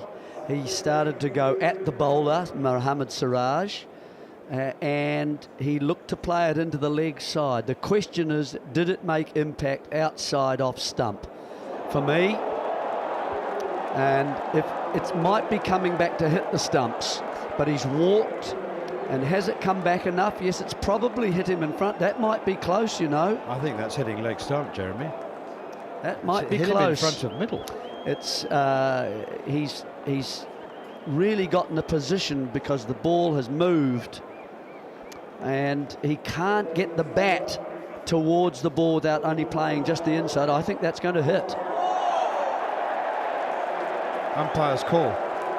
Well. He's umpire's call, and I think he's dodged a bullet. Yeah, I think that's tough. I think rifle is very, very well. You'd think an ump would actually give that one. That's you say hitting middle. I would have said middle and off. That's how, you know, just like, yes. And I think an ump should do that. He's going with the slope all the time. He didn't give the other LB out either, did he, earlier today? Where who was it? Was it Pope, who was LBW as well? And that's actually just hitting the stumps. Yeah. So you don't lose a review, but that's where the umps get the benefit of the doubt, don't they? That never counts against them. 36, Joe Root, and the next one is over pitch to Ben Stokes, and it's clipped away through mid-wicket. Washington Sundar out there in the deep will keep them down to 2. But yeah, you know, it's sometimes maybe hand out too much criticism of umpires without reminding everybody of what a difficult job it is. It used to be a lot more difficult, depending on your point of view. I mean, you know, technology should have made the job a little bit easier, but yeah, that's certainly There was a wry smile on Paul Rifle's face, and it wasn't of the smug variety. It was the sheepish variety. He looked at the replay like everybody else, and he thought, "Oh, yeah." I think that was a lot closer than I thought in real time, and I think he's just feeling a little bit rueful that he didn't have to overturn that, as Siraj is in again. Short one to Ben Stokes outside the off stump, and he turns away from that one almost disdainfully, almost distastefully actually, from Stokes. It's like, what's that? As it pitched and seared away from him towards Dhruv Jurel's left. Actually, he was heading towards KL Rahul at first slip. 144 for 4. Oh, that would have been a big moment, wouldn't it? Gosh. Oh, he is just so important to this Indian lineup, English lineup, and to the Indian lineup, of course, too, because you'd have seen the back of him. Yeah, I mean, he's scored more runs than Stokes since the lunch interval, 29 as opposed to 13 from Stokes. Siraj in once more, and Stokes whips it away off his pads out to backward square leg, or long leg really. Jasprit Bumra does the tidying up there. I think India need to they've got to somehow try and be patient, though. I mean, they were pushing and pushing to the point of desperation for wickets with the new ball when it was still hard, and now it's into its soft stage.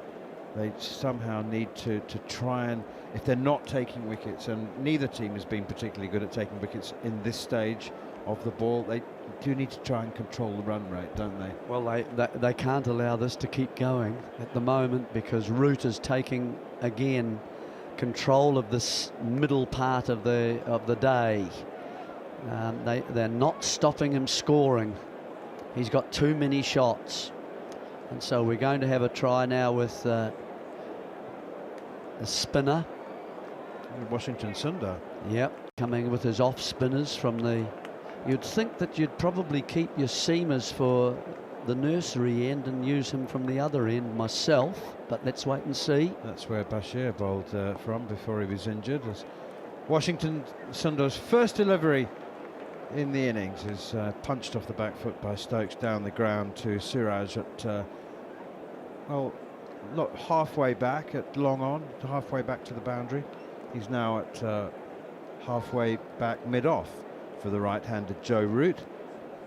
146 for 4. I think there's still 100 runs to go before either team can I think, can start to think of it as a 50-50 game. I think 250 with a whole day to go is probably favours England, but not necessarily. So work to be done for England. This one's turned away with the spin by Joe Root out towards square leg, fielded by captain Shubman Gill. Well, they'll reach that in the third session if they're good enough to bat that long, particularly if Root. Oh, that one turns quite sharply from Washington Sundar. Yeah, Root was trying to play it through the offside, and it turned back in sharply and tucked him up momentarily. 146 for 4. Can't afford to get too short, can he? Because the point is actually left open at this stage, almost for an invitation to play square with the ball coming back. Slip and a leg slip. Washington Sundar in again, turns and bounces. There's a bit of bite in that delivery from the off spinner. Yeah, that's good. I like that from Washington Sundar. That's bounced a bit, and it hasn't been controlled by Root at all. That's bounced from the pad and then up towards his glove and around the top of the bat as well, and so that brings men in close into the game. Sundar in again, sharp turn. This is good. This is what we need to see. Punched off the back foot by Root to Bumra at mid-on, and they go through for another single. Well, that's landing on a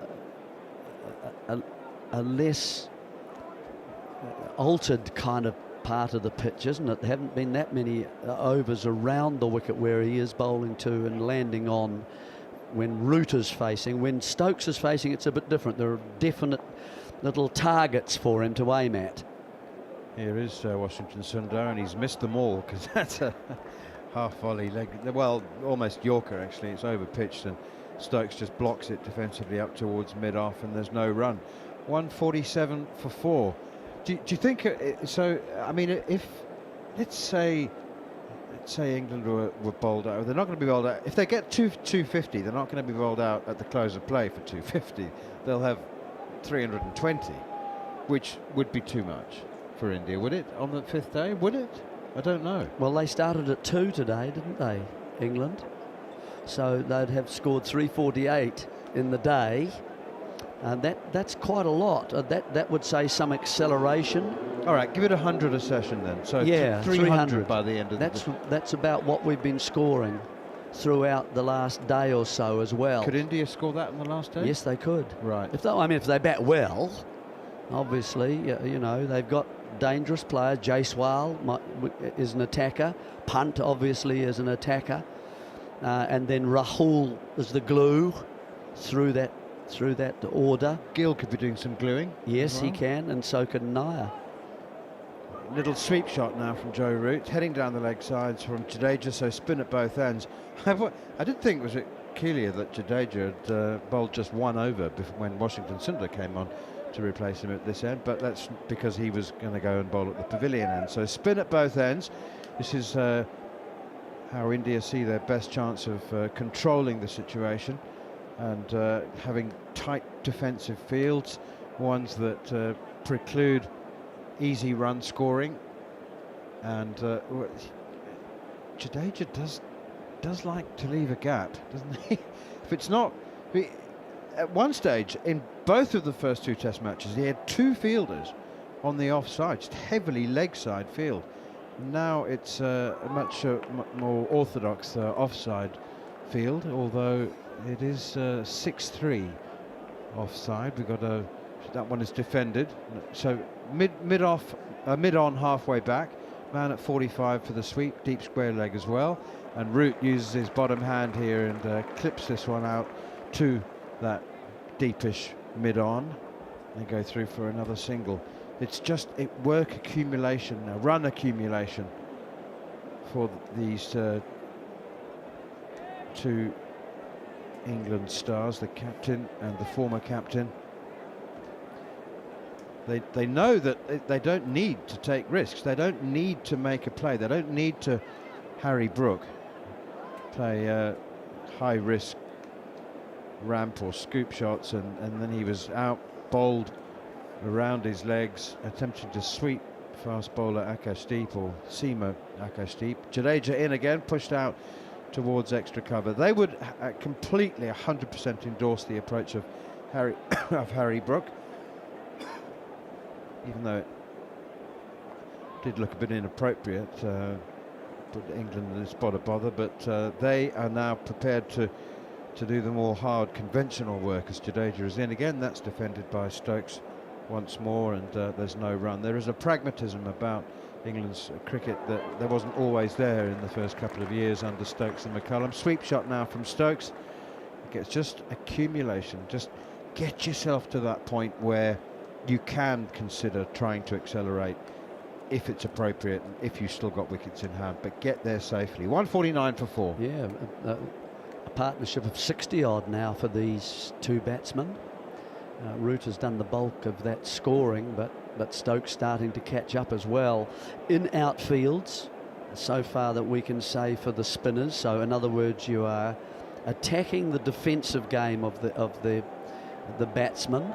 If they don't get that part right, there's a slip there. There's also a man in close on the leg side. If it's Stokes, there's a man on the offside. If it's Root, they haven't got that for Sundar. I think he's bowled quite well so far, and in he comes now. Forward comes Stokes defending. There's no run. Little milestones and records being ticked off almost by the innings by Joe Root. He's moved into 4th place on the all-time list for most runs scored in your home country by a Test batsman as Stokes again forward. Ricky Ponting has the most at home for Australia, obviously, 7,578. Tendulkar in India, Jayawardene in Sri Lanka, and now Root in England with 7,036, overtaking Callis in South Africa. Here's Washington Sundar once more. Stokes plays defensively, clipping it gently out to Jadeja at mid-wicket. I mean, he's played a lot of cricket, so obviously these milestones will continue to be gathered. It's the ultimate Tendulkar record that most people are intrigued about. Joe Root tries not to allow himself to be intrigued by it, pushed away by Stokes up on the onside. He's been asked about it 1,000 times, so he's developed many ways to let it go. Shoulder arms to the question. Is that the centuries you mean you're talking about? No, just the total. Just the total. Yeah, the 14,000. Pushed out towards extra cover. I mean, there's nothing apart from desire which should prevent him becoming the leading Test run scorer of all time and passing Tendulkar's record. Really, I mean, fitness, I suppose. That one is cut by Stokes, again not timed, bottom edge down into the offside covers and fielded by Yashasvi Jaiswal. 149 for 4, and at the moment he says that his desire is not quite the same as it was at the beginning. It's slightly more, which has actually surprised him. I mean, he didn't know 2-3 years ago how he would feel at the age of 34, but he says he wakes up more enthusiastic than ever. Can't say he looks forward to warm-ups. They're always a bit grim. Yeah, and the running the laps too. I don't mind that. Get in on the inside of the circle as you go round. Tucked away for another single. Root again. Brings up the 150. Crowd just beginning to realise it's very high percentage of seat occupation at the moment, as there often is about an hour after the lunch break. People have fed and watered and are back in their seats now as we have an hour to go before tea, as Jadeja is in again. That one turns and bounces. Not easy for the left-handers on day 4 of any Test match anywhere, really. But there's quite significant rough outside his leg stump now, outside his off stump I should say, becomes his leg stump because he plays a reverse sweep and doesn't hit it, I don't think. Leg by, confirmed by umpire Paul Rifle. That's the issue with left-handers. They often believe that, you know, that much rough outside their off stump, that one is going to turn and spin and be unplayable, so they have to be proactive. And in Stokes' case, the preferred option is the reverse sweep. His Root now, again, just nudges one into the offside. I love it. I mean, I've mentioned so many times now that how India have left this gap at point, and Joe Root's just like a bowl of peanuts on a hotel bar. He just takes one at a time, nibbling away, pushing away behind square on the offside. Never going to get greedy. He's not going to be one of those people that takes a handful.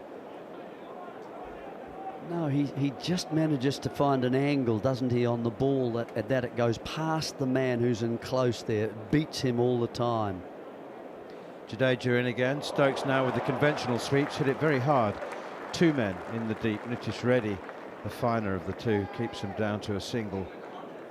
Stokes 21 now, Root up to 40.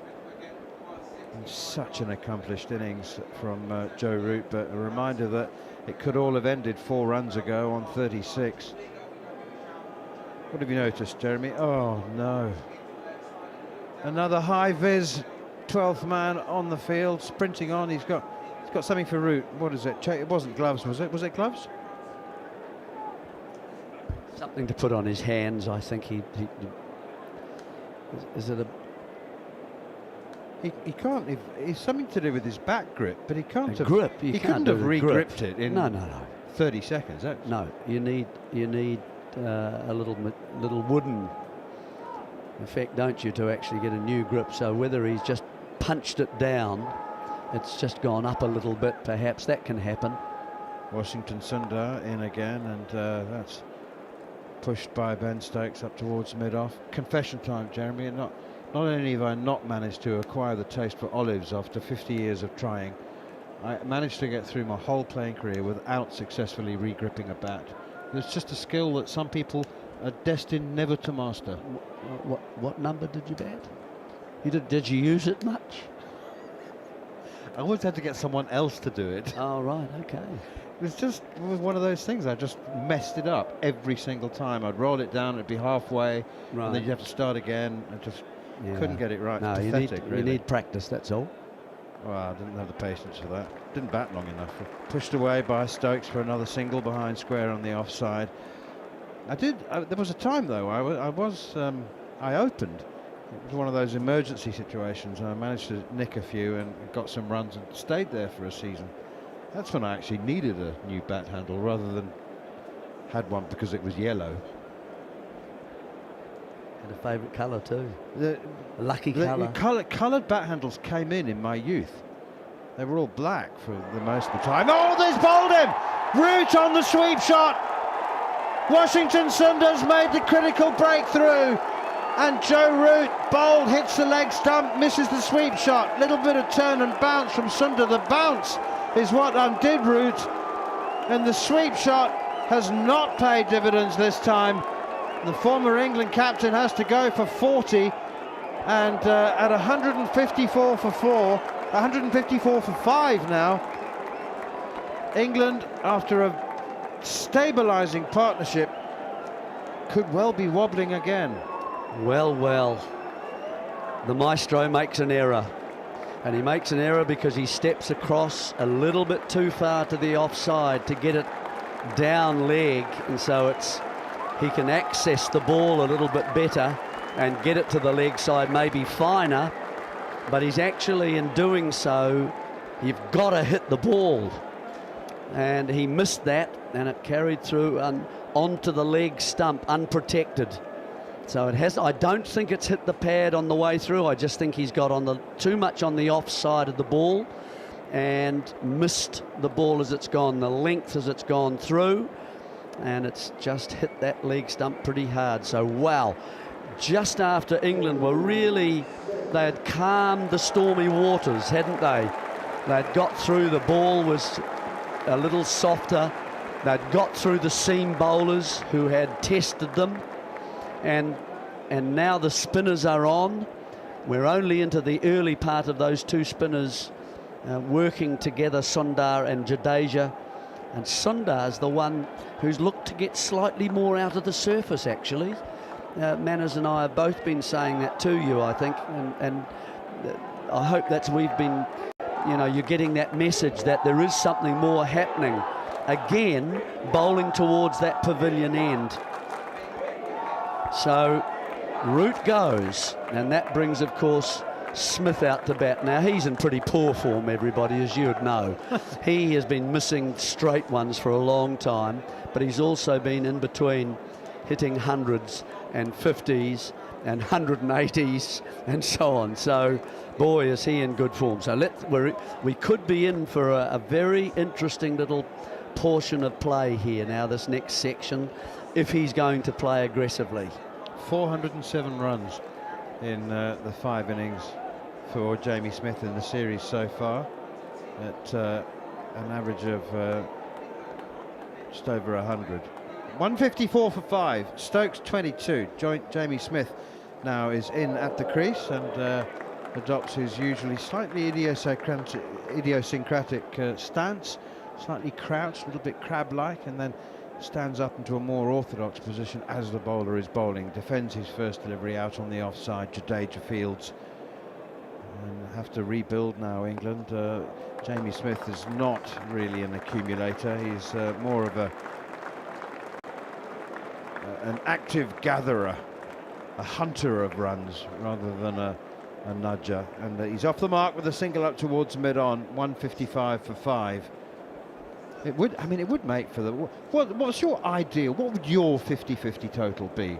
So that we come back tomorrow thinking it's absolutely 50-50. Or I suppose, if it's... 300. 300's 50-50? Yeah. Right. I think it might be 300 right. will make it interesting. Depends how they handle that new ball part, doesn't it, really? How many wickets are lost during that period of play, and which ones they lose during that time. And England have only taken 7 wickets with the new ball, and India have taken double that, 14. So they've been certainly out new balled. As Jadeja is in once again from the pavilion end, Jamie Smith pushes it out to cover. So if England can make it work for them for the first time really in the series, then that'll make a big difference.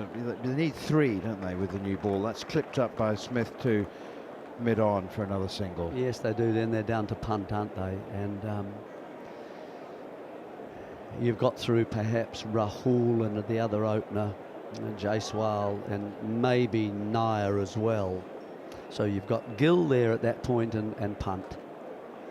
Even then it's game on. Here's Jadeja, and it's clipped away by Ben Stokes down the ground. There's been innings of enormous responsibility from the England captain. He's, apart from a couple of reverse sweeps, out of necessity rather than desire, he's played so far within himself. He's only been expansive when there's been a wide half volley. He has played a couple of cover drives, but otherwise he's been nudging and nurdling. And Jamie Smith now collects a single in the Joe Root area at deep point, and he's up to 3. It's just a cautious tiptoeing period of the game as far as England are concerned now. They really don't need their number 8 coming in with just 150 or 160 on the board. It's 158 for 5. That one turns and bounces from Jadeja, picked up by Dhruv Jurel, picks his glove off. There's a man at short leg for the left-handed Stokes, a slip as well. Karen Nair at slip, Jaiswal at short leg.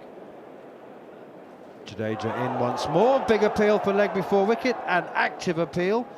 Lots of jumping up and down and excitement.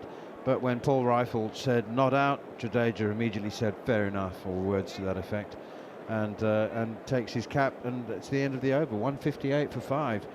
Another quick word from Jeremy Coney, and then to take you through the team would be Captain Jon Norman. Well, the game moves apace, doesn't it? And it continues to do so, even though there have been little partnerships throughout today.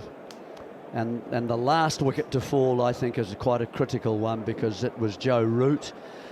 He saw the fact that Sundar was getting some turn outside his off stump. It was bouncing just a little bit more and a bit awkward, so he decided to go across his stumps just a little bit more and play a sweep stroke to take that out of play. It meant he was nearer the ball, but he forgot to hit it, and through she went onto the leg stump. A bit of bounce here from Washington Sundar, bowling to Jamie Smith. A new bat after Joe Root became the second batter in a row to be bowled on the sweep round his legs. Although Harry Brook tried to do it against a fast bowler. Manners has just asked me to buy him, well, I'll tell you after this delivery from Washington Sundar, which is pushed to mid-wicket, to buy him one of those little shots, ginger shots, that are the thing these days, tomorrow morning. Does he need, well, he needs a spice? No, he just wants to taste it, you know, he's like. What, because he's never had one? No. Sundar again, defended. He said, bring me one on the way to work tomorrow, on the way to work. And I thought to myself, well, you're assuming that this game isn't going to finish today. Also, why can't he buy one? But there is that. There is also that. But, you know, England fall in a heat. India chase down these runs. Pushed up to long on from the bat of Jamie Smith. Just asked Gary Morgan, our scorer, how many overs has Jamie Smith been out on the field in this test match as either wicketkeeper? Oh, that's a big yawn you're stifling there. Got a little bit of steak juice on your chin as well. Yeah, well, I'm guessing what it is. It's brown. 146 overs before batting. Pushing out into the offside is Stokes. It's fielded. 2 cover fielders there. There's also quite a deep mid-off man back on the boundary at deep point, as well as a as a backward point and a slip. As comes forward again in the sunshine. It was a bit cloudy a bit earlier, but now we're back where we have been for most of this test match, at beautiful conditions. I missed that entire over getting that. Well, you didn't miss much. The beef juice off my face. It was good beef though. It was. How much do you reckon you would have to pay for that exact course of food at a restaurant in the St John's Wood area of northwest London on a Sunday afternoon? I think you're assuming I've ever been to a restaurant around here on a Sunday afternoon. I haven't either. I'm just wondering. What do you reckon? 35 You can pounds? make it. 45 pounds? Yeah, I said 45. 35 says Scott. And you'd feel that you'd probably got value for money as well. Oh, this is fired in by Jadeja. Smith coming down the track, and he places this actually quite comfortably out to deep point, but missed that, and he's gone. But he didn't. Where's this game, Jarrod? A Don't lot say of it. Lords. North London. I think a lot of the interest for me from here on in is based on what we saw so far with Zack Crawley, who faced 100 balls in this game without batting particularly well to many of them, but managed to make sure that he didn't fail against a new ball. Crease occupation. Stokes is forward and pushing this delivery from Jadeja, bowling from the pavilion end, back to the bowler, no run. It wasn't traditional crease occupation, he was just literally at the crease. Yeah, he literally couldn't lay the bat on the ball on occasion. On the reverse sweep is Stokes. And he'll take a single. Score moves to 161 for 5. I think when earlier, I thought even 180 could be defendable, but I think a lot of that does depend on how much new ball damage you can do. I think if you can't get 4 new ball wickets, then it's going to be very hard to defend anything under 220, 230. It still feels hard to get out. England have given away a couple of wickets when they've been on top. Both teams have, haven't they? Left alone by Jamie Smith, who's 5 from 11. Yeah, I think, well, both teams have all the way through. I've more meant in this innings, but yeah. Yeah. This is a touch straighter, and pushed out to point, whereas ball is thrown back to Jadeja at the non-striker's end. So you think if England are bowled out for 240, they'd be favourites to win the game? I think Bryden Carse and Jofra Archer will be very hard to play on this wicket if there is up and down bounce from their high release points with their extra bounce, which India don't have any of those bowlers. On the sweep, but misses does Stokes, but hit well outside the line. No appeal. So I think that's an advantage that England have, especially later on, even as the ball gets a little bit more soft. What they don't have is what India can do now, which is the spin from both ends. Even if Bashir bowls, it's not the same. Yeah, so, and that's a big if as well, isn't it? It's also a lot of bowling for Stokes, I assume, again. And they have not had the break that India's bowlers have. Yeah, so I think there's a few advantages there, but 240 is very defendable, I think, if you get early wickets, for sure. But even if you don't, England should get some inconsistent bounce on this. Maybe more than India have, in fact. What about, just blocking it out? I suppose there's way too much time to just block for it India. Out. Yeah. I don't think that's legal anymore in Test cricket. They'll all get fired. When was the last 5-day draw? The last blocking out for a draw was in Pakistan on one of those very flat pitches. I think it was Pakistan blocked out a draw against New Zealand, or the other way around. Jeremy might remember. This is touch over pitched, and it's going to be 1 run. Stokes wants 2, and he's going to get it. A little fumble from Mohammad Siraj. He was very, very unfortunate not to get the wicket of Joe Root. I thought that was a terrific spell. No, definitely. One of the best I've seen from Siraj against, a set batter of the quality of Root. Worked him over, just didn't get the wicket. Yeah, could have got him 3 times. 3 inside. Three times he squeezed the ball between the inside edge and off stump, and then that very close. LBW shouts! Bowled him. Jamie Smith playing back. The ball's moved away from the batter, and off stump has been taken. Oh, it's just gone on. He hasn't moved at all. He's just played the wrong line. Yeah. And that's what 146 overs in the field does to you. It was the straight one. I looked a little bit quicker. I'll have a look at the speed in a moment. Might have curved away, but it certainly didn't spin back, and he was just trapped on the crease here. Yeah, went dead straight. Maybe kept a little bit low, but he didn't miss it because it kept low. He was just playing the wrong line, as John said there. Went straight through him, hit off stump about 2/3 of the way up, and 240 seems ways away. As I say, this game's going to be over today. Jamie Smith, a rare failure. He's walking back now. He's reached the steps. Remember, Shoaib Bashir might not bat, which I know doesn't sound particularly exciting a statement, but does average more than Chris Woakes in this series.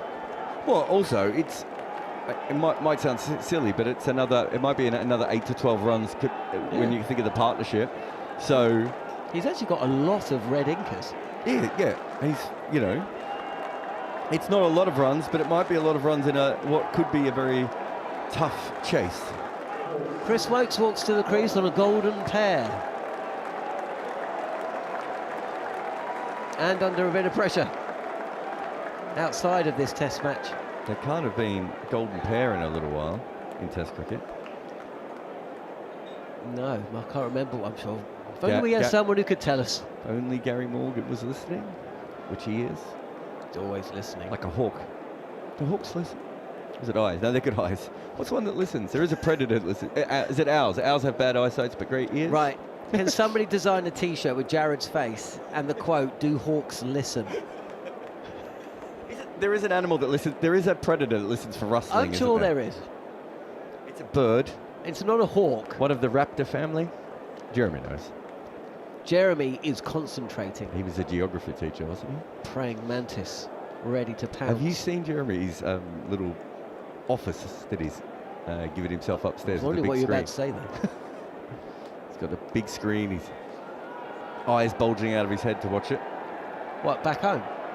It is owls. Well, I was halfway right. I knew there was an animal that listened for rustling. Owls. That's what production's all about. Yeah. Being able to use Google. 2 slips in place, and there is a short leg as well.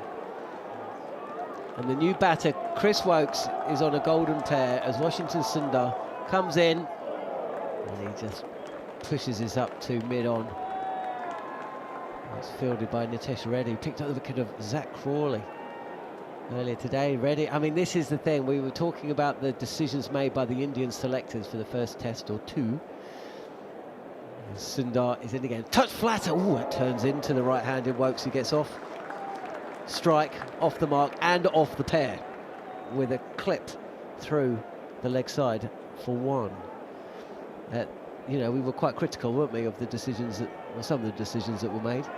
But Washington Sundar now has chipped out 2 wickets in this innings. He's performed with the bat on a couple of occasions. Nitish Reddy's got wickets in both innings and scored runs. And Stokes is ready with a slip in place. 2 cover fielders, and he comes forward and defends. I mean, inside edge, pushed out to mid-wicket, no run. Obviously, Nitesh Reddy did take a wicket there, but Prashid Krishna would have been pretty handy on this surface with up and down bounce as well. So I think if they picked 4 seamers, they'd also be in a good position. But yeah, but Reddy scored some runs as well, didn't he? And Krishna's not doing that. Forward again comes Stokes. Well, I think that's the end of the over. 165 for 6, success for Washington. Stokes is still there, 24 not out, but Jamie Smith has departed. And then we are pushing towards the tea break. How long have we got? 15 minutes. No, well, I think the important thing is that they've managed to take 20 wickets even with this slightly more defensive lineup, and that's the important thing for them. That's what they have to be able to do. But I've been blown away by Nitesh Reddy all the way through, and I think a specialist bowler might have had equal, if not more, success at times. But he's done his job. He's a really handy cricketer to have, and he hasn't even developed yet. Who knows what he can turn himself into? I mean, a partnership, 254 for 5 when Rahul was out, and Reddy and Jadeja, steadied the ship, as they say. 72-run partnership for the 6th wicket. So, but yeah, I do get your point. And also, Christian did take wickets in that. He took 5 wickets in the first test. He is a wicket-taking bowler, isn't he? Oh, or Arshdeep Singh as well. Like they've got other options. Yeah. But it's working for them. It is. Woke's facing, and Jadeja is in. And this is pushed up to extra cover. No run. You're right there, Jeremy. Are you on comms duty, or are you just enjoying the cricket? I don't... Just watching for now. That's fine. That's fine. I just Watching wasn't sure. like an owl. I was defended. I was just concerned that I hadn't brought you in. Just waiting for a rustling. And then he'll swoop down. He's watching that. That Got bug. his beady eye on the bug, isn't he?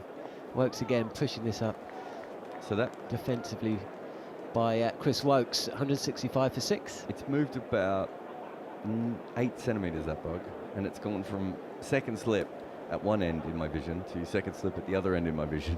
But I'm handling it, everyone. Well, say that. Clip to mid-wicket where it's fielded by Washington Sundar. England can ill afford another wicket before the tea break, but damage has been done. 2 in the session. This is pushed up to mid-off by Wokes. People just, Gary, I know you've already sent him something to have a look at. Did he get the answer for that last one? I I can't can't remember. even remember what I asked him. Something. No, I'd already done that. He got me that. Cut away, straight to backward point where it's fielded. And that's the end of the maiden over. There's been 27 drawn tests since January 2010. That's in 216 test matches, so that's about 1 in 10, isn't it? Yeah, it's not a lot, and most of those are weather-related. Yes. There's as I said, there was a couple in Pakistan that were certainly not weather-related. There was the Old Trafford Ashes test that was weather-related. There was another one somewhere that wasn't as well. But yeah, Oh, there generally- was the Border Gavaskar test at the MCG, was it, that was weather-related? Yeah, think it when did, yeah. Akash Deep and Jasprit Bumra I remember the match. but- avoided the follow-on, and then Australia were 6 down, and then the rain came in. This is pushed to mid-wicket by Stokes, who gets off strike and splits the field. There's 2 fielders there, one at mid-on I know and this. one at mid-wicket. I know this certainly hasn't been like an old-fashioned bat to draw the game since 2023. So there can't have been many of those in the last 7 to 8 years. Be interested here. I think Wokes struggles a little bit more against pace in general, and he doesn't like the short balls much. Even though he's not a great player of spin, I think he's always better when you have a seamer at one end and a spinner at the other. Yeah, I agree. He's had problems against the short ball, even when he was, averaging 30, 35. When he was a better bat. So But also, they've got the spinners going from both ends. It's working for them. I can understand why they haven't made the change as I well. can totally get through to the break. They're not going to give up too many runs. Akash Deep's off the... Is that Akash Deep still off the field, isn't he? So, yeah, you can understand why Shubman Gill will just keep the spinners on. He's slowing things down a touch as well, actually. 11 minutes to go. And Mohamed Siraj... No, that is Mohamed Siraj at point, isn't it? He's just come in. God, there's some heavy yawn coming from the back there. Sorry about my comms there, not keeping you awake, Sam, who was listening to the competition earlier rather than our own commentary. Can you believe that? Pushed out to covers. I think I saw someone who works for talkSPORT also using competition's cricket scorecard, even though he didn't have all the information that he needed that many other cricket scorecards can give him. There's a little slap on the back of the ears. Sundarin again, and Wokes comes forward, plays the line, push back. So Sam Allard's just said at the back of the box, is it normal for a yawn to be picked up on a microphone? And the answer is no, only if you do it violently and really loudly. Sundar again, defended, not even close to being the worst thing that's been picked up on a microphone in the last 24 hours. Oh. And Harmy's off.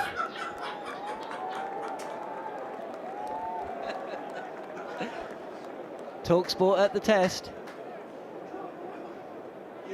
Washington in, and this has just been flicked to the mid-wicket boundary for 4. It's in the air for a touch, but beautifully placed between that short mid-wicket fielder and mid-on. 170 for 6. That's a really, really good shot. I like that. He's quick through the air, Washington, so to be able to come down and get that perfectly, and then good placement as well. They do have someone set for that, though. They've got the short mid-wicket there, and they've just, Shubman Gill's just moved mid-on, Nitesh Reddy back about 5 yards. I think if he plays that shot from the crease, it goes straight to the fielder. Oh, he's beaten this time. Ball comes into the right-hander, hit high on the pad, and loops up and down. But the fact he came down the crease, it just meant he could just push it. Otherwise, it would have gone straight to him. Sundar has picked up 2 for 13, and I don't know if it's the height, but he is seeming to get a little bit of... Yeah, no, it's definitely variable bounce. You might be right, it could just be that he's a little bit taller. This is the end to bowl from if you want variable bounce, though, isn't it? Whereas the other end is the one with the foot marks. Although, having said that, we saw Joe Root spin them out the foot marks. We haven't really seen Jadeja rag them the way we thought he would. I think there's one delivery to Stokes which looked like it took a little bit out of the pitch. Sometimes I've seen with Jadeja, though, and he's a very accurate bowler, but sometimes I have seen it takes a little while to warm his radar up, and then once he gets it, he just hits the same spot over and over again. Yeah. Whereas someone like Ashwin can almost hit it from the first ball. It is Jadeja. This is flatter, faster and wider, and Stokes is down on the reverse sweep. He'll take a single down to fine leg. That was a normal sweep. He's left-handed. Oh yes. You made me look at the screen again. I went, did he? How did it go over that way? He did a 180. He did a 360 sweep. 360. Well, I mean, that's how Rishabh Pant plays, isn't it? This be a challenge for Wokes here. Jadeja will be right at his front pad. That's exactly where it goes, and the ball turns, beats the outside edge and comes close to taking the stumps.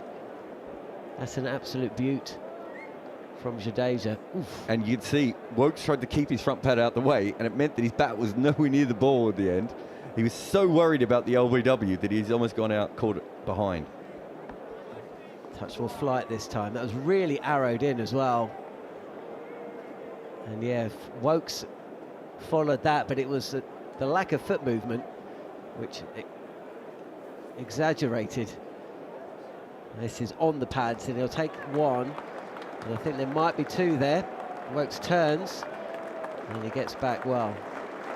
173 for 6. Every run seems important at the moment. Yeah, poor ball that actually. Jadeja will be upset with himself there. Wokes versus the short ball from pace. Well, you say Do you want to read it out? I was going to read you Gary's other incredible stat, which is Root now has the most scores of exactly 40 for England, with 5. Yeah, I would. Gooch is 4, and talkSPORT 2's Mark Butcher with 3. You weren't going to read that one out, were you? No, I hadn't. I wasn't. I was leaving it for you. Push back to the bowler. Joe Root now has the most scores of exactly 40 for England. Exactly 40. Wokes versus a short ball versus pace. He's been out 31 times in Test cricket with an average of 15.67. They can always go to that as the second option. They can. There's time. Pushed out to extra cover. No run. 173 for 6.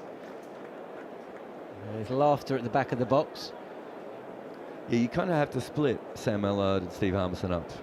I'd forgotten what those two were like, actually, until last night when they were both howling. Their 40-minute giggle fest. Yeah. Where they were trying to explain a joke, which I don't think was going to be funny even if they gave it to us.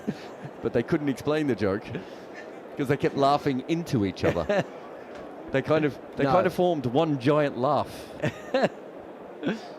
They were both wearing white T-shirts as well, weren't they? We were going back to the West Indies when they were inseparable. Just seeing a replay of Washington, so that it is incredible how accurate he has been in this spell so far. Basically landing every ball on the exact same spot, and the one to Smith was maybe exactly the same line, but a foot fuller, and that was one of the things that I think put him off a little. He's continuing to bowl from the nursery end, and again he's just getting a little bit of bounce. It's quite slow. And Stokes is deep in his crease. He kind of rides a bounce and tries to push this ball to point, but It's fielded, over pitch this time from Sundar. On leg stump, and Stokes defends. Those deliveries, were they all to the right-hander? Yeah, all to the right-hander, just outside off stump, on a good length, probing around the top of off stump.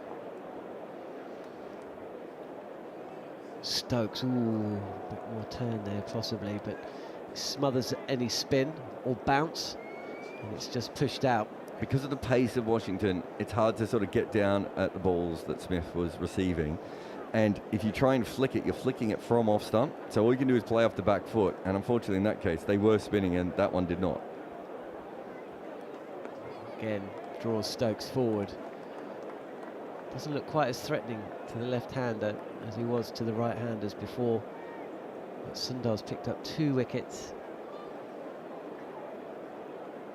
Root bowled round his legs, and Smith playing down the wrong line. Oh, plays deep in his crease to Stokes. Touch faster, I think, and that bounce as well, which you can't really trust from this end.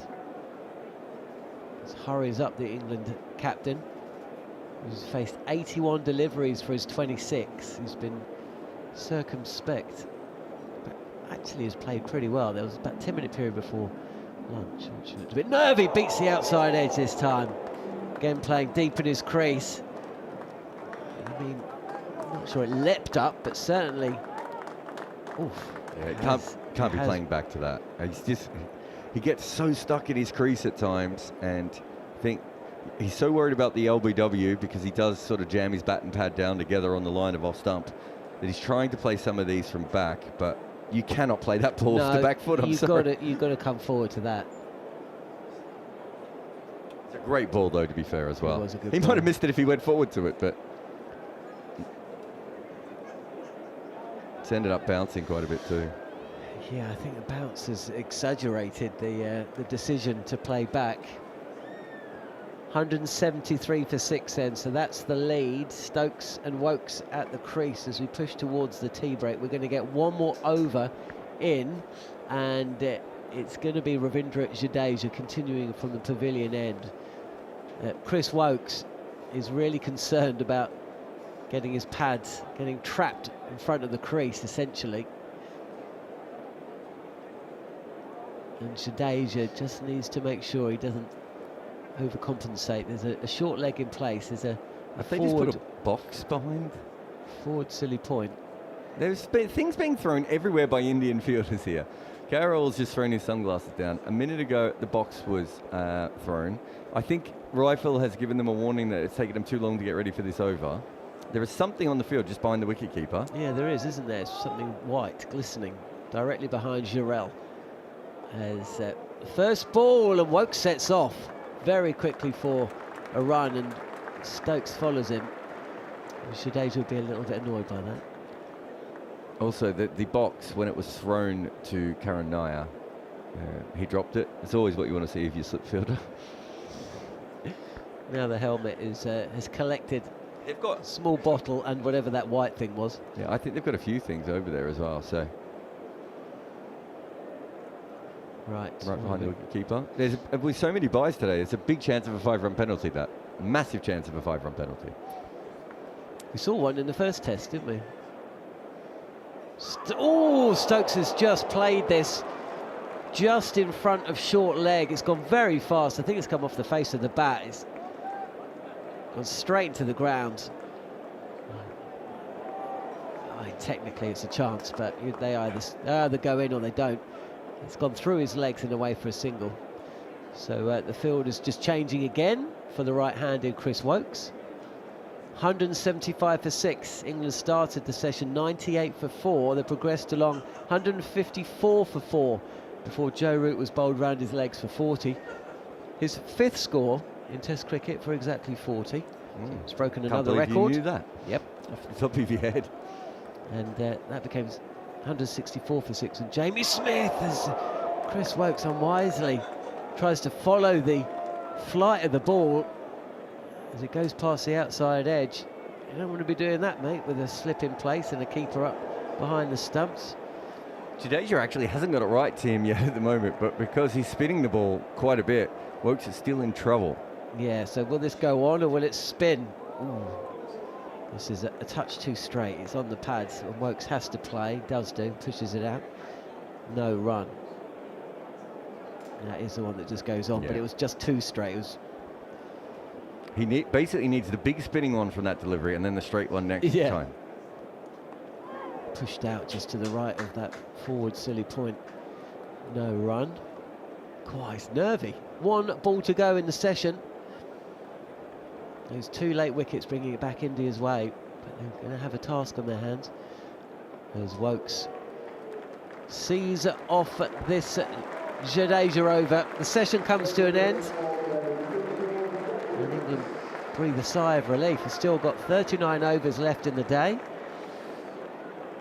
England 175 for 6 on the board, with Ben Stokes 27 not out and Chris Woakes alongside him 8 not out. The teams troop off. They'll be back in about 20 minutes time. There's a little bit of a conflab going on between Shubman Gill and Paul Rifle.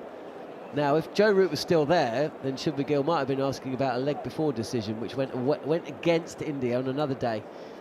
They would have seen Root dismissed, but actually it didn't end up mattering too much. Root was out shortly after, so I'm not sure what Shubman's talking about with Paul Rifle. Maybe they're just exchanging pleasantries. I think it was about the fact that it took them too long to get ready for that over, and I think they did it on purpose because they only want to bowl one more over there. But the over started after they were never going to have to bowl another over. Well, anyway, there was a lot of fiddling with the helmet and the box and all those things. Yeah, but I'm not. I mean, it might not have been on purpose, but I think there's a countdown on the scoreboard, isn't there? And they've definitely gone beyond that. So, 98 for 4, as I say, when the teams came out after the lunch break. 4 wickets falling in the morning session. Ben Duckett, Ollie Pope going the way of Mohammad Siraj. Crawley was caught at the gully by Jaiswal for the bowling of Nitish Reddy for 22, and then Harry Brook bowled round his legs on the sweep against Akash Deep. Akash Deep we haven't seen much of. He's been off the field for quite some time. Spin at both ends towards the back end of the session, and it was spin from Washington Sundar which removed Joe Root, who was also bowled round his legs on the sweep, and then Jamie Smith seeing off stump nudged by a ball that just went on with the arm. Smith playing down the wrong line. In and amongst that, Ben Stokes has looked pretty secure actually for his 23. Woakes got off the golden pair and the pair. He's still there, 8 not out. And we await to see India be batting before Stumps. They'd hope so, and you'd expect that to be the case. What kind of target will England end up setting? We shall see. Come back in 20 minutes. Neil Manthorp, Jeremy Coney, Steve Harmison, myself, and Jarrod Kimber, Sid Monga will be back. But for now, thanks for joining us here on the talkSPORT Cricket YouTube channel. 175 for 6, England at tea.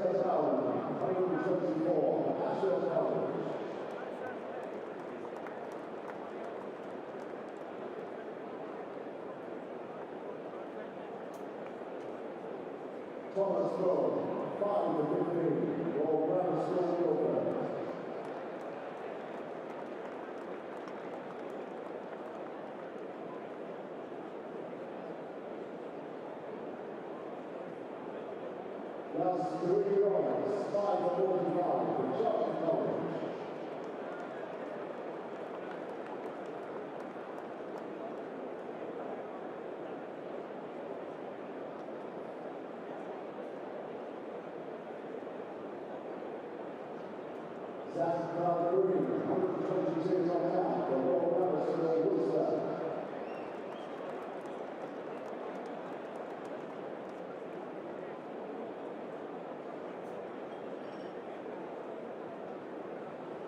Jarrod Kimber, 5 for 51 from Brook and Root.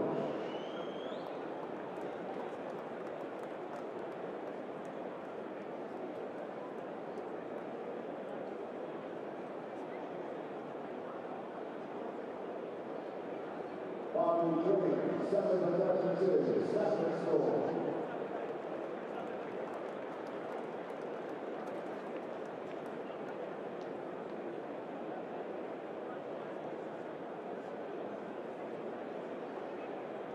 Jarrod, 123 on out for Manthorp score.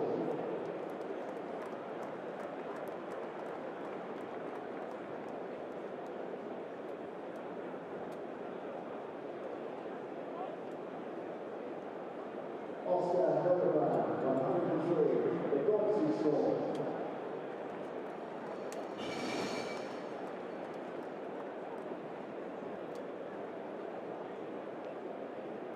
Edgbaston, 5 for 65, the Edgbaston score.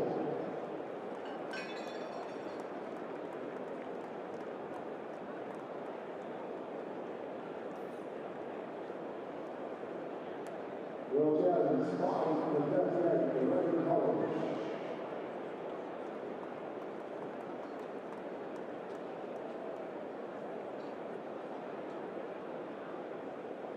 Jarrod Kimber, 142 not out for Brook and Root.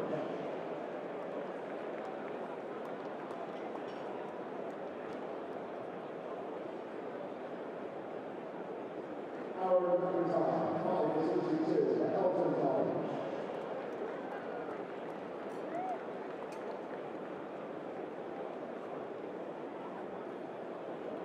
Wickets, 5 for 43, Siraj.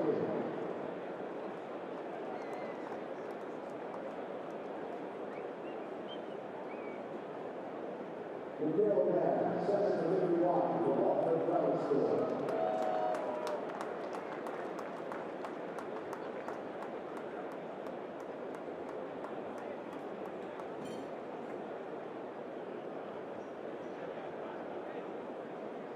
Ollie Pope, 5 for 97, is the Jarrod Kimber.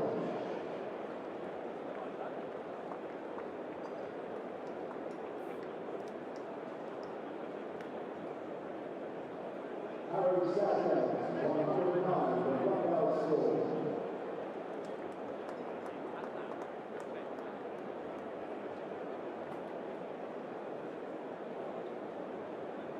Jack Beale, 112 goals out for Bumra score.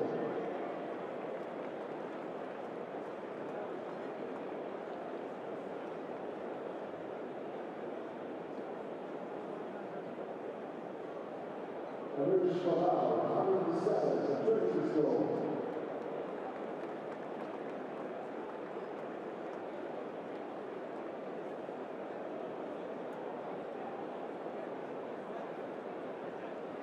And Shane, wickets winner, 5 for 43 for Jon Norman score.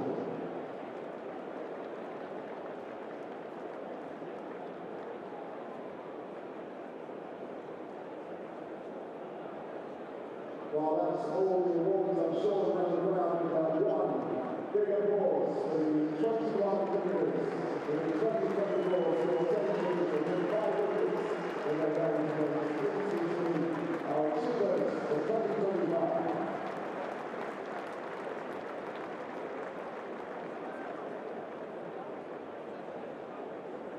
That's our now releasing Siraj of the South Club.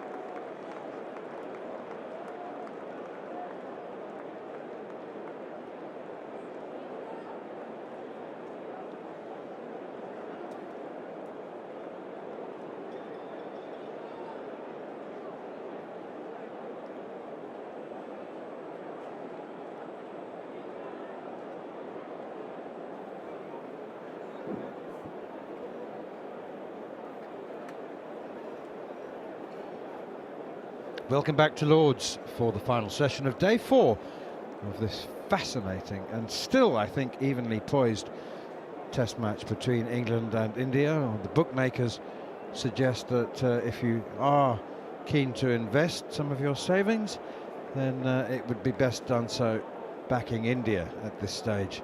Bookmakers usually know they're good from bad, plus from minus, with a good sense of history. It's an unemotional book that they prepare, sporting odds, and they reckon India have got their noses ahead at the moment. Maybe more than that, but Ben Stokes is the key for England, as he so often is and has been for many years, and he's 27 not out. I don't know if he's poised for a counter-attack, probably not in the company of Chris Woakes, but should Woakes be, that's full and wide, tossed out, inviting, generously aired from Washington Sundar with his off-breaks, and Stokes accepts the invitation to drive but doesn't time it to Shubman Gill at extra cover. Here's Washington once again from the commentary end, and punched by Stokes out towards extra cover. No run again. 2 men at cover. Well, it was a backward point, a deep point, and 2 extra covers really, and a deepish mid-off, and a slip. Washington Sundar bowling to a 6-3 offside field. Stokes now plays back carefully, watchfully, as he guides it back to Washington Sundar. He was the 6th bowler to be used, and what a bonus he's turned out to be for India and for Shubman Gill. Gave his seamers the run of the place for the first 3 hours today before turning to spin. Did so, you felt, because of the situation in the game. Again, Stokes defends, and there's no run. It's a bit of a waste of the new hard ball if the spinners bowl with it, but they also get extra bounce and grip with the new ball. But here is Sundar once again. Stokes plays back, and there's no run, picked up by Dhruv Jurel from behind the stumps. Stokes 27, Chris Woakes has 8. As I mentioned, Woakes is a fine, genuine all-rounder. There's no need for Stokes to take unnecessary risks or chances in the company of Woakes, but he might be tempted to try and counter-attack. That one is pushed away behind square on the offside. KL Rahul fields, can't prevent the single, and so Stokes has kept the strike. I don't think necessarily it was his specific intention, but that's what he's done, and England moved to 176 for 6. Jeremy Coney is alongside me for the next half an hour. We won't wax lyrical, don't let me wax lyrical about the quality of the scones, but it is quite easy to overindulge, isn't it, the tea break, especially when there's nerves, nervous eating. Didn't persuade me to go for the chocolate cake though. No, not at all. My excessive sort of effort was to get a very tiny slice, as you can see. I haven't eaten that at all, but I've removed it from my larger slice. So probably the person behind me wasn't that happy. But nevertheless, so I've got a little bit of, I've had my scone, as you know, yeah. I had my scone, just a tiny bit of that, yeah. What I like about Sundar, is the drift. Really nice drift with the right arm, and then he's got the choice of not spinning it, which it carries straight on, and dismissed Smith with, who looked for spin and it wasn't there and it hit the off stump, and he can also make it turn as well. And I think I think, to Stokes. That's what he's got to do, get it to drift and then turn. Jasprit Bumrah is bowling the second over after tea from the pavilion end this time, and Stokes pushes it up towards mid-on. That's interesting, isn't it? They've decided not Jadeja to start, but Bumrah, and Bumrah from the opposite end that he's normally been operating from so far in this match. So we'll just see. Didn't get any wickets this morning, did it? That one that went up rather than down while it was new, but it would certainly created some concerns for the batsman.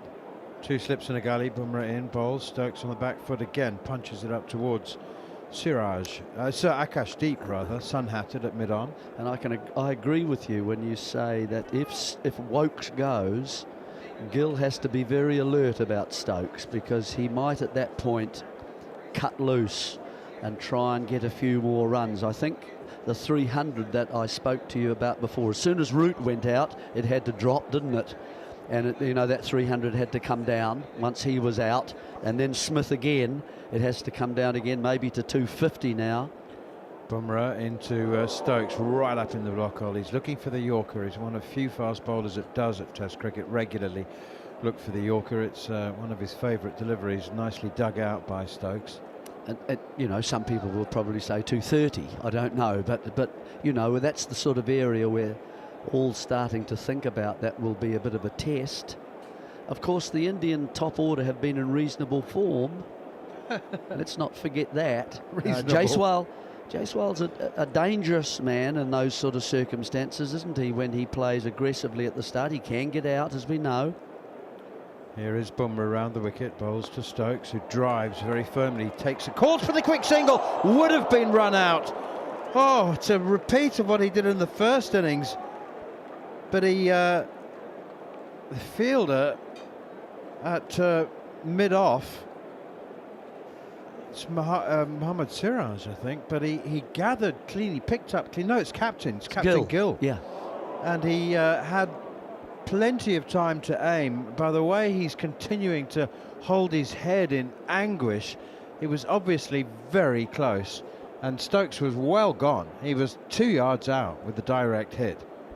Yeah, and it should have been better too, because he had 2.5 stumps. Really, he's mid-off, and so he didn't have to change the angle.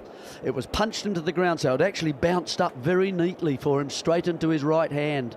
And yep, that should really have been a run out there, I think. It's a miss, important one. Not quite sure why Ben Stokes was so keen to take the single. Anyway, he moves on to 29, and Woakes now digs out another full one from Bumrah to mid-wicket, fielded by Washington Sundar. 177 for 6, and that is the lead. Another beautiful day forecast weather-wise tomorrow. The ground is a sellout with significantly reduced ticket prices. £25 for adults, £5 for children, and they may well be treated to an epic finish. Summer holidays, it should be a good party, a good holiday atmosphere, as Bumrah is in down the leg side to Chris Woakes. He misses out. His eyes lit up there. Bumrah doesn't bowl too many loose ones. That was one, but he was unable to capitalise. And Stokes 29, Woakes 8. I think more of the same, just more cautious gathering. And if I don't know at what point Ben Stokes might, I don't know if they get to 200 in the company of Chris Woakes. Will he? I mean, that's when you can start reversing the pressure, isn't it? A couple of just a short counter-attack, 15, 20 runs. 3 or 4 overs and a couple of boundaries here and there, really. Some of them might be lucky. But what I like Sundar to do is go bowl a little bit. Stokes is going back to him a wee bit. Sweep shot now from Stokes, and he's hit that nicely. He's just going to run away for 4.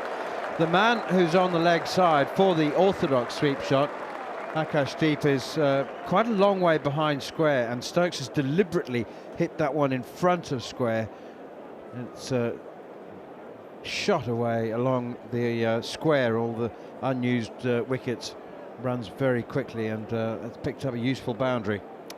Sundar didn't look disappointed. It was quite full, and he felt he had a chance. It was quite, and he had to hit that, make sure, because it was going to get LBW. Next one, no run. Yeah, I'm surprised there isn't. There's nobody on the 45. Oh, right. Now there is somebody on the 45. It's okay, if you're going to sweep, you better not top edge it, because he's just popped a man in there. 45 degrees on the leg side for the top edge. Goes for the slog sweep and it's bowled! Stokes is bowled playing the slog sweep. He's trying to hit that one in front of square on the leg side. And Washington Sundar has his third. And what a trio he's picked up as well. Clean bowling, Joe Root, Jamie Smith, and now the England captain, Ben Stokes. It's 181 for 7. And India now have a very, very strong sense of glory in their nostrils. They can feel the possibility of a win. What a wicket, what a performance from Washington Sundar. Yep, there's the delivery that we've been talking about, and Sundar's cleverly held that back just a little. It's one that comes from the arm. Stokes saw it. He was invited to go for the sweep stroke again. Second time in the over. This time it hasn't quite arrived. It doesn't turn, it carries on with the arm. It pitches and goes straight and hits middle and off, maybe middle more than the off. And so Stokes goes, and it's Sundar again. Clever bowler, gets a bit of drift, creates an angle, and then you can get turn as well. So well bowled. Stokes defeated. Interesting game. He spins it a lot. I mean, that explains the drift that you were talking about, the revolutions. So if you're a right-hander, the ball would drift away from you, and then because it's got so many revolutions on it, grips and turns back. And to the left-hander, it's obviously pitching sort of drifting in towards leg stump and turning away towards off. And it asks a lot of questions. I mean, it does. Asks lots of questions. You know, you to watch that and keep your balance. And you've got to get close enough to the ball before it changes the angle. You've got to be defending it. Washington Sundar once again into Bryden Cast now. Leans forward, pushes it out in the offside. Now he's got a career best of 56 in the first innings. He can play properly. He's not a hit and miss. Not necessarily just a swinger or a hitter. The ball, Bryden Cast, he can play properly. He's got more of a game about him. Here's Washington Sundar in. He goes back and plays this out to Shubman Gill at mid-wicket. 2 catches in close manners, one behind square. If he turns it, one just in front, and then 3 men out for the bigger hit.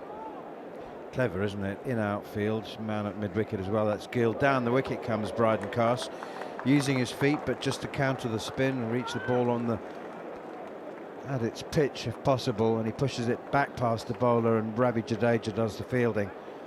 Jadeja momentarily usurped as the #1 spinner by the performance of in this innings, in this day, by Washington Sundar, and he'll be perfectly happy with that. With Washington Sundar now figures of 3 for 19 from 9 overs, and as I mentioned, what a trio, all bowled. Joe Root, perhaps the, well, he's, I'm going to say the key wicket, but he's not much more important than that of captain Ben Stokes and informed Jamie Smith with over 400 runs in the 3 test matches. All of them bowled. 182 for 7 now. Bryden Cast is on strike on 1. Chris Wokes has 8. And it'll be Jasprit Bumra again. What a time for him. Wicketless, almost inexplicably. But if he went bang, bang, bang, and India could be well on their way to victory before the close of play on this day. Bowled in! Bumra's through! The Yorker strikes. He's been looking for it. It's one of his favourite balls. He's one of the best exponents of the Yorker in the world game. And he's ripped through Bryden Cast there, full and straight. Cast couldn't get down in time. Oh, and England are 8 down at 182. Jasprit Bumra's first wicket of the innings. He won't care about that. He's got his name on the honours board for what individual success is worth in a team game, but he'll love that one. Yeah, angled back in, and Cast just misreads the line of the ball. He's looking to defend a leg stump Yorker. This one hits middle stump. Made a mistake for you folks, just the last one. It wasn't Sundar middle and off, it was middle and leg. It just crashed in. It didn't turn or didn't grip too much, just carried straight on with the arm, with that movement and drift in the air that I was talking about. So bang bang for India. 2 wickets remaining now. Bumra with his tail up. India with the sniff of victory in there. Well, a battle, but possible victory in their nostrils. Yeah, absolutely. I mean, what England need to hope for now is some success with the new ball. Well, hang on, I'm getting a bit ahead of myself. What they need to hope for is some significantly more runs from the last 2 wickets. There's a long conversation now between Chris Woakes and Jofra Archer, who's striding out to join him. I think there'll be a very clear plan. Woakes is very organised and succinct in the way he goes about his business with bat and ball, and I think he'll have been quite clear to Jofra Archer.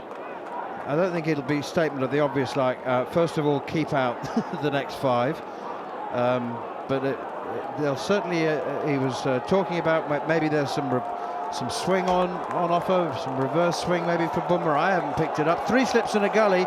Jofra Archer on strike. Great fast bowler, the great fast bowler, and he beats him outside the off stump. A bit of a forlorn grope there from Jofra Archer. I just don't know whether that did swing back in. Maybe it just went nipped back down the slope to Jofra Archer. 182 for 8. Hello, Jarrod Kimber. Well, the wicketkeeper took that at leg slip. I think gives you the hit. It swung very late. I'm not sure it's... I think Jofra Archer misses it and then it swings, if we're being honest, but it definitely swung a long way. Reverse. Yes. And I think the wicket reversed a little bit as well. Not a massive amount, to be fair, and it also beat him for pace anyway. Here is Bumra, tail up, crowd behind him, big cheers. Archer struck on the pad, polite inquiry, but that one I think also missing leg stump and a leg by they take, confirmed by umpire Paul Rifle. One off the pads, 183 for 8. Am I misseeing this, Jeremy? How close was it? He walked outside off stump and was hit in front of middle. Maybe they haven't reviewed it. They haven't even had a discussion, so maybe he got some bat on it, but... Well, leg by was signalled. No, it's a little bit more leg side, yeah. No, that's fair enough. He stepped across it, but he was outside the leg when he started. Either way, good luck, England. Here is Jasprit Bumra once more, running into short to Chris Woakes and pulled very nicely down towards long leg, and they do take a single naturally. I don't think there'll be any protection going on here. Archer's too efficient as a tail ender. He knows how to look after himself. Woakes on to 9. 184 for 8. What a performance from Washington Sundar. We have so much attention on milestones and honours boards and 5-wicket hauls and hundreds and that sort of thing. But if India go on to win this Test match, then Washington Sundar's 3 for 19 be worth every bit as much as many fifers. Here is Bumra, balls to Archer and beats him outside the off stump, and Bumra can't believe that hasn't hit the off stump. He's actually literally standing there staring at the stumps and trying to contemplate how the bails can still be standing on top of them, and he's now just actually asking the question whether that might have hit Archer on the pad, and they're just wondering about reviewing. Did it hit his foot? Did it hit his foot? I don't know. Bumra's not sure. It didn't go through the wicketkeeper normally. Like there was something on it, but it was very, very full. And you're right. This is one of those reviews, Jeremy, we see a lot where it feels like you're actually reviewing it because you're not sure what happened. And it should be a wicket because it was a good ball. Well, it certainly beat him for length, didn't it? It had him really facing just straight back up the wicket, so he'd lost his balance completely, Archer.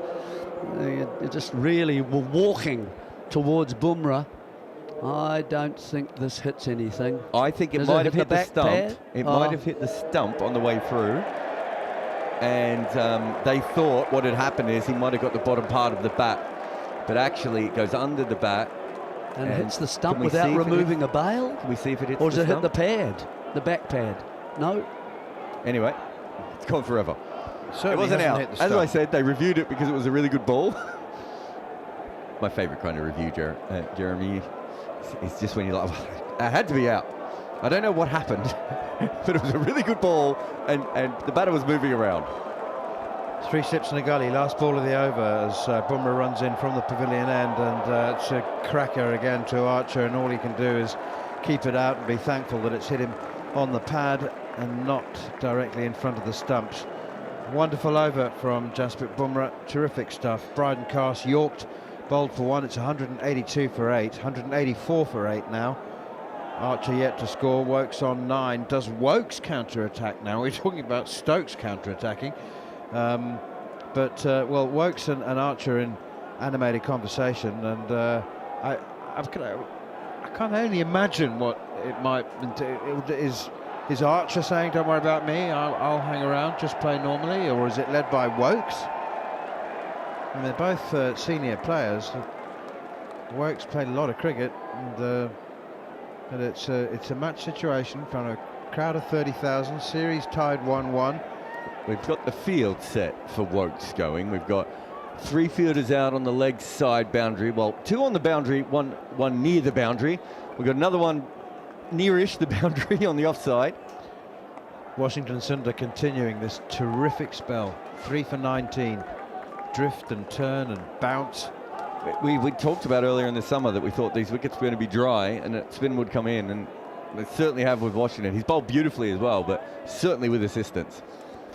Yeah, I just think that drift creates all sorts of problems for right-handers particularly. You tend to follow it with your hands. Here's Washington again, and Wokes defends, pushes it straight back up on the onside.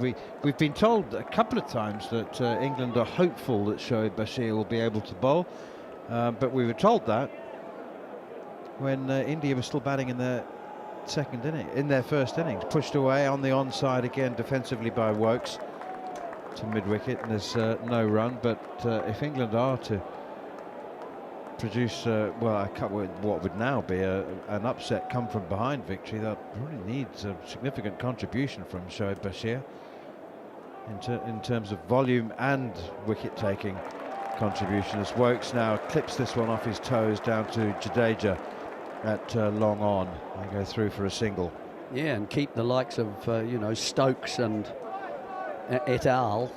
Fresh, and changing at the other end, whichever end they think's the more dangerous. He's got an important part to play if he's going to do anything. I just don't think they can get many overs out of their spinners with this kind of lead. You only need a couple of big overs, don't you? A couple of big sixes. Here is Washington Sundar again, and Archer forward, playing defensively. Trickles back to the bowler, picks up 185 for 8. Lead is 185. No problem with the weather. Yeah, bowl Harry Brook medium pace from one end. He bowled in the last test, didn't he? He did, yeah. Here's Washington again, tosses that one up. Nice drift again and turn back into Archer, but he, as we keep saying, knows how to look after himself. He's also a very clean hitter of the ball, and I just wonder whether at some point, if he picks his spot and backs himself to pick the right ball, whether he might just decide, I'm better off trying to pop a few over the ropes.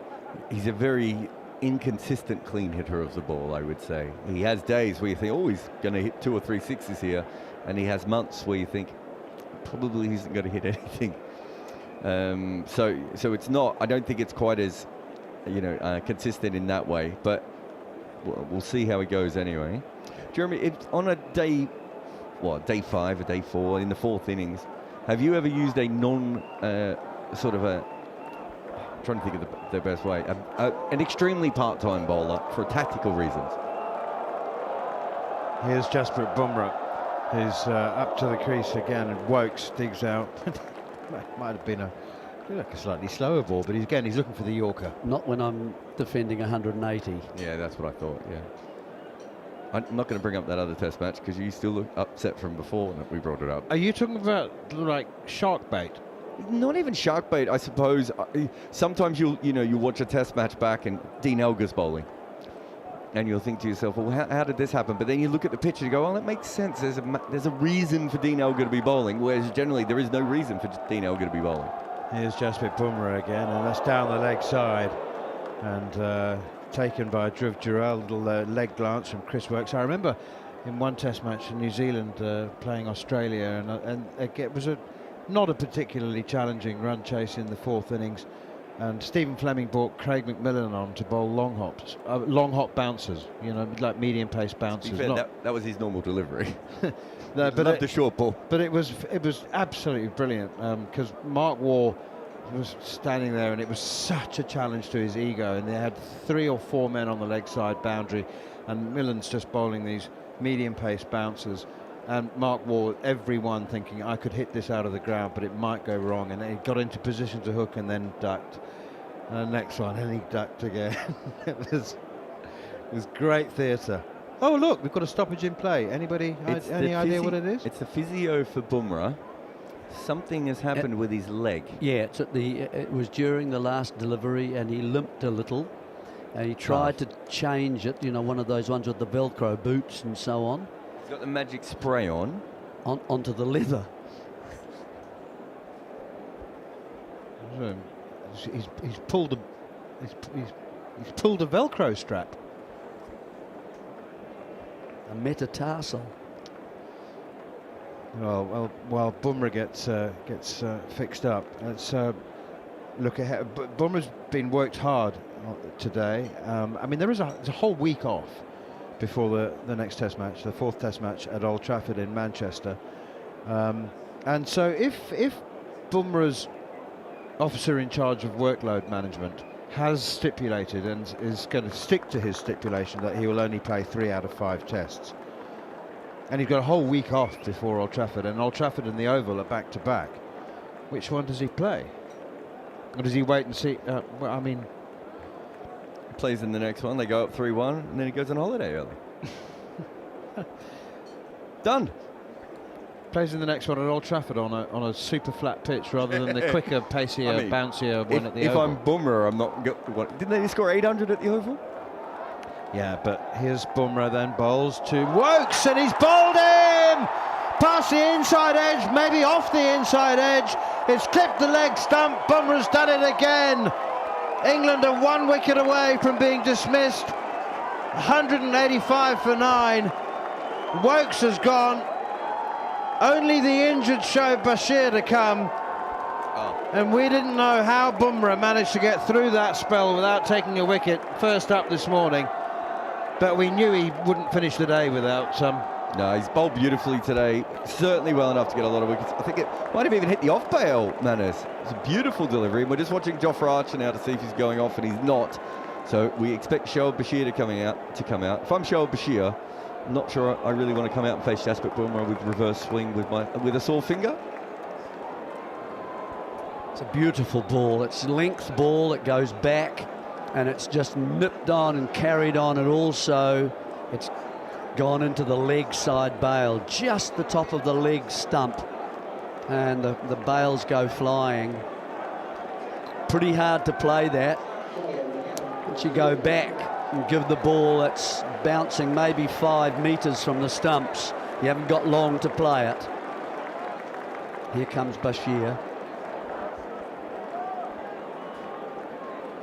Well, he's. I mean, we can't obviously know the. I'm not sure top order players could play that ball, by the way. Let alone Chris. I've just got a quick question for Jeremy. Shoaib Bashir is coming in now. You're reverse swinging the ball like crazy. It's 185 for 9. Is it worth a couple of short balls, or do you just get him out? Just get him out. So you're not trying to hit him on the fingers? I don't think so. Okay. Harmy? Okay. You see, that's the difference between Australians and New Zealanders. That's the way you think, and that's the way Jeremy thinks. So you just like to inflict some pain before going on. It's to very try and win important the I say game. this. My first thing, Neil, would be, is the team better or worse with him? That would be the first conversation, which is already mean. And then it would be, if we don't want to face him anymore, let's hit him on the fingers. 2 slips, gully, backward point, cover, mid-off, mid-on, mid-wicket. Here's Bumra bowling to last man, Shoaib Bashir, bouncer. So maybe he is going to try and inflict some pain before he knocks him over.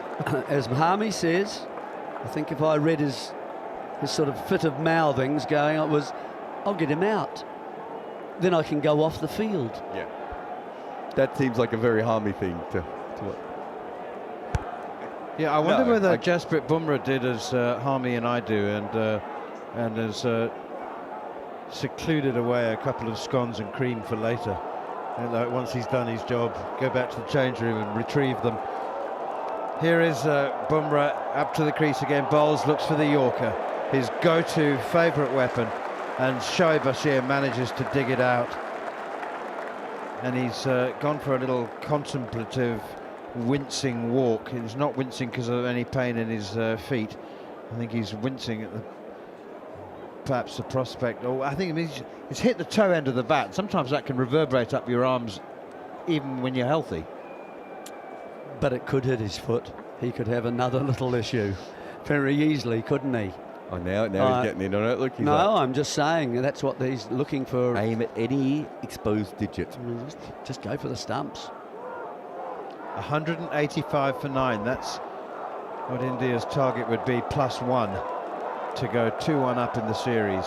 Here's Bumrah again. Bowles. Bashir is groping forlornly for this one outside the off stump. Full and a little wide of the off stump. Didn't move his feet at all. Just prodded and missed it. 185 for 9. We're going to have to disagree there, Manners. He moved his feet The other way. the other way. Towards the leg side. I was being kind. Twice. He did it twice. As we say, you're talking about being Australian. As we say in Australia, his feet were in the toilet.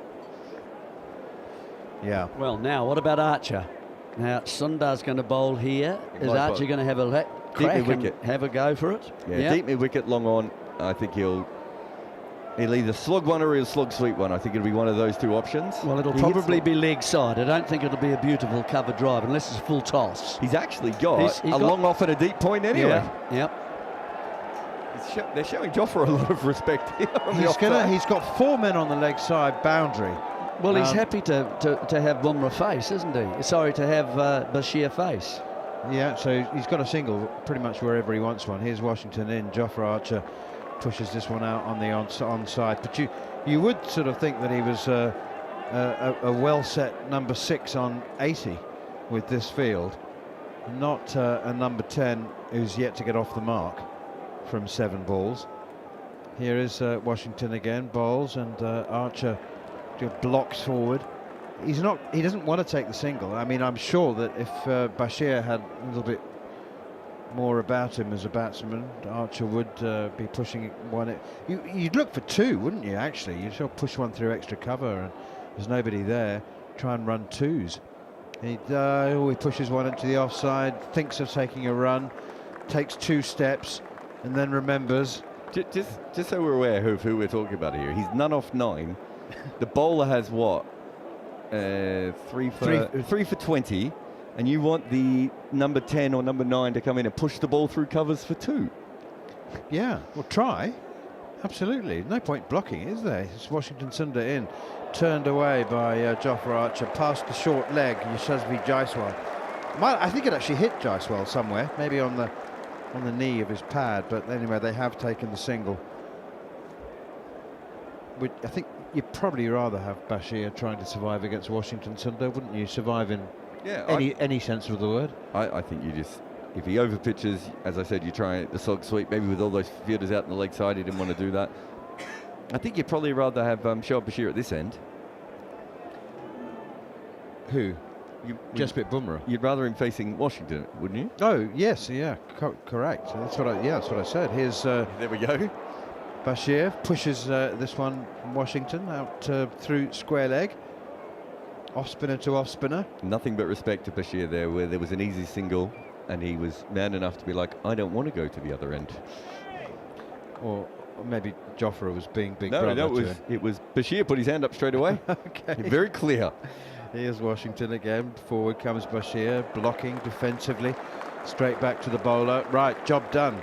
Now we just England just need Jofra Archer to carve a dozen off Jasprit Bumrah. Step back outside the leg stump, open face of the bat, carve, slice drive over extra cover. Slide. The slide, or maybe he wants to hit down the hill. I mean, in one-day games, the hitting's remarkable, isn't it? They take the slope into consideration so much. It's quite extraordinary that in a T20 blast game, Middlesex are playing well, and their opposition obviously, they're just so reluctant to try and hit up the hill. Yeah. You see all sorts of contorted shots in order to try and hit down the slope, and the slope is quite significant, but I'm sure that makes that much difference. Anyway, here's Jasprit Bumrah. Can he make it 3? 186 for 9. Bumrah in bowls, and Archer clips one nicely off around off stump up towards Akashdeep at mid-on, and there's no run. The foreboding of Steve Harmison in following on the close of play on day 3, I'm afraid, has materialised almost exactly as he had envisaged in his worst nightmares of his imagination. I think his worst nightmares He are pretty actually awful. said 180, and it's England are 186 for 9. Can they sneak up to 200? Here's Bumrah again, bowls. Archer struck on the pad, I fancy. Turns on the leg side. Jarrell chases after it. They turn down the leg by. It's only the second ball of the over. Some of the crowd, I think, not understanding why England are turning down runs. They've got to take the single for me. If Archer's not going to swing and have a go and be aggressive, unfortunately, I know Shoaib Bashir's got a busted finger. But they've got to take the singles. There's no point, because at the end of the day, your numbers 10 and 11. There's one with your name on it. Turning runs down is not an option at this moment in time. Well, it's not the right option anyway. Bumrah is in, bowls again to Archer, keeps it out. Harmy, I would take the singles definitely, but I think I was being a wee bit optimistic, as Jarrod was intimating and suggesting that you can take any liberties against Jasprit Bumrah when your numbers 10 and 11. I mean, just if you're surviving, survive, but as you say, take the singles. Yeah, you're surviving's one thing, but then you've got to take risks against Washington Sundar. There's no point patting him back for 6 and then waiting to survive against Jasprit as well. Here is Bumrah again, bowls, and Jofra Archer keeps it out. Remember, this ball is pretty old, 60th over, so it's lost most of its hardness and effectiveness, but except that Bumrah's now getting it to reverse swing. This is where Archer's got to go. 4 balls gone on the over. 2 of the infielders have been brought in. 3 of the infielders are being brought up. So there's only fine leg that's in the deep. This is where Jofra's got to try and hit 2 boundaries. He's got to be aggressive and try and hit 2 boundaries. If he gets out, so be it. But he's now got the field up, trying to save a single to try and keep Shoaib Bashir on strike for Washington Sundar. 2 balls to go. Jofra's got to have a go. 2 slips, gully, backward point, cover mid-on, mid-wicket, and it is Bumrah. Can he knock over the last man? He can't. Jofra Archer's crouching down, indicating that one kept low as he went forward to play defensively. He had to chop down on it. There is some inconsistency, as we've mentioned, more and more inconsistency in bounce particularly. And so, don't discount the fact that if the wicket does fall now, India themselves could be 40 for 4. I think England are in the game. I still think England are in this game. 186. It's a lot of runs on a surface which is getting tired. Talk about the inconsistency of bounce. I still think there's game on here. Interesting. Here's Bumrah again, and that's driven through the offside for 4. That's a wonderful shot. That could be top 10 shots of the day. That could be top 3 shots of the day. What an off drive from Jofra Archer. Brilliant. Wonderful cricket shot. Now having a chat to Shoaib Bashir, saying, see, if you can just stay around for the next 3 or 4 overs, look what I can do. You can still get 220. He's also saying, if they'll just bowl me more full tosses. I was thinking actually when they had the field out, Harvey, I think probably Bumra is the least likely bowler in all of world cricket you can hit a 6 off. So with the field out, there really isn't a lot that a tail ender can do. But once they're up, but you can hit 4s off him. Being out there so many times in this situation with a batter at the other end, and the way the batter will always play it is the first 4 balls try and survive, and then you look to score 8 or 10 off the last 2 balls when they're trying to save a single, and hope your partner, like Bashir is now, hope he can survive or just kick a one for a single. Here's Sundar. Oh, well done, Shoaib Bashir. Opens the face of the bat. Very nicely done. Heavily packed leg side field. Just 3 on the offside, and nobody at cover saving 1, and that's very nicely played for a single. Absolutely, and that's the art of batting with the tail. I know. The art of batting, you say? Yeah, well, the art of batting with the tail is, can you, as a number 10 or number 11 in this situation, can you get off strike first ball? Washington Sundar bowls, and Jofra Archer goes back to one that spins into him, clips it out to Gill at mid-wicket. I would say this, it wasn't an open face. I don't think he could have had the face anymore facing the bowler, but it doesn't matter, you're off strike. It was a straight honour from Washington Sundar. Saw every bit of that sticker. Skidded off. Jofra Archer plays defensively now, pushing one straight back. I mean, there's 4 men still on the leg side. Deep backward square, deep square leg, deep mid wicket, and long on, and a long off, and a sweeper at deep backward point. Archer again forward, blocks this one out into the covers. Washington fields himself. Are they going to bring it up now? Yeah. From Archer's point of view, he needs to get Bashir off strike. So if they bring them up, great. If they don't, there is a man coming up here. So the only one from deep cover. He's got to leave one back. Deep backward square leg is waving frantically at Shubman Gill, saying, "Can I come up? Do you need me to come up?" KL Rahul is coming in from deep mid wicket. From Archer's point of view, it's good because he now has, he has gaps where he can get a single to get Bashir off strike from Bumra. Washington in again. Archer on the back foot, whips it out to Shubman Gill, and there's no runs. And remember, Shubman Gill has plenty of T20 captaincy experience, but very limited, and it wouldn't have been in a test match situation like this. He has as a player, but it's quite different when you're in charge of the keyboard. As Archer now defends the last delivery, nothing much he could do with that. It's very good bowling from Washington Sundar. Clever bowling. 191 for 9, and India have what they want in Jasprit Bumrah. Potentially 6 balls at Shoaib Bashir. Well, the thing with Gill there, I think Gill thought Bumrah was off the field because Gill summoned Siraj to come and bowl. But Jasper's come running back onto the field. I think he might have been off for an over. I think it's just that leg, isn't it? Yeah, he was off for an over because the subfielder's just going off there now. Yeah. Siraj was summoned to go and bowl, but I mean, even anything hurting now, you've got a chance of bowling an over at Shoaib Bashir. You've already got 5 for in first innings, you've got 2 for second innings. I think you'd give it one last push to try and get this last wicket. Number 67 on his back, Shoaib Bashir stands tentative, no doubt, as Bumrah's into him, bowls, hits him on the pad, ricochets into the gully where Nitish Reddy does the fielding. If Bumrah had to have something strapped, how many times, Harmy, have you had strapping applied too quickly to something that's feeling a bit wonky and whatever, then you feel the blood supply cutting off? Nearly every morning when you start your warm-ups, because I used to have my ankle strapped every day, both ankles. So every warm-up you're thinking, is this too tight? And then once it starts to get loosened off, it's all happy days. You get the pins and needles in your toes because blood's not reaching them.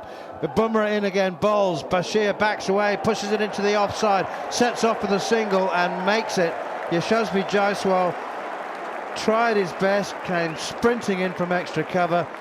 Like a wet bar of soap, the ball just squirmed from his grasp as he tried to hurry the process of lining up the throw at the non-striker's end. But actually that was a good understanding from Bashir and Archer there.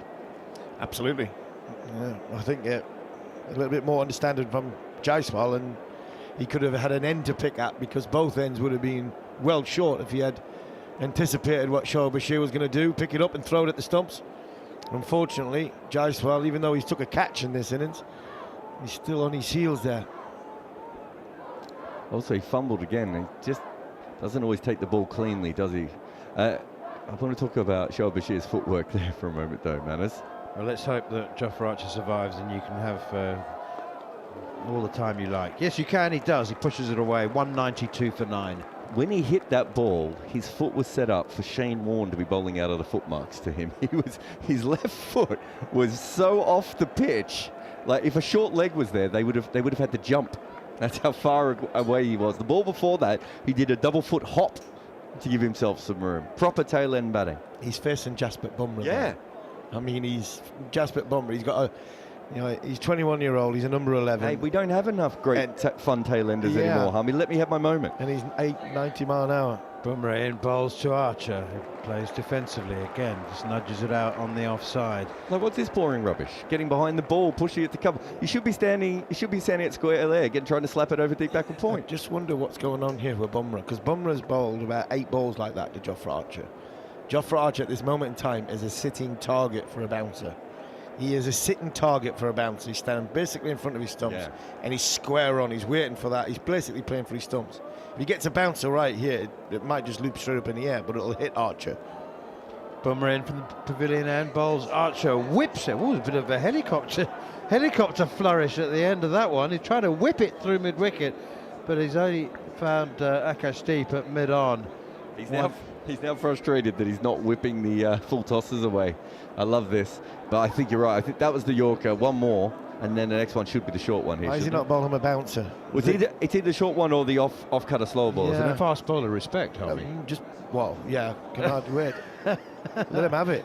Bumra in, bowls to Archer down the leg side. A very, very good stop from Jarrod, diving to his left. He gets his left glove there, and that saved 4 runs. 192 for 9. Jofra Archer has 5. Shoaib Bashir has 2. And India at this stage would need 193 for victory and a 2-1 lead in the series. Can England scramble another dozen or so runs? Try and get that target up above 200. Another word from Harmy, and then it'll be Jon Norman. Yeah, it would be great if they could get it above 200. It really would. I think that's it for Jasprit Bumra. He's on off the field. If he's gone, substitute fielder has come on a deep square leg.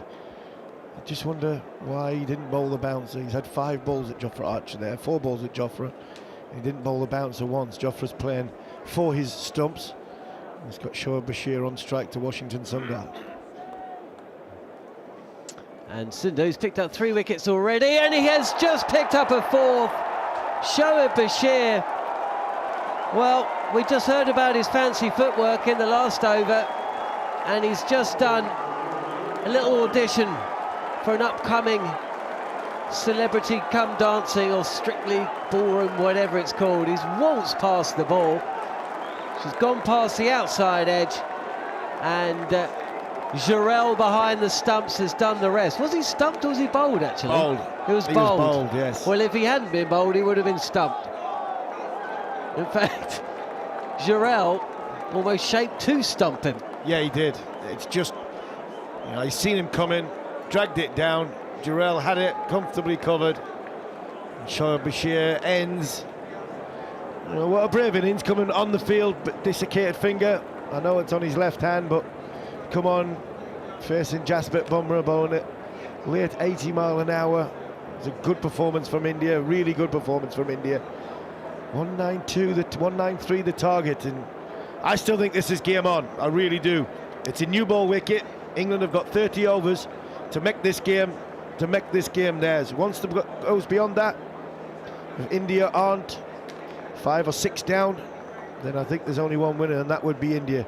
But at this minute in time, 193 to win, Jon Norman. I still think there's a game on here, and I still think England have got a chance in the game.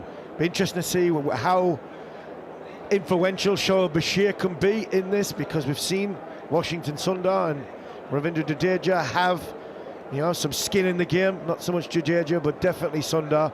The ball's turned a little bit. It has been inconsistent from bounce from the seam bowlers. I expect Cast to run up and hit the deck. I expect Stokes himself to be heavily involved in their first 30 overs. And a big push from Jofra Archer. Where's his body at now? All them messages about Jofra coming back into Test match cricket. It's been brilliant to see him. But we're now going deep into this Test match. We're going deep into, end of day 4. Or we'll certainly be going into day 5. And the question mark was never about Jofra's skill set. It was about durability and where his body will be to take the 20 wickets you need to win a Test match. Them answers are going to be coming up very, very soon. So, England bowled out in second innings. They've gone from 154 for 4 to 192, losing 6 for 38 in 19.5 overs. And it is that last point that you made that really could well be key. England can win this match one way, and that way is to take wickets with the new ball, for the pressure to mount on India, who may contrive to lose a wicket or two themselves, and to close it out, to win the game by 30 or 40 runs at some point before lunch tomorrow. But India have got more than one way to win this game. They see off the new ball without losing more than one wicket, they probably win the game. One batter has a day out in the sun, they win the game. They bat sensibly, they probably win the game. They don't panic, they probably win the game. It's asking a lot for England, especially when you have to factor in you're not going to be bringing on Jadeja and Sundar. And, as you said yesterday, those 120 overs that England had to bowl, well, they're going to have to come out within 60 overs and do it all over again. Admittedly, they're not going to have to bowl 120 overs. They're not going to have to bowl 120 overs. For me, it's a 40-over contest, this. If England can bowl India out inside 40 overs, that's got to be the target. Anything more than that, and I think you've just described 2 or 3 different ways for India to win the game perfectly well. But don't write England off. I mean, especially tonight. What we've got 25 overs officially tonight. We'll not get all them in. We've got we're going to have an hour and a half to bat. England go into this giving everything they possibly can. All the energy. Don't leave anything out there. It's all going to be done tonight. We'll know by 6:30 tonight whether this series is going to be 2-1 England or 2-1 India. I think for that to happen, for an England point of view, they might have to take 4 or 5 wickets in this session. Just run through the bowling figures. Jasprit Bumra coming back. He started the day with an unplayable spell of fast bowling. Could have taken 2 or 3, didn't take any, but he did come back to take a couple at the end. 2 for 38 from his 16 overs, 3 maidens in there. Will we see him at Old Trafford? Will we see him at the Oval? That's a question for another day, I suppose. Siraj, I thought, bowled one of the spells of the series against Joe Root. 13 overs, 2 maidens, 2 for 31. He didn't take the wicket of Joe Root, but he could have done on 3 or 4 occasions. He was unfortunate today, as he has been for much of this series. But he continued to set the tone throughout the innings.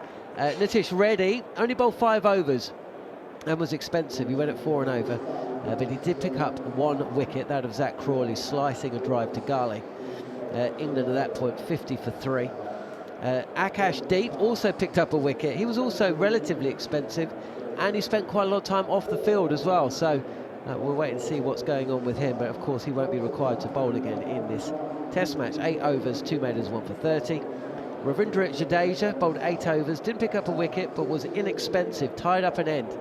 He bowled exclusively from the pavilion end, I think.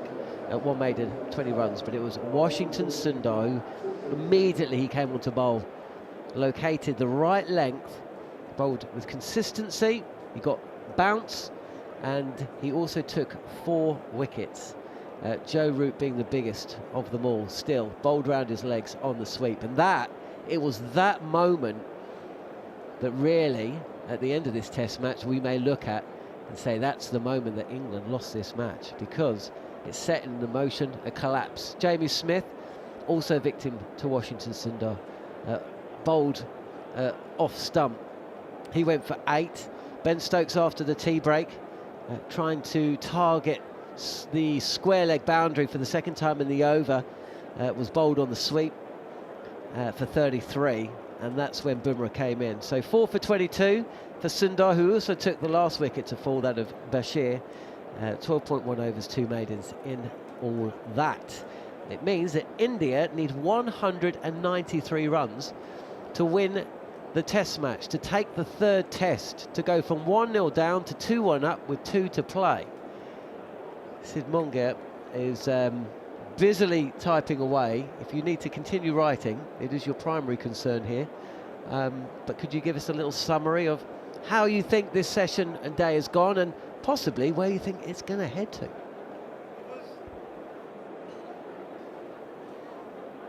It was India's best all-round bowling performance under this new leadership. This is something they were hopefully building up to, where every bowler builds up pressure, every bowler bowls a good spell.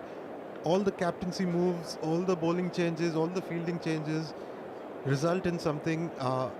If a bowler bowls a good spell and is unlucky in that spell, the other bowler does not come in and let the pressure off. Everything just went right. They were desperately unlucky in the morning, especially Bumra, when he could have taken on another day 3 or 4 wickets in that spell, but India got just 2 in that tandem of Bumra and Siraj. And then for a follow-up, which was another cunning plan of bowling Nitish Reddy to Zack Crawley with the keeper up, that worked out. Akashdeep worked out. And then when the ball got soft, Root and Stokes, after enjoying some luck, started to get control of the game. And then Washington Sundar produced that spell of drift and some help from the slope, where the off breaks did not turn as much as the batters were expecting. 2 right-hand batters beaten on the outside edge with the ball, with off breaks that did not turn.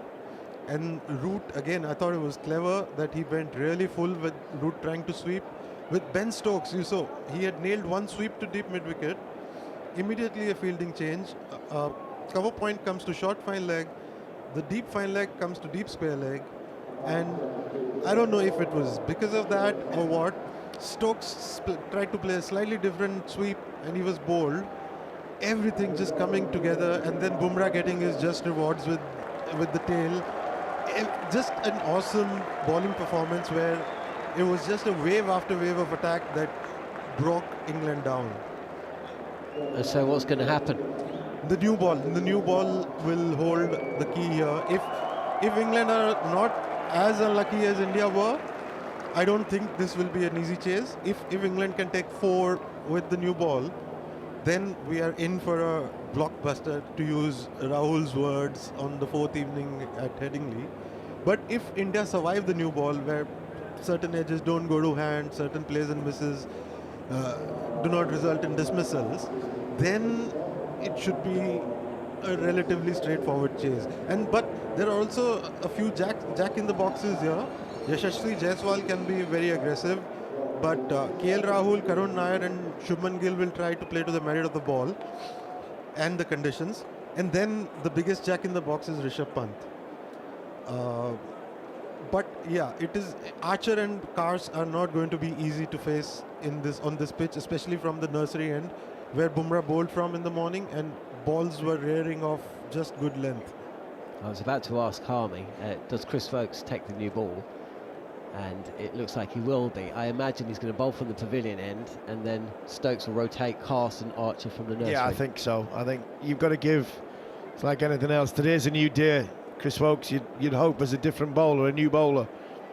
He picked the wickets in the end of that first innings, which might give him a little bit of confidence. I mean, I'm loath to say it because I think the world of Chris Vokes, but I think he's bowling for, he possibly could be bowling for, a place in this England side in the future. And if that is in question, then he might be, I'm not going to make big statements, but this could be Chris Vokes bowling for, the rest of his international career here in this first session, this last session of day 4. Is there a danger England are going to try too hard here? No, I don't think so. I don't think Stokes he's going to go his way. He'll still have the 3 slips. I think he'll have a couple of sweepers to make India work very, very hard, square of the wicket for every single run. it's a slow outfield, especially up the hill towards the grandstand. So no, it's a wicket for me where keeper, first slip, second slip just is in play. The rest really are irrelevant. It's about bowling straight, LBW, bowled, caught slip, caught keeper, caught first slip, caught second slip. I don't think there's many other demons in this. 3 slips in place then as Woakes is in. First ball left alone by Jaiswal. He just fixes his boot. The target 193. Notionally we've got 26 overs remaining today. Unlikely we're going to get them. Hour and a half to go, and the destination of this test hangs in the balance. It was a slow burner for much of days 1 to 3, but day 4 has been terrific excitement pretty much from the start of play. And Woakes now is in and beats Jaiswal, who's on the move, playing defensively, and maybe there's just a few nerves there as well. 12 out of 20 England batters have been out-bowled. That is something England bowlers will probably look to learn from. 12 bowled plus 1 LBW. 13 wickets with balls hitting the stumps. Woakes again. He's in past the umpire, and this time Jaiswal withdraws the bat inside the line. And Woakes has a little chat. And that's probably one of the reasons it's not been the kind of game. We've seen a couple of sliced drives. We haven't seen too many outside edges, have we? No, and the ones that we have seen, the odds of them carrying are not great, especially from the end that Woakes is bowling from. Yeah, which is one of the reasons that we don't have what you'd imagine with this field. There's no gully, there's no backward point. 3 slips, deep backward point, and a cover point. And this is too wide and left alone. The crowd are ooh and ah, but that was just a bit too short and easily left. Stokes is at mid-off. It's Archer at mid-on. There's a fielder, Cass, I think, at quite straightish mid-wicket. And then down on the boundary at long leg. I can't see who that is, actually. I don't think Bashir's on the field. Is Bashir on the field? I would be surprised if he is. He batted. We're not sure he's going to bowl.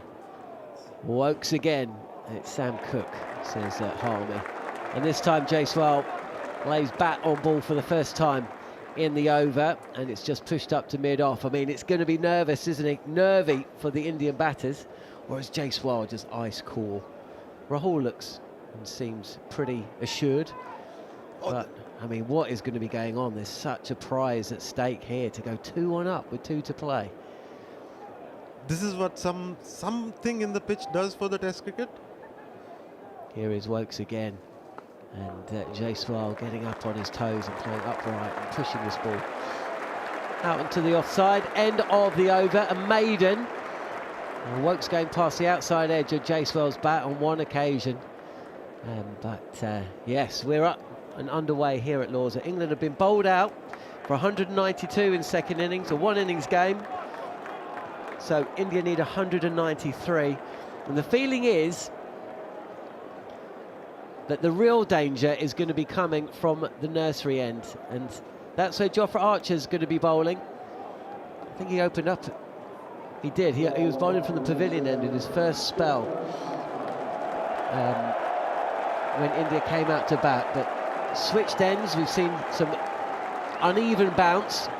There's a ridge, and we do have a backward point, and quite a deep gully as well for KL Rahul, who hit 100 in the first innings and also scored a century in the first Test match. That was in a losing cause.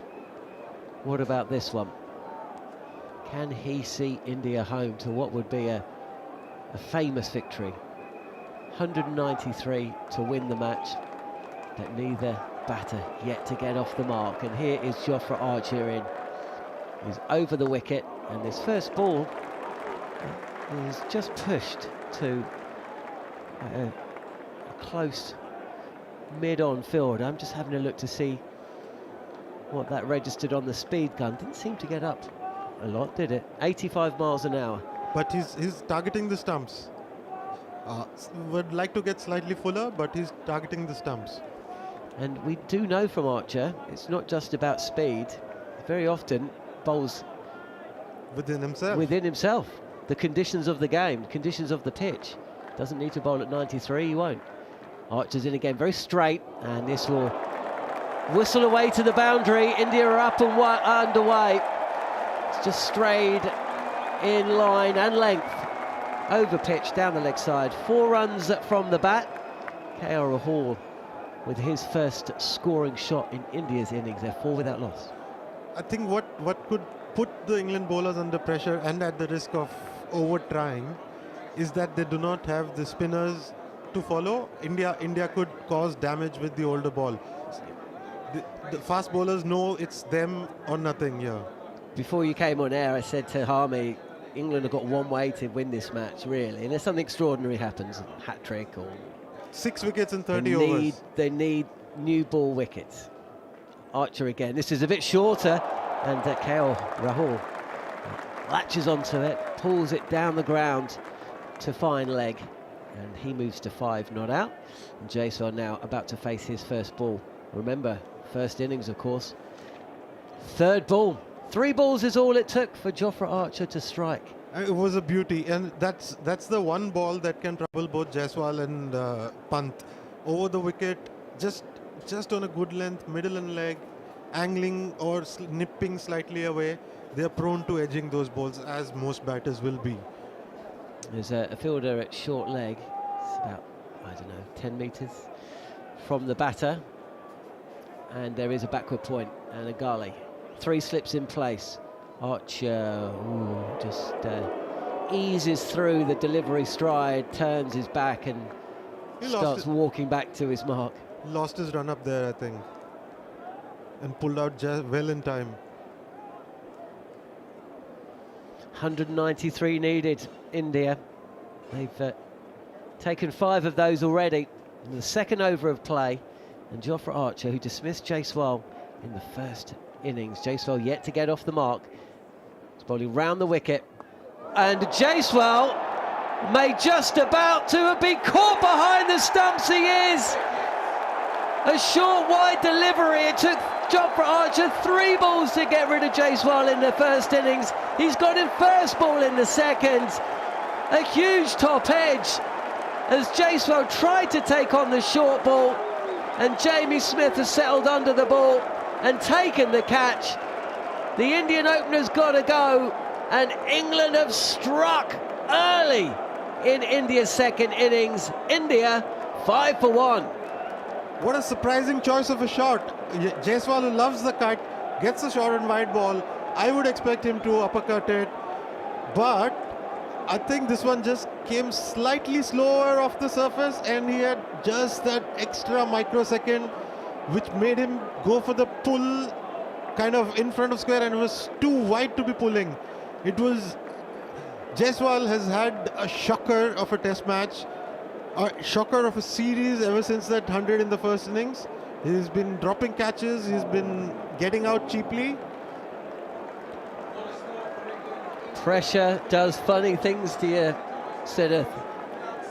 It was a short, wide delivery with the field up, which Jaiswal could have played anywhere he liked over the offside, and instead he's tried to help it round the corner to the leg side, and it's just spiralled up in the air. It's gone miles, and the batter, he knows he's out a good 2 seconds before the ball has landed in the keeper's gloves, and he's trudged off. That is the worst possible start for India, and it just belies the tension that comes with any run chase, no matter how small. England needed early wickets, and they've got one. Strange execution of the shot. 99 times of 100, you would expect him to play the uppercut to this ball, and he just for some reason tries to pull it. Leg gully in place, or leg slip in place for Nair, and this is pitched up by Archer and left alone. There was a really interesting passage of play on that day one. Jaiswal had gone early again, between Nair and Archer. Nair didn't score a huge amount of runs. He's got starts. It was actually an exceptional catch that dismissed him, wasn't it? But what India would do for his 40 runs right now. Or some composure, half an hour of calm, even if it's not runs. Down the leg side. That's they're aiming for that, by the way. There is that leg slip in place. End of the over then, applause round the ground. There's supporters of both teams in their numbers. And they are sticking around this game. This test match could be decided tonight. I'm not saying India are going to get the runs or get bowled out, but by 6:30, you just got the feeling we're going to know a lot about how day 5 is going to play out. Any more shots like that, and England will believe. Seen the speed gun. 85, 85, 86, 87. There was the penultimate ball went past 90. 4 slips now in place for KL Rahul. I wonder what he was thinking at the other end. Well, it could either be decided either way, or we could go to Stumps at 90 for 3 and still not know who's ahead come tomorrow morning. It's a sellout tomorrow as well, isn't it? It's almost like... that would be great. Sellout Monday. Sellout. It's almost like 30,000 people knew that the game was still going to be in the balance come day 5. £25 tickets, £5 for kids. It's going to be a great atmosphere. There'll be a few kids yanked out of school as Wokes is in, and he's targeting the pads of Rahul, who just flexes the knee. England needed that early wicket, because if they do not strike with the new ball, if they do not have 4 or 5 wickets come the end of the 35th over, India will be the favourites. They need all the missed shots, mistimed shots to go to hand. Yeah, and even if they go at 3.5 and over, you know, at the 30 over stage, they're going to be within 60 or 70, you'd think. Wokes again! Oh, how was that missed off stump? That's a good leave. That's a very good leave. He covered the stumps with his back foot. Oh, that is perilously close. There's a good leave and there's a bad leave. Well, the crowd are thinking. So, what I like about this leave is that his back foot comes across, and even if the ball hits, it has to hit the pad. The umpire is forced to make a decision. Yeah, Sid, that's a very, very optimistic way of describing that leave, and I think there is a law involving a pad hitting the ball before it goes on to hit the stumps, but I do get what you mean. It's pushed out to cover this time by Rahul. Decides to use the bat. He uses the bat. If it kisses the stumps, you're out bowled, but if you get the pad in the way and it's kissing the stumps, you can still survive. Yes, you can. Do you want KL Rahul to try it again? I think he will. Because if he doesn't, he's going away from his natural game, which is to leave a lot of balls outside off. 2 slips in place and a gully for KL Rahul. That's straighter from Wokes and just pushed out to mid-wicket. And nervous applause. I think that's from the Indian fans. Who knows? Crowd are alive here. At times the Indian voices have certainly dominated, and then at times the English have, but now it's too close to call. Still rather be in India's position than England's. They just need to get their head down and see off the first 10, 12, 15 overs and see where they are. England need wickets, and it's Wokes. Oh, who goes up for leg before. There's actually a shot at the stumps as well. The ball has just drifted out and picked up by second slip, I think it was. KL Rahul a little slow to get his bat behind the line. I think it's Root, might have been Brook actually, who throw the stumps down, but Rahul's back and England decide not to review. He might have just got himself outside the line of off stump. He played it on the walk, so he was kind of done by the length here. 5 for 1 here in the 3rd over. Just seeing a replay of the stumps being thrown down by the slip cord. Might also have been a tickle. Wokes again. That's And a KL Rahul plays inside the line. Ball bounces up and past the outside edge, through to the keeper. End of over number 3. India 5 for 1. everyone is alive and alert. That ball had a lot of action. Rahul alive to the possibility of a run out. The second slip alive to the possibility of run out. Direct hit. Rahul already in. It was a great piece of cricket where the ball, very good ball, seamed in slightly. Rahul did well to get outside the line, and then the fielding and the umpiring. And the sun was out, and we got 90 overs in the day. Archer, 3 slips in place, and he's bowling to Nair, and this is dreamily played by an experienced number 3. Karun Nair is going to get off the mark with a punch through mid-on for 2. It pays to have this reputation of having a weakness to a short ball. When everybody comes up and you can just push nicely, just a forward defensive can get you 2 because there's no mid-on in place. India made the call to move Nair up to 3. Sai Siddharthan played 1 test match, and I think you'd need experience right now, right here. India can't win this match in the next 10 overs, but they certainly can lose it. Yeah, absolutely. 3 slips and a gully in place, and that leg slip, and Nair just ducks underway. And this is key here, because he's been round the block. He's come up against bowlers of the quality of Archer. He's been in similar positions in his professional career, and yeah, he's going to be nervous, but seeing a replay of that shot, still not one that Jaiswal's ever going to want to think about again, but he's going to have to work very hard to get it out of his mind. Archer is in close to the stumps and left alone. It was almost as if he had decided already that the moment Archer pitches a shot, I'm going to pull it, and he misjudged the line of he didn't even look at the line of the ball.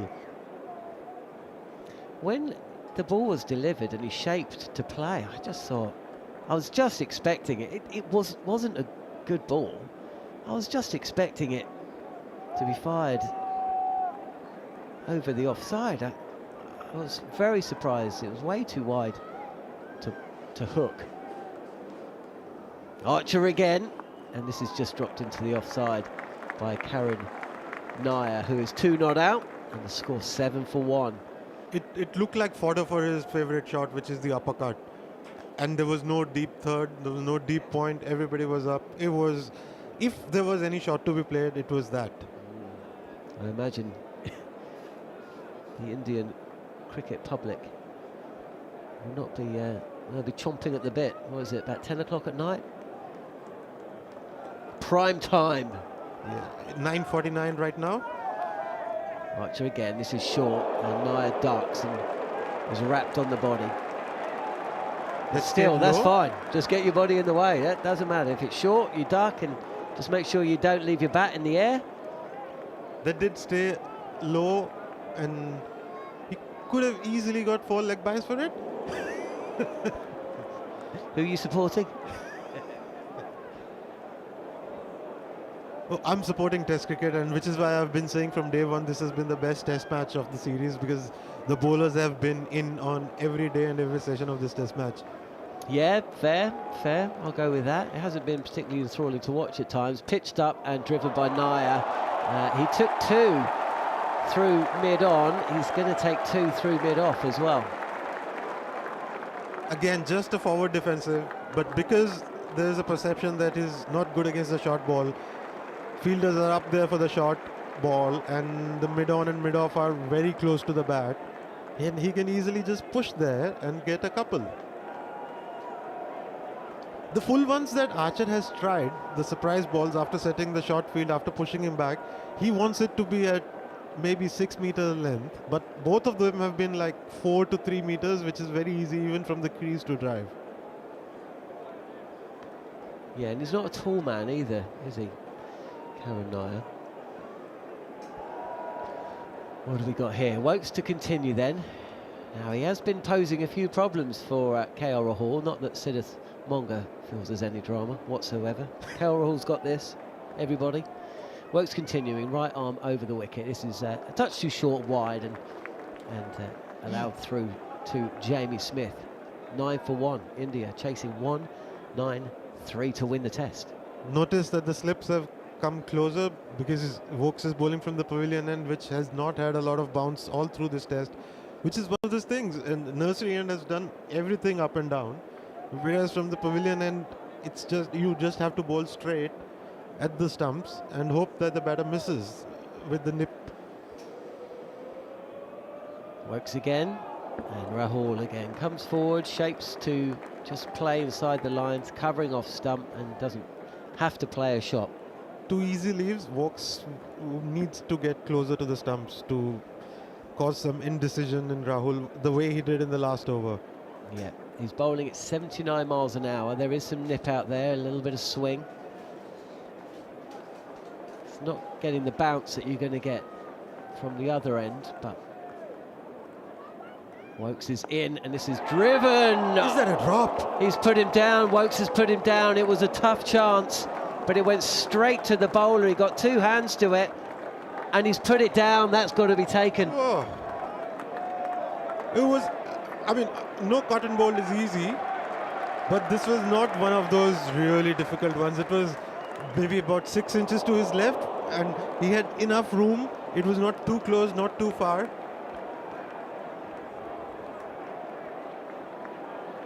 There's no easy caught and bowled, but Woakes, I think, takes that 8 times out of 10.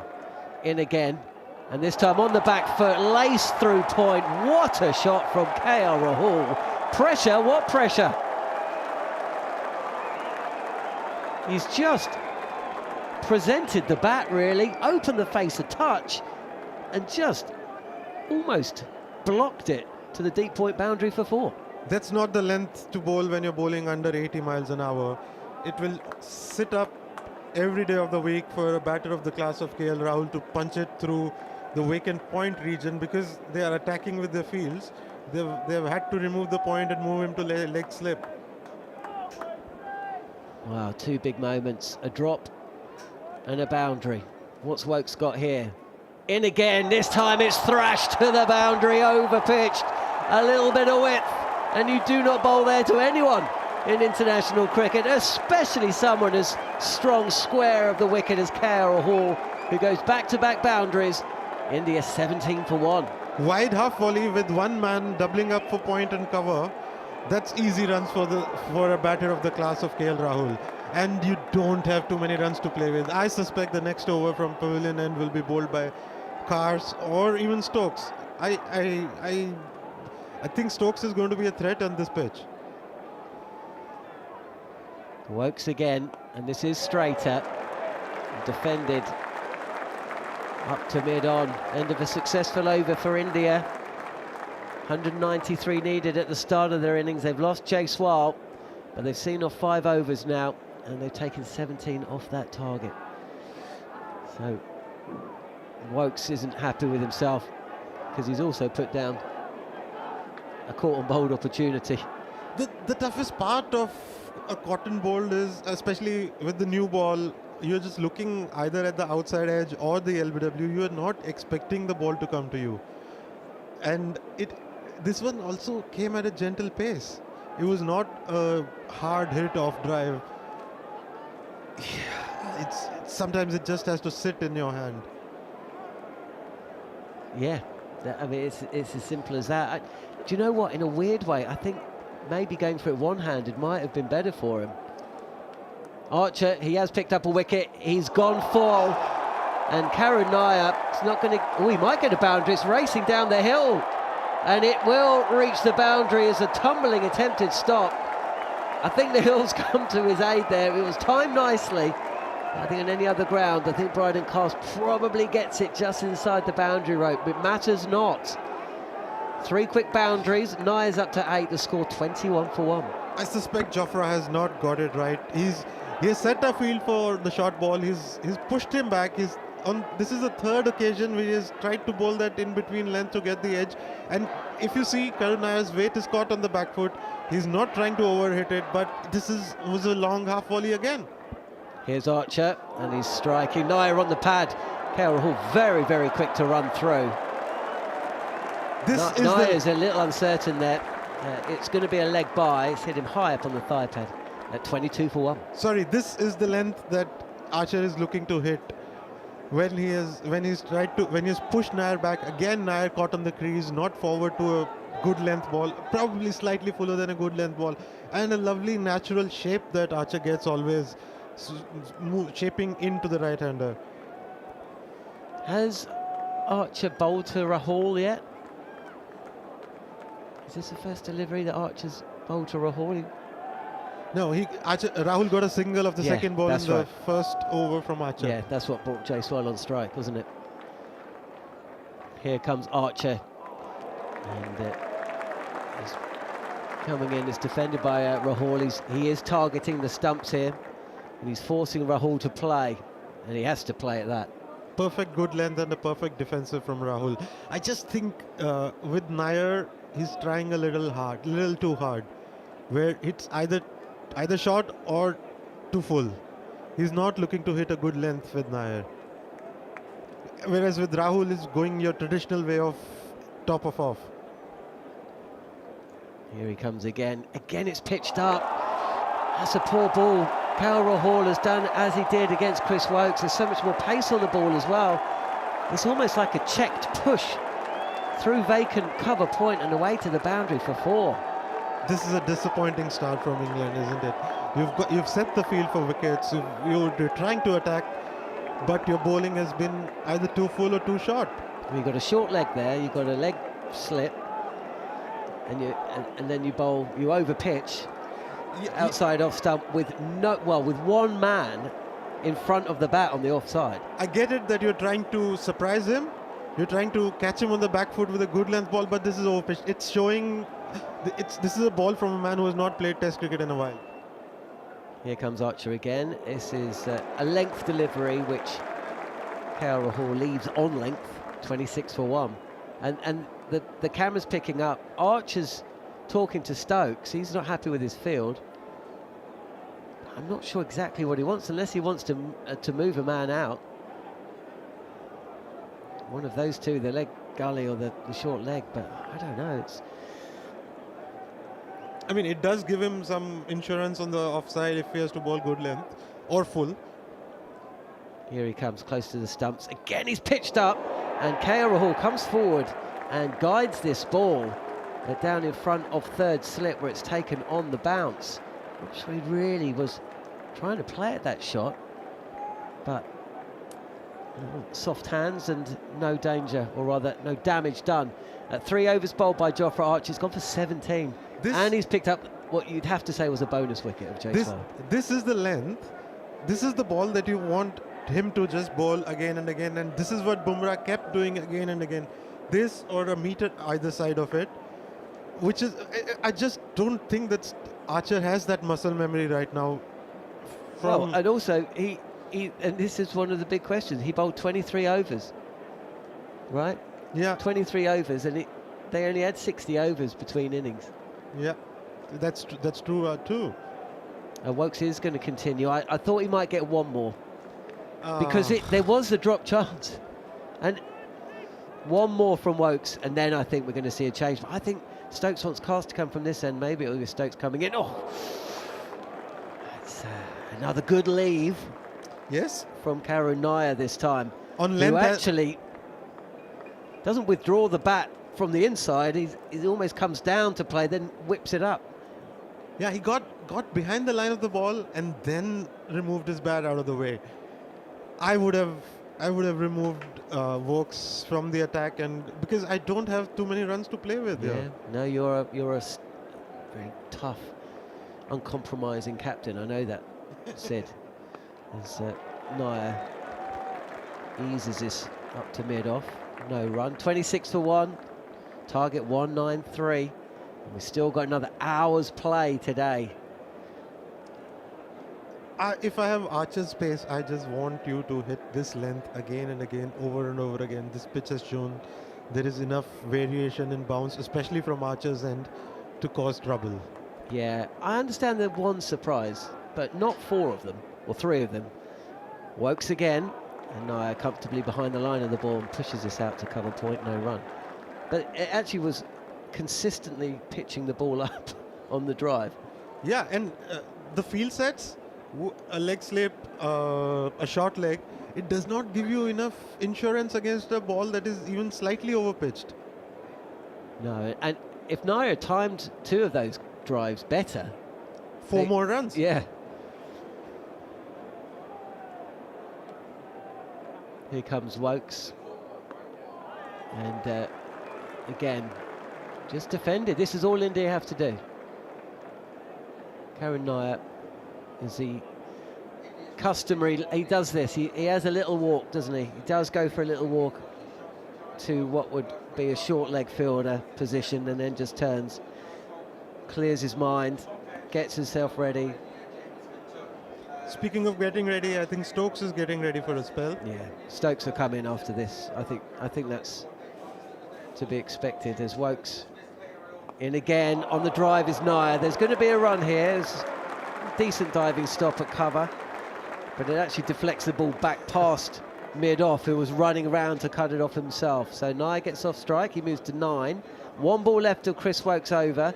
He's bowled 3.5 overs, 2 maidens, 0 for 9, but he's dropped a catch from his own bowling.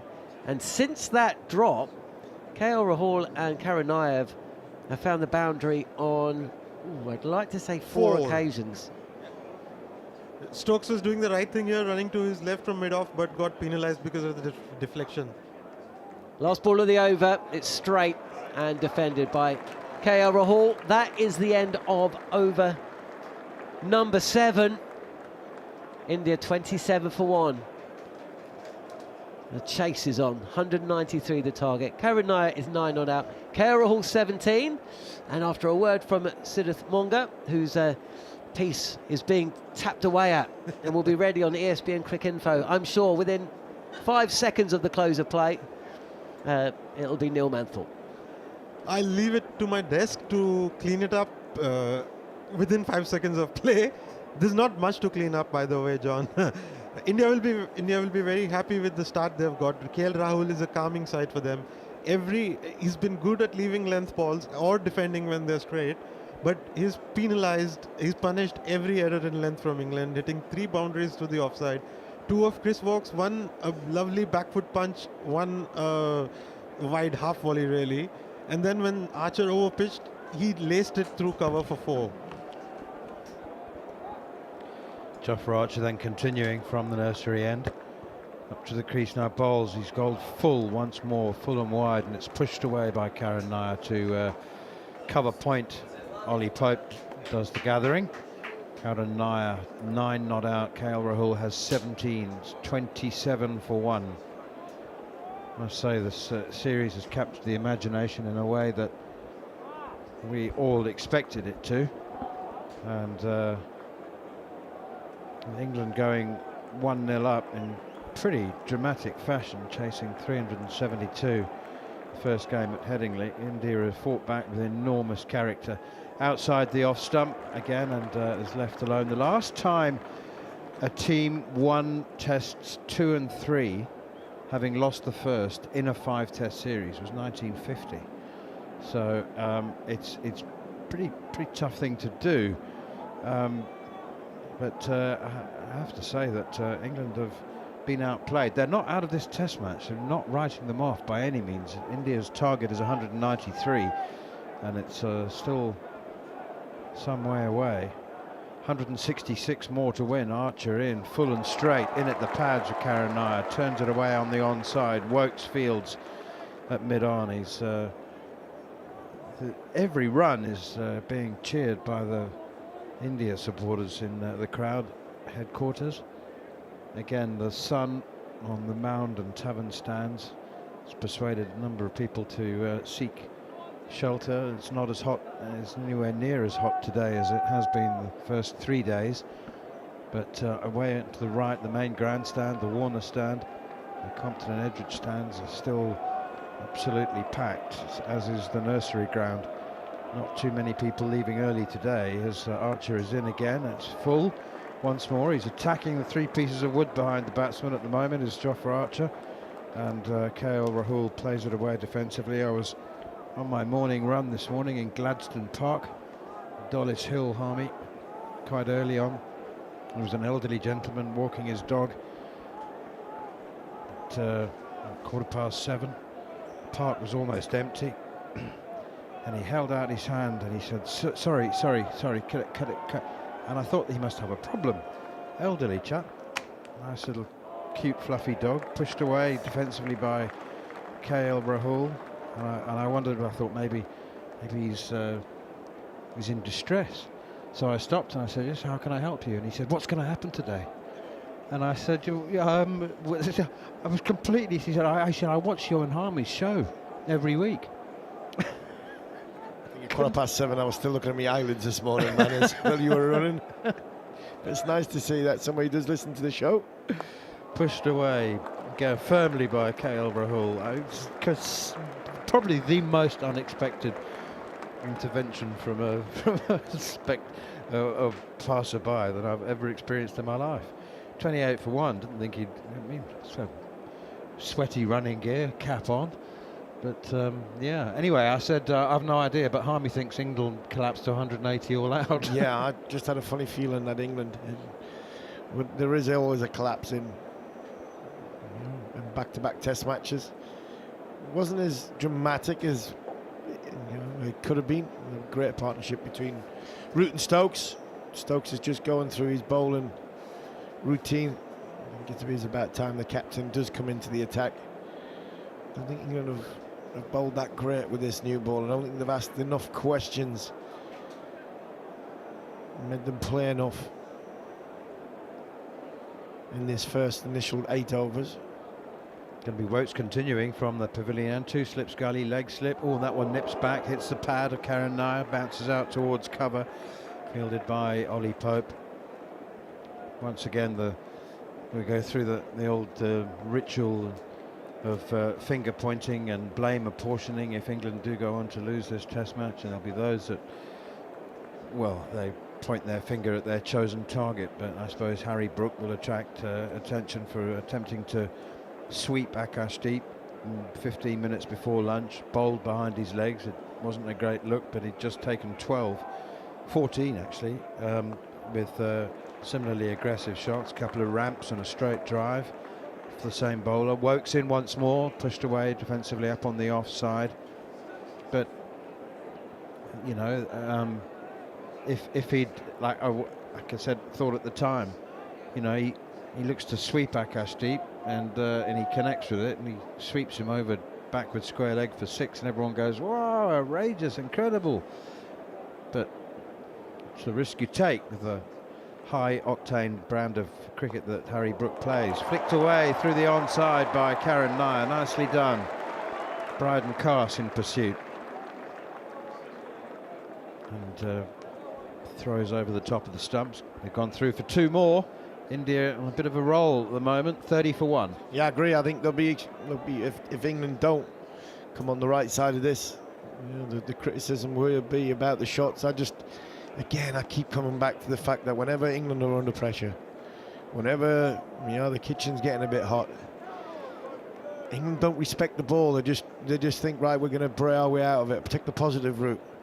Works in once more. Karen Nair drives, good-looking shot, high left elbow to Archer at mid-on. And then sometimes it looks great. It does. You summed it up perfectly. A couple of ramps, 12 off, and all of a sudden, but it just seems as though when England get into that position, you're waiting for one mistake after another mistake after another mistake. The 2 guys who are probably the best, best in the business from situations, were the 2 that stuck it out, rolled it out, give respect to the bowl. Here's Woakes once again outside the off stump, left alone, kept a bit low. Jamie Smith has to take it on the pads or on the he went down on one knee, has bounced a second time in front of him. I don't know whether this is a completely accurate analogy, but to use a football analogy, it seems to me that India have in many ways, and well, they've been happy to look to win on the counter attack. You know, they haven't played two wingers and gone out there and looked for goals. They've been quite happy to let England, make the plays, and accumulate their runs. They haven't tried to score too quickly. They've been quite happy to sit back and not park the bus, but to look to attack on the counter when England are vulnerable, make themselves vulnerable. 30 for 1 at the end of the over. Yeah, it's a great way to look at it. And you exploit mistakes. I mean, you're talking about in the football world. You do if you're playing against a side who like to attack. You know, you creep in through the back door, and all you're waiting for is one mistake. Bang, 1-0. You know, then they have to come out a little bit more. Come out that little bit more, making another mistake. Bang, 2-0, and you're going, how on earth is this team getting beat 2-0? You get beat 2-0 because you're actually making a mistake, and you're making the same mistake. And you're constantly not withstanding the pressure. That's the story of baseball. When England lose, largely down to the fact that when they get into a situation, the kitchen is a little bit hot, there's a little bit of pressure on, and you've got to ride out a little storm. England decide to come out playing shots and swinging. Is that weak? I'll let other people decide for that, but it doesn't look great. Ben Stokes is just about to bowl his first delivery, and it slips out of his hand halfway through his run-up. We saw that happen to Akashdeep a little bit earlier today when England was still batting. 30 for 1. Which Premiership team would you say is Spurs? Are they? Newcastle are very good at that. What over-attacking, backing themselves? Yeah, not so much goals. over-attacking, but yeah, you're probably looking at Spurs. But I think calculated on the transition and on the counter attack, Newcastle are very, very good at that. Oh, yeah, right. I was thinking of the England equivalent. Yeah, is Stokes again outside the off stump and left alone. Sometimes you just need to. But it's Spurs. You're right, Spurs. I mean, the Australian manager Postecoglou got so much stick. You know, some of the kamikaze ways he were playing. Is there baseball? There's a no ball there by Stokes, first up. How about Newcastle 1990? Kevin Keegan's team, yeah. Everybody loves watching it. It's brilliant. But you actually won. Yeah, it was. That's it. Sums it up perfectly. Here is Ben Stokes again up to the crease now, bowls, and that one is steered away. A handsome piece of skill from KL Rahul. Opens the face to the back. Couldn't be absolutely certain that it would go between second slip and gully, but it did. All the way along the ground, complete control. 35 for 1. India going along very nicely indeed. Didn't Kevin Keegan once famously say that he'd rather win 5-4 than 1-0? Yep, 5-4 than 1-0. To be fair, as a Newcastle fan, it was a great ride. It was brilliant watching it. Everybody's second favourite team in the country. Everybody loved watching the way Newcastle United play. Everybody loves watching Ben Stokes' team against the top oppositions, pressurised situations. They make mistakes and they get punished, and they've been punished so far. Stokes in again, wide outside the off stump, and KL Rahul leaves that one alone. You have a feeling that this situation is absolutely tailor-made for KL Rahul. Time absolutely not an issue. Calmness required, and he has that in abundance. I think he's absolutely the man. In fact, he's not just the man that India would choose to have opening the batting. He's the man that most teams would choose. His temperament, his calmness, his skill, his ability to remain unfazed by whatever happens. Just stay calm. Here comes Stokes once again, and that one is pushed over there a little bit. Hands just got a little bit in front of him there, I think, and anyway, it's trickled up towards mid-off, and there's no run. England need 2 wickets before the close of play to force their way back in. And one of them needs to be Shubman Gill, you would have thought. Yeah, you'd think one of them needs to be K. Rahul and one of them needs to be Shubman Gill. The sooner in this run chase, the 193 to win, England needed to get rid of the anchors quickly and get the shot players in, give themselves a chance. Stokes in once more. She's that effort ball, that really much quicker than the previous one, or at least half a yard quicker, which feels quicker to the batsman, bounces a bit, and KL Rahul just knocks it away out on the offside. We've had an action-packed day. England resuming on 2 without loss, bowled out for 192. 40 from Joe Root was the top score.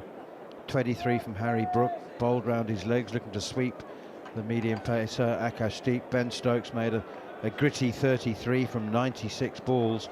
But Washington Sundar, the star for India, with his off breaks, 4 for 22. Comfortably a career best in his short test career. Stokes in once more. KL Rahul plays it away defensively out on the offside. Zack Crawley struggled to 22 from 49, could have been out half a dozen times, played and missed, and never ever looked convincing. Ben Duckett the first to go, mistiming a pull against Mohammad Siraj to mid-on. Ollie Pope trapped LBW by Mohammad Siraj for 4. But Washington Sundar, clean bowling, Joe Root, Ben Stokes and Jamie Smith to put India in control, and they've not relinquished it. Oh, that's a beauty from Stokes. That's an absolute beauty. Takes off, nips down the hill, comfortably beats the outside edge. Moved so much that both Harmy and I instinctively thought that there was an edge involved, but not so. And suddenly the high vis and the it's a drinks break. Is it a drinks break? Why is there a drinks break now? Why is there a drinks break? 45 minutes left in the day. I don't understand that. Are we going longer or what? It can't be. There's been no intervention from the weather. We should be finishing at 6:30. I don't understand. We're not going. Maybe the change of innings change the. Surely that's a jinx break. Yeah, exactly. Maybe the temperature has pushed up to 30, and at 30, that's when extra drink breaks are scheduled. Possibly. So it doesn't seem to be as hot. It's not 30. It's not. I have no idea. I can't understand that. 35 for 1. But in real terms, you know what? You look at this and you think, right, what is there? 45 minutes left today, so we're going to get 10 overs in, right? So we get 10. So we lose 6. So we lose another 6. Right. So what's that? About 30 overs. 30 overs in the contest we've lost so far in this. I think it's more than that. Yeah, this game would have been finished tonight if all the overs had been bowled. If you think of all the overs that we've lost in the game, we would have been finished tonight. Because this game, by the time another 10 overs is bowled, India are 75 for however many, 70 for 2, 70 for 3. If you have another 30 overs to what we've lost officially, that will be enough to finish the game. Oh yeah.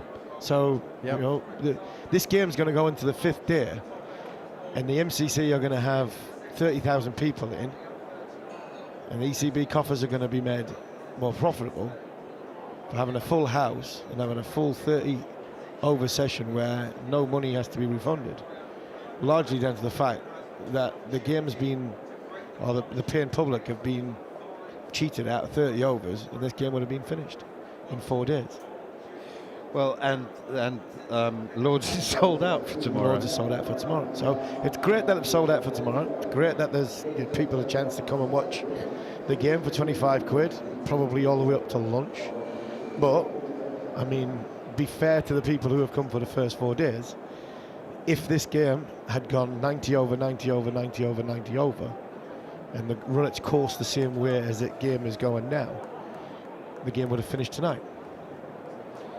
Just while they finish the drinks break, Harmy, we can speculate about what other stories we'll be covering in following on tomorrow. There's obviously Italy's qualification for the T20 World Cup and the fastest international T20 century. Did you see that? Turkey's... no, I didn't see that. Turkey against Bulgaria. Was it? Yeah. That's a good one. It's the fastest T20 international 100. Came from 31 balls. Might have a final word for us. Those seen it on Instagram before. 1 run, 5 wickets to win. Took all 5 wickets. Drawn match. It's a good one now. Bryden Cast into the attack now, and this one is turned away off his hip by Karen Nair. Out on the onside, fielded by Jofra Archer. Another easy single England desperately needing some inspiration now, and that's why Ben Stokes has brought himself on. He provides that inspiration so often, so regularly, consistently, and he knows that his team need a couple of wickets before the close of play. Remember, I mean, I will keep reminding you that, you know, 157 runs, it seemed like a very long way away if you're suddenly 50 for 3.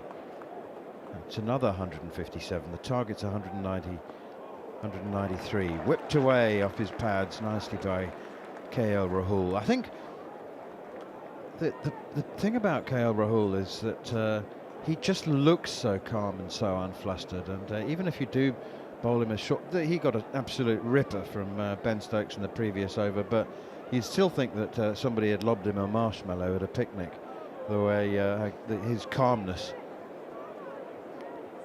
Seen Sam Allard's eyes light up in the back of my head there when you're talking about marshmallows and picnics. Just the 2 slips in now, short mid-wicket as well, catching mid-wicket, and this one is clipped away by Karen Nair out towards deep square leg. Ollie Pope fields. I think Brydon Cast has just struggled a little bit for consistency in this Test match, and it seems to me that he hasn't settled on one end. He's just doing what the team needs, bowling from both ends, and it's been shuffled around. Shoaib Bashir, is he going to have an over or 2 before the close? Shouldn't think so. Maybe 1. Driven now by KL Rahul once again, straight back to Cast. Well, if he does, he's going to have to get himself on the field because he's quite absent at the minute. Sam Cook. The thing that we need Brydon Cast to understand is this pitch. Not only is it a new ball pitch, it's a hit the deck pitch, and in 4 balls that Brydon Cast has bowled so far, he's just floated either Yorker length or half volleys. You encourage him to hit the pitch. Use the natural disintegration of the surface. Here's Brydon Cast again, bowls. Oh, that's right up in the block. Oh, there you go. He's looking for the Jasprit Bumra Yorker, and that almost was the perfect Yorker, but KL Rahul's just got down on it in time, and it's squirted away to second slip. Harry Brook dives to his right. He's taken a couple of really good catches, Harry Brook. One in particular to get rid of Washington's. No, that was at long stop, wasn't it? The one he took to get second slip to get rid of Akashdeep, diving away almost horizontal to the ground. He's taken 3 catches so far. So Harry Brook. Here's Cast again, bowls Rahul forward and nudges it out wide of Jofra Archer, or to Jofra Archer's right. It's another single. India perfectly happy to get them in singles. I was talking about KL Rahul's calmness and his body language and his aura.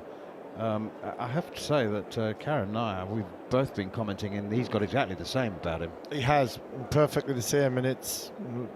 I think I was on with John a couple of days ago. I was talking about the old team of England and the way Strauss and Trott and Cook batted, and then the shot players coming in after just completely nullified any new ball bowlers, got the bowlers into their second and third spell, and it just seems.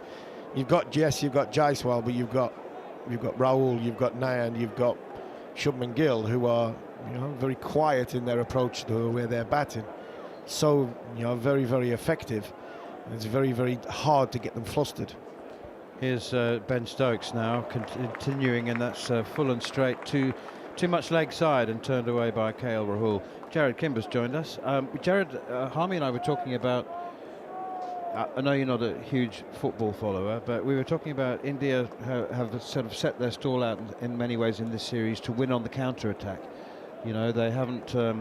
They've been happy to bide their time and let England make the plays and let England do the attacking. And in football terms, they then counter-attack and suddenly fight. They're 1-0 up, 2-0 up, and the team doing all the attacking or trying to make the plays is behind.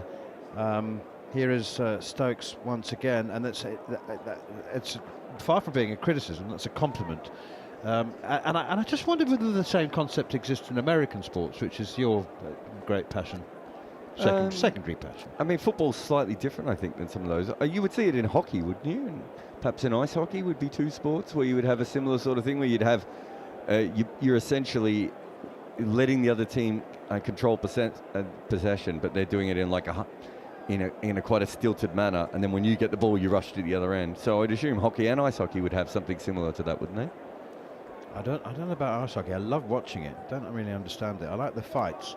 Pushed away behind square on the offside, and they think about a single. But do they still have fights? Are they? They do. They say the sport is safer because of the fights. Sorry? Yep. They think it's a very self-policing sport. If you do something that's unnecessarily rough, you then have to back it up with a fight afterwards. I see also that if somebody crosses the line in ice hockey, and it seems to me to be a very generous line when it comes to aggression, but if somebody is over-aggressive, then there's just a pile on, isn't there? Because absolutely, they skate each other at full speed, crashing into... Anyway, I like that, but those bits. Here's Stokes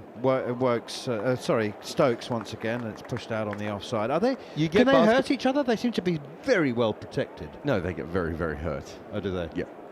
You get it's similar. They're similar in basketball, where you will have a team that will be defensive focused, and essentially all they're trying to do is let the other team come up, but slowly, so that they're less chance of scoring. And then when you get the ball, you dash to the other end. That's what you're saying, really. That's what counter-attacking football is. So hockey, basketball, a few different sports would have that kind of thing. I don't think it's really a rugby thing, is it?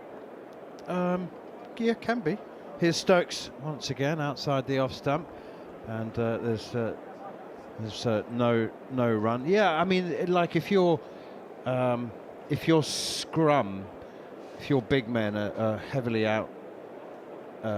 outweighed by the opposition, you know that they're going to have a whole series of rolling balls and have maintained possession and whatever. You let them do that. You try and just hold them up. You know you're not going to overpower them, and then hopefully you just pinch one in a ruck and you send it out to your quick wingers and counter-attack that way. 40 for 1. Here's Stokes again, and forward comes Karen Nair. Absolutely solid there. It's just they're both exuding this aura of calmness, which is what you want to see as a bowling team desperate for wickets. So it's a bit like in England and following English cricket, and you say, right, in the third innings you get England, you bowl 6 dot balls, and you know for a fact that you're going to have 2 ramps, maybe it's a reverse scoop and run down a wicket and slug one up in the air. Chase 190 to win. I know that Australia and India in previous incarnations against Bazball have basically seen it as a defensive challenge, not an offensive challenge. So they're like, we don't need to go all guns blazing against them. We just need to play our best cricket and allow them to fall into our traps and go around them. Here's Bryden Cast, very straight approach, chest on, barrel chested, driven out towards extra cover. Ben Stokes, alert to the possibility of a run out, just took his eyes off the ball. He was trying to see whether they were taking a single or not, and he took his eyes off the ball, and it's squirmed away from him. So not only did the run out chance not materialise, but a run did. It hurt him too, but he's trying to show that it hasn't hurt him. But it won't matter, because even if his finger came off, it would reattach itself tomorrow and be fine. Like what happened with his groin. Not that his groin was... I was going to say, like his late father's finger. Here's Bryden Cast. So there's a play and a miss, and that is a little bit of movement from Bryden Cast away from the right-handed Karen Nair. Just having an uncharacteristic little push at that one. But credit to the bowler, he's moved it up the hill, away from the outside edge. He's not a great big mover of his feet, is he? He's very crease bound. He has excellent balance and weight control and everything from that point of view. But if you do bowl wide to him, I think he does give you a chance, just because he's still gonna try and hit it through the gap, but he's not always going to move his feet with it. Yeah, he's a typical player of short stature, isn't he? Here's Bryden Cast once again, and he's bowled him. I mean, beg your pardon, he's played no shot. He hasn't bowled him. He's hit him on the pads. No shot offered. Up goes the finger. The appeal for leg before wicket, and Paul Rifle didn't think about it too long. Up went the finger straight away. He's absolutely misread this completely, Karen Nair, and it doesn't seem to me like he's going to review it either. No, he's not. He knows he's made a horrible error, And Brydon Cast was into a bit of a Celebra appeal, to be honest. He knew that Karen Nair has made an absolute hash of this, and the bat goes under the left armpit and he trudges off. A second wicket. I said England need 2 more before the close, and that's one of them. 41 for 2. That's better from Brydon Cast. Bring your length back, try and hit the surface. It goes down the hill. I'm not sure who appealed first there, Brydon Cast the bowler or Paul Rifle the umpire. The finger went straight up. He knew exactly what was going to happen there. Karen Nair looked at Keil Rahul. Keil Rahul basically said to him, mate, you're going to have to keep hobbling off because there's no chance of that being overturned. Massive wicket for England. With 35 minutes to go in this contest. Another wicket, Shubman Gill gone tonight, and we might just have a game on.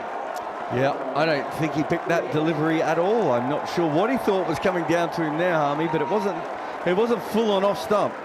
It probably was clipping rather than smashing into the stumps, but it wasn't worth reviewing. I don't think it was definitely going to hit hitting them. outside. Yeah, but because he didn't play a shot. No. But what I mean is, I don't think it was smashing into the middle stump. No. But I don't think there was any point reviewing because it was still definitely going to go on to hit the stumps. He didn't even see himself get given out because he got hit on the pad and he started hobbling off. It was only when the slip fielders ran down he realised he was out because Paul Rifle had given him out so quickly. Right. I'm not going to throw anything before I start getting criticism from Indian supporters here. We're going to see some time wasting here. This half an hour to go. Shubman Gill, 600 runs in this series. He's caused an awful lot of problems, with arguments with quite a few of the England players over the course of this last 2 days about time wasting. I think we might have the king of the time wasters here for half an hour. Shubman Gill does not want to bat too much. Face too many balls here in this next half an hour. That could backfire. I mean, to time waste with 28 minutes left in the day. I'll go all in on Indian fans. I hope it does. Here is Brydon Cast again, but Gill beaten outside the off stump. And what a tentative little push that was from Shubman Gill. He just, again, crease bound, didn't move his feet. It's just held the bat out at that one. Gosh, he looked very rusty. I don't think he's picked this up. I think it's forwards. He's not picked it up. I think that's 2 balls in a row. They just haven't picked up the ball. 2 different batters as well. Don't know if it's something to do with the shadows. Well, the pavilion is always in shadow at this time of day, and there is a sort of grey cloud, light grey cloud, partly obscuring the sun. Very so high. So it's changeable light, isn't it? Just so, I don't know. Here's Brydon Cast then. Quick, get another one in if you can. Well, he's driving at this one, Gill. That's full and wide and swung away, and Gill has beaten for a second delivery in a row. And he's played 2 very, very indifferent shots. No, that was a bad shot. The first one we'll give him because I don't think he picked the ball up. He picked it up that time and he tried to edge it the second slip. Yeah, his hands picked it up and his bat picked it up, but his feet didn't. Yeah, his feet didn't go anywhere. His feet's not going anywhere. There's a bit of heat here. There's a bit of heat in the kitchen. Carson's got his tail up. England have got their chirp up. The crowd are going. This is box office. 2 slips in a gully. Here's Brydon Cast thundering in now. Bowls. Gill drives through extra cover. This time he does pick it up, and he did move his front foot. And Wokes is in pursuit at widest mid-off. They think about the third. Keil Rahul wanted to come back for the third. Shubman Gill said no. Let's just keep it calm, keep it tidy. He's played 2 pretty wretched shots for his first 2 balls. Okay, first one he didn't pick up, but second one... It was still wretched. I mean, I don't think he's going to show it to his grandkids one day, is he? He's not going to be like, this is the shot I was hoping to play. So just fascinating. I'd love to see more of some other angles of what happened with Karen Nair, because it really felt to me like he did not pick that ball up at all. I thought originally maybe it was a Yorker or a slow ball and he just lost it in the flight, but it wasn't. It was a normally pitched ball outside off stump.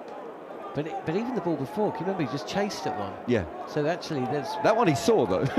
Yeah. I'm not sure that it did. It felt a little bit like where you decide to play a leave before the ball was bowled on the last one. 2 slips in a gully as Ben Stokes continuing running away from us, and this is misdirected and just tucked off Keil Rahul's hip for 4. The score moves on, 47 for 2. England buoyed by that recent success. Karen Nair, who hasn't scored a bucket load of runs, but he has taken time out of the game and 3 of the 4 innings that he's played. 3, 1, 2, 4 of the 5 maybe. Either way, Stokes angry with himself.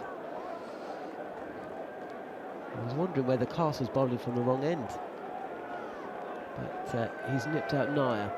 England need 1, 2 more. 2 more would be, oh wow, what a game we'd have, as this is just pushed to 4-point no run from KL Rahul. 2 more their favourites. 1 more is very close to even. The problem that England have, or will have tomorrow, is that if they don't get a wicket almost straight away, the ball should get soft. Yeah, and look, we've got 25 minutes today. We've had 13 overs, so we're going to get another 6, you think? 6 overs? So let's say 20 overs at the end of play. They don't want to be coming out with India just 2 down. They need another one, maybe 2, as Rahul just defends. The other thing is, if they get 2 more wickets, that means 2 of Gill, Rahul and Punt are gone. Yeah, I think the other thing England will be a little bit upset with themselves with at the moment is that KL Rahul is 29 of 39, and he's not generally a fast scorer. So no one else has really put on any runs at all, and the guy that usually they can control from, runs per over standpoint, they're not. Well, it was the strange tactics employed by Archer, which gave Rahul 3 of the boundaries that he picked up. As Stokes again is in, and a little additional bounce, but Rahul just rides it and uses soft hands just to push it down to the right of backward point where it's fielded, no run. Shubman Gill, he was dismissed by Bryden Cass in the defeat at Headingley. Was it Headingley? Yes, it was Headingley. In second innings, inside edging onto his stumps, cheaply going. It's Cass who's picked up the second wicket to fall. Archer with the first. Jaiswal, what a horrible shot that was. Stokes again. Playing a miss from KL Rahul. It was kind of there to be cut, and he really flashed at it. Yeah, moved away a little bit off the seam, but good pace and good bounce. Sort of almost tennis ball bounce in a way over the top of the blade, but don't think... I think if he gets an edge on that, it probably flies over the top anyway. Yeah. Yeah, you'd think. There's nobody down at the boundary at third. There's no fly slip. There's a player out at deep backward point. Gully, 2 slips. And Stokes is in. And this again draws a defensive shot from KL Rahul. End of the over. And I guess we're kind of waiting to see if Cass can... he uses his Jedi tricks to kind of, you will not play a shot at this ball. Where was it when Freddie bowled to Callis and Callis couldn't pick the ball up? Was that here? These. Do you remember when Freddie bowled all the Yorkers to Callis and he wasn't picking the ball up? Where was that? Edgbaston, yeah. It's not something you see a lot from top order players. Right, can Cass do it again? 47 for 2. Shubman Gill, the new batter, is 2 from 3. He's played 1 nice cover drive. He's played and missed, and he's not seen one as well. He's gone big again. He's gone back. Bryden Cass has got Shubman Gill caught behind, but the Indian captain has reviewed straight away. Didn't look right to me. I think it's gone under the bat, if anything. It's very full. It just didn't look right. England really liked it, but it never quite... I was a bit surprised that Paul Rifle gave that out. So was I. I think that the sound, he might have given it on the sound. I think possibly it's the sound of the bat hitting the ground. We're going to see. It's on the big screen now. I mean, Shubman Gill's been given out. Bounces. No, it doesn't look like he's hit it. That's hitting the ground. It doesn't look like the ball is hit, and the England fielders are walking back to their point already. Yes, it is. It's the bottom of the bat hitting the ground. You think he hits the ground? Yeah. Here. We didn't see it. You maybe might be not. right. I mean, it didn't look like he even hit the ground, but there was certainly a noise. I'll give Paul Rifle that and the fielders that. But it just felt Oh, wrong. no, you're right. The bat doesn't hit the ground. It just the timing was off. It's still a good ball. Very good ball. Well, no one's seeing anything at the moment, even the umpire. Archer again, and Smith does well to get a glove on this. Down the leg side, the chase is on. There's two fielders after it. The ball will just slow. Gill comes back for a second run, but it's going to be a leg by. Yeah, it just feels like when he's bowling really full, they're just not picking the ball up out of the hand. That's 4 balls in what, the space of 6 deliveries, maybe? Was that off the bat? They seem to be saying it's off the bat. It was given his leg by, I think. Just seeing another. Of course, it's all going on.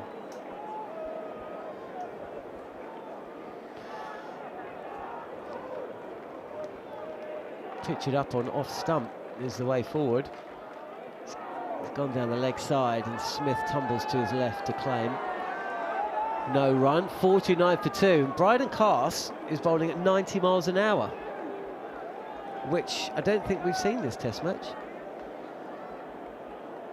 He was 83, 84 for one spell in first innings. But this is why it's so important England take wickets tonight with that new ball.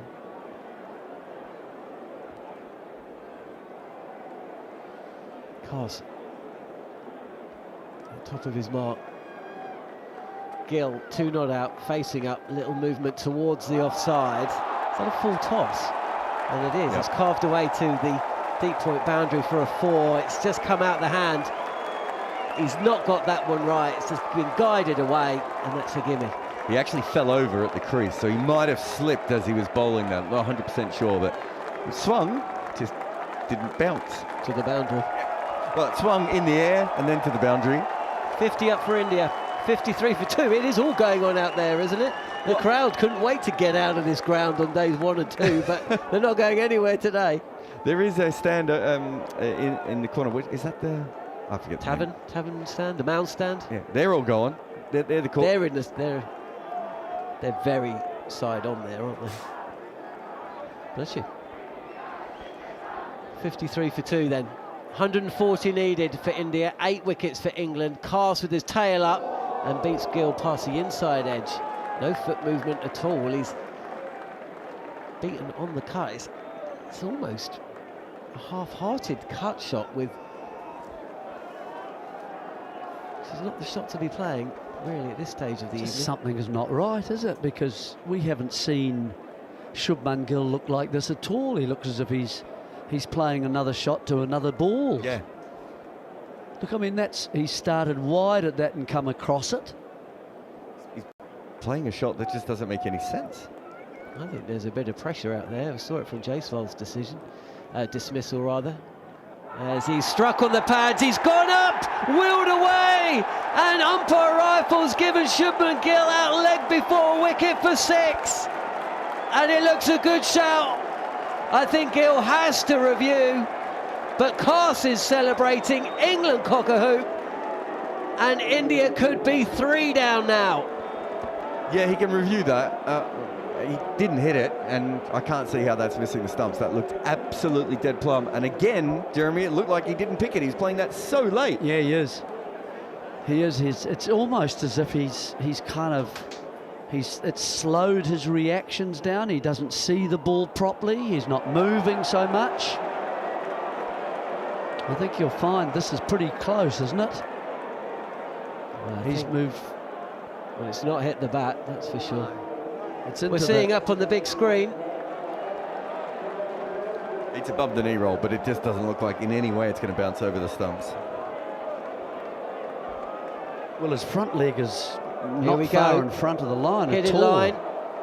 Yeah. 3 reds and you're out, and India lose a review as well. Shubman Gill, the captain's gone, the leading run scorer in the series. He's been dismissed cheaply in both innings now.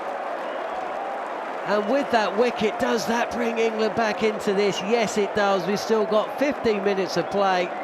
And India now 3 down late on day 4 at Lord's. And they've lost their skipper.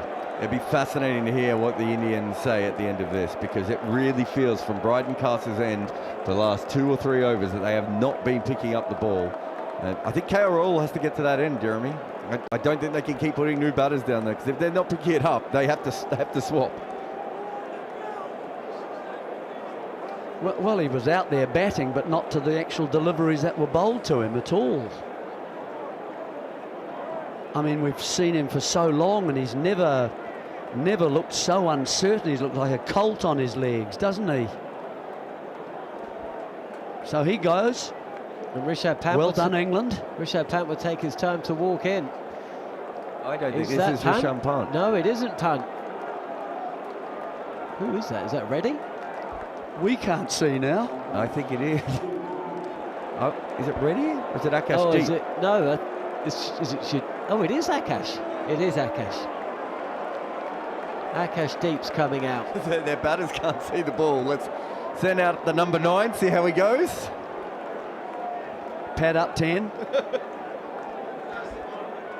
Akash Deep walking out with 15 minutes left on day 4.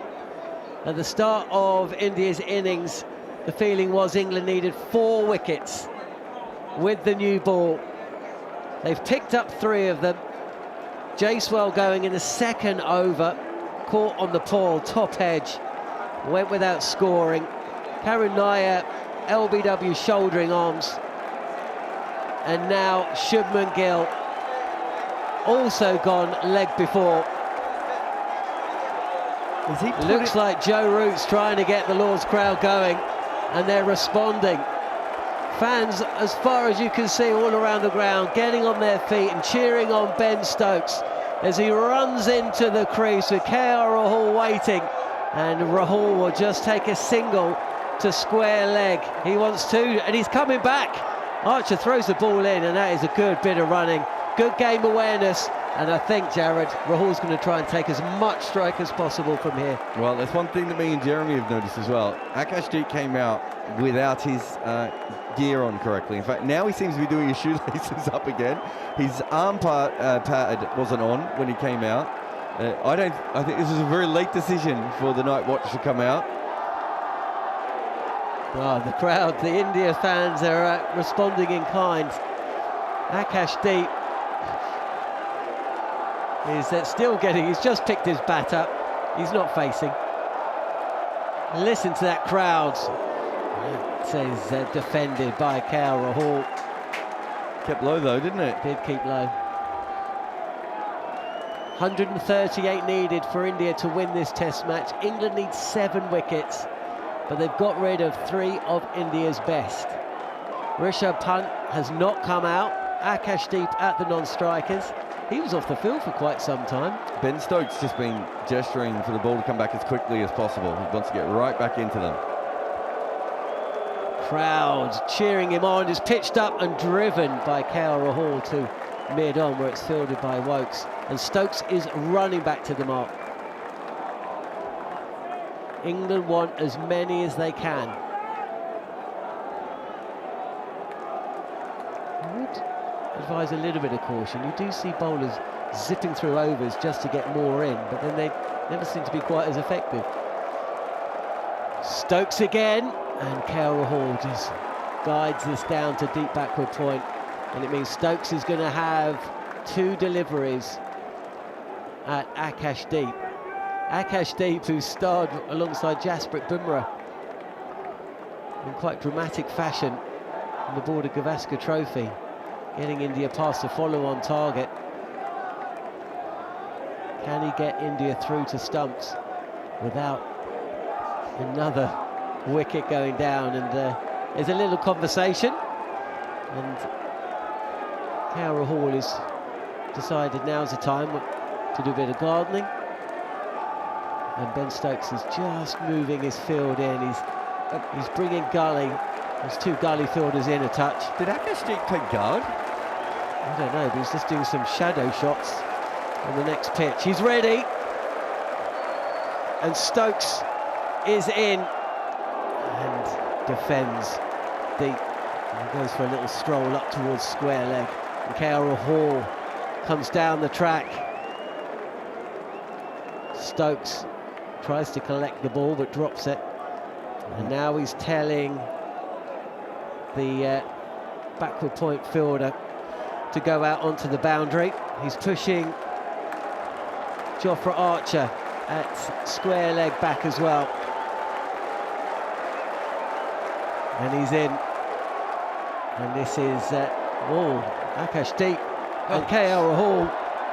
Oh, we saw this yesterday. They've taken the single. And Akash Deep is going to face the first ball of Bryden Castle's next over. 57 for 3. Good luck, Akash. 10 minutes to go, and that is the opposite of what we suggested KL Rahul might do. Well, it just seems sensible. If you come out as the night watchman, you've got to face as many balls as you can. That's your job, basically, to keep the more seasoned batsmen away from the strike as much as possible when you get close to the end of play.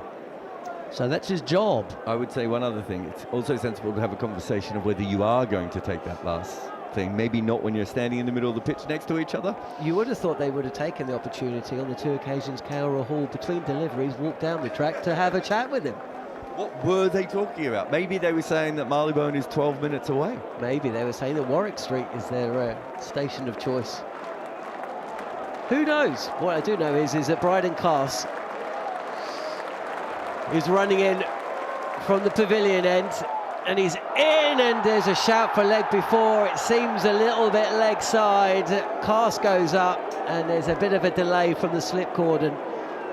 And that would have been going down. Jamie Smith, watch Jamie Smith at the... I think he's indicating the keeper it's certainly down leg. Which he said from outside the off stump where he was standing. Yeah. 9 minutes left in the day. I think I think Brad Haddon talks about this, about framing LBWs by making it look like you're not going down the leg side. Here comes Castle again, targeting the stumps, and this is a better looking shot from Bryden Castle, who just comes forward, and from Akash Deep, who just comes forward and defends on off stump. Yeah, it was funny. Smith walked outside the offside, appealed, and then went, it's down leg anyway. KL Rahul at the other end, and spending more time down at the striker's end than he would do if he was just facing. India want to face as few overs tonight as England did last night. Here comes Castle. There's a shout for leg before, and once again, it's just don't quite buy the appeal. Not out, according to the umpire. Are they reviewing? England are going to have a chat. It looks straight, but high. They hit him on the thigh pad? England have reviewed, have they? Because Bryden Castle is... They review. Well, I saw rifle, unless they ran out of time. Taking it back? Yeah, I definitely saw rifle give the mark, but... The only thing I'll say about this review is it will take time out of the game, but that... Yeah, hit the inside thigh pad. It is quite high. Don't think it's going massively over, though. It's a good shout. It's a good shout, and it's keeping us all engaged. But England... It actually flicks the front pad on the way through, and I think it's made it look straighter than it is. I think it's actually going down leg. I think it was an optical illusion, and England, unfortunately, going to lose their review here. Umpire's call. Umpire's call. Well, Joe Root got away with one. And look at this, guys. Look at this. I think Akash Deep, he's been hit on the inside thigh, and he needs a little bit of treatment. Zack Crawley should go help him. Here's the high vis. And he's even taking his trousers down. The ultimate insult. Trousers down, 2 high vis out. The physio's there. England looking on, and look. Duckett's applauding. Grossom. Anyway. It's all part of the theatre. The umpires are just looking at their watches for reasons. I mean, we can't do anything about it. Oh, look at mine. 7 minutes to go. Umpires coming over. Is it 6 minutes, is it? 6 minutes to go. But this is exactly what Zack Crawley did yesterday. The magic sprays out. The slow hand clap. But are you surprised? No. One of my favourites ever was watching Ishant Sharma come out to bat with 2 left-handed gloves when they were trying to draw a match in Australia. We see it from every side. We see every fan base boo it. What a little spell from Bryden Cast. 2 for 11. 3.3 overs. But will he get the chance to bowl another after this one? Not if India have got anything to do with it. Still getting treatment now. Yeah, what we do know is that we've seen a bit of a mess of an innings, haven't we, from India, right from the start, really. Jaiswal setting up for the cut and then trying to play a sort of a laboured pull and hit it straight up in the air. He was gone early without scoring. And then we've seen 2 instances of a little partnership, and then Nair missing, well, letting one go. That was very straight. And then Gill looking as if he was, I don't know, he was playing blind man's bluff, you know, and not playing an appropriate shot to any of the deliveries other than the ones that were wide of the off stump to him. So he's gone as well. And now another batsman looks as if he can't handle the deliveries coming from that nursery end. Sorry, the pavilion end. The high vis have made their way off. Akash Deep has signalled he's ready to go. And so is Bryden Cast with 5 minutes left on the day. And this is pushed up to mid-on. Lays bat on ball this time, does Akash Deep. He's faced 6 deliveries. Bryden Cast targeting the stumps and the pads. He's pushing 88, 89 miles an hour. He's taken 2 wickets, but has he only got 2 more deliveries to go this evening? Unless Stokes can absolutely zip through one. Well, he's been running back to his mark, hasn't he? He has. This is a dramatic day of Test cricket, which we've been bringing you. Cast again, and it's defended back to the bowler. Cast can't claim the ball on the fall. A few words back and forth between 2 fast bowlers, and Akash Deep tells him to get back to his mark, and KL Rahul steps over and gets in his way as well.